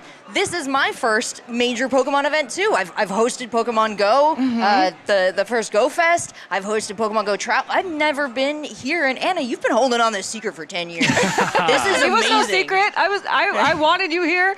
Now is the first time that we can have everyone here. And I feel like the sharing and the just wanting, there's like a show and tell culture here. You know what I mean? Yeah. Like we had some people walk by with these Rowlet vending machine backpacks, and we're literally up here at the desk, and we're like, oh, that's cool. And they're like, here, let me show you. And that's like all we want to do. We want to come here and show and be shown things and just enjoy them. Well, we're all on the same level here. I have just been stopping people in my time walking around and being like, you're dressed as Cynthia, you're dressed as Yellow, you're dressed as this very obscure background character from the manga. And I'm like, it's so alive with what we love. I'm so glad it's day one, because I don't know what I'm going to be doing on day 3. That's looking more of these all the time. You'll be making a bed. You'll be setting up an apartment on the floor. You're ready to move in. You'll have Lapras. Packing myself into one of the Pokemon boxes. For all the plushies, we're going to get their own room, probably is what's going to happen. And and also some of these pins that I'm seeing people starting to collect, and to be able to showcase, some people's favorite Pokemon. I think it's been my favorite question of the day, because every answer has been different throughout the entire day. It's so incredible that we haven't had a single repeat favorite Pokemon. Surely we're going to get one eventually. You would think. I mean, there are some more popular Pokemon than others, you would think. I mean, I'm pleasantly surprised, and I'm going to continue that. We didn't even get a second Mew. No. Josh and I both like Mew. Oh, that's right. Okay. There can be only one. Josh, let's go. Okay, all right. We'll battle it out. Go. The artwork as well that we have seen showcased physically here on Rayquaza Road, but also during some of the panels, is really breathtaking. And to see a character, Meowth, that's been around since day one, but the way they're able to create a new art card in a scene that encapsulates really what cats like to do, but in the world of Pokemon from Meowth, it just shows that there's so much more creativity still in the world of Pokemon that people are going to be bringing, and to see the surprise on people's faces of like, here we go again. There is more that Meowth can do that I didn't think would be possible. Here we go again. Really great song for the opener that we heard this morning. Yeah, it's a really great Everyone song. should listen to it. Really if love they that song. haven't, It's a great song on the soundtrack for this year. Speaking of showing and telling, I had someone come up to me and say, hey, I got a whole bunch of cards and I wanted to pay them forward. So they gave me Wait, what? a Prismatic Evolution pack. Yeah, they wanted to just pay it forward. And I was the lucky recipient of that. And they were like, yeah, open it when it feels right. And I was like, when's going to feel right? The end of the day on the desk. It's right now. It's right now. So we're going to crack this pack. I got special permission to crack this pack, and I don't think I've ever actually opened a Prismatic Evolutions. I never have before. either. Oh, there's some things in here that might excite you, Anna. Is it one to the front for Prismatic? I've never opened them. I haven't gotten. Yes, it is. Okay. Good, dude. We gotta. Okay. I was gonna be like, there's like 1,000 people I could ask behind me if you want me to check.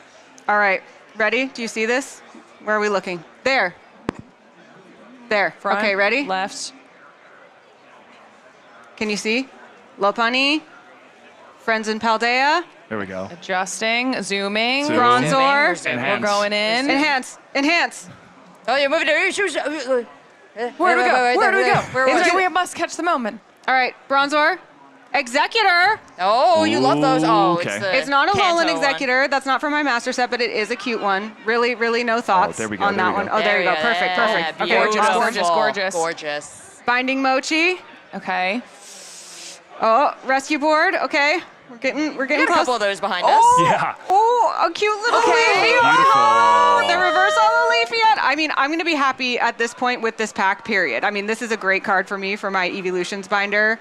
I also collect cards with Pokemon I like with flowers in the background, so this is just a double whammy for my binder. Love this holo pattern. Okay, Hoot Hoot. Oh, with flowers, on the reverse holo. Don't worry. Oh. And Blood Moon Ursaluna. All right, you know what? No big hits, but for me, I was going to say the Eevee Evolution is just a win. yes, this is a really, really good card for my binder. That's very And nice. In fact, the person had a couple other cards and was like, "Do you want this Jolteon?" And I was like, I have a lot of Evolutions. Pay that one forward instead. And so I feel like I got rewarded. Beautiful. Yeah, I got my Evolution, my Eevee Evolution, Oh, such and- as it were. Deserve it. Just a small moment, an example of the kindness, the friendliness. People are going around here just trying to make everyone else's day better. so and cool. You definitely succeeded with the bench. That is Yes. so cool. I'm gonna just pile my shiny cardboard here for a second. And while I do, let's check in with our big Lego build behind us. The Rayquaza has been being built all day. Let's check in on the progress there. Oh, laying a big foundation for this. So I've been wondering how this was going to happen because you obviously can see the mini example of what will be the large Rayquaza build by the end of the weekend. And I was wondering how much realistically you can get done every day because this is going to be massive. Yeah. Yeah, and for that type of structure to have that solid base, I mean, that's the most important part, laying the foundation, but making sure that every piece is in place and then building from there. So we'll have an update on day 2 and day 3, but again, really looking forward to see what the final product is going to be. So you got to tune in all weekend long, and you'll see the final Rayquaza on day 3. Fam, I don't want to sow fear and doubt here, but there's a lot of Rayquaza left to build. No, I'm giving them the benefit of the doubt. We're going to get it done. They're going to do it, right? We're going to get it done, and if not, I'll be over there for half the day trying to help them out. Okay. All right, well, speaking of day 2, when you'll have to tune in to see how the progress of that Rayquaza goes, let's check out our day 2 schedule. Again, from this desk, we're bringing you a look at Pokemon XP. We'll be going out on the floor to bring you videos, but we also are showing panels from Pokemon XP. So tomorrow, we get to do Celebrating 10 Years of Pokemon GO, Pokemon Battle Bracket Bonanza, Lego Pokemon, You're the Trainer Now, and Pokemon X Jimmy Paul by Diffused Fashion Show. What a day. What a day. Wow, are you guys excited in particular for any of those? All of them. The fashion show in particular, but yeah, I would say all of them, Rachel. The Jimmy Paul, I mean, I have the Gengar, not jacket, sweatshirt, hoodie from Jimmy Paul. It is probably one of my favorite, if not my favorite right now, pieces of Pokemon clothing, which is saying a lot. Yeah, it is a really great piece. I've encountered my favorite piece of Pokemon clothing, and we will see that tomorrow. It really blew me away, and I'm just going to probably dream about it tonight and see if I can get my hands on that jacket. It is something else. We got to go shopping. I know. I'm ready. All right, let's go. Let's just go shopping. I've been Let's be staring done. at that Gengar hoodie for so long. And I'll carry your bags. I'll be there to help out. Okay, great. Perfect. Thanks. That's actually very helpful. You know what? We're done. We're going to go shopping. Okay. But do tune in tomorrow. We'll be back tomorrow and the next day with more from Pokemon XP. And to leave you today, we have a very special trailer, which is a mystery. I don't know what's in it. It is a trailer from Pokemon TCG Pocket. Let's find out.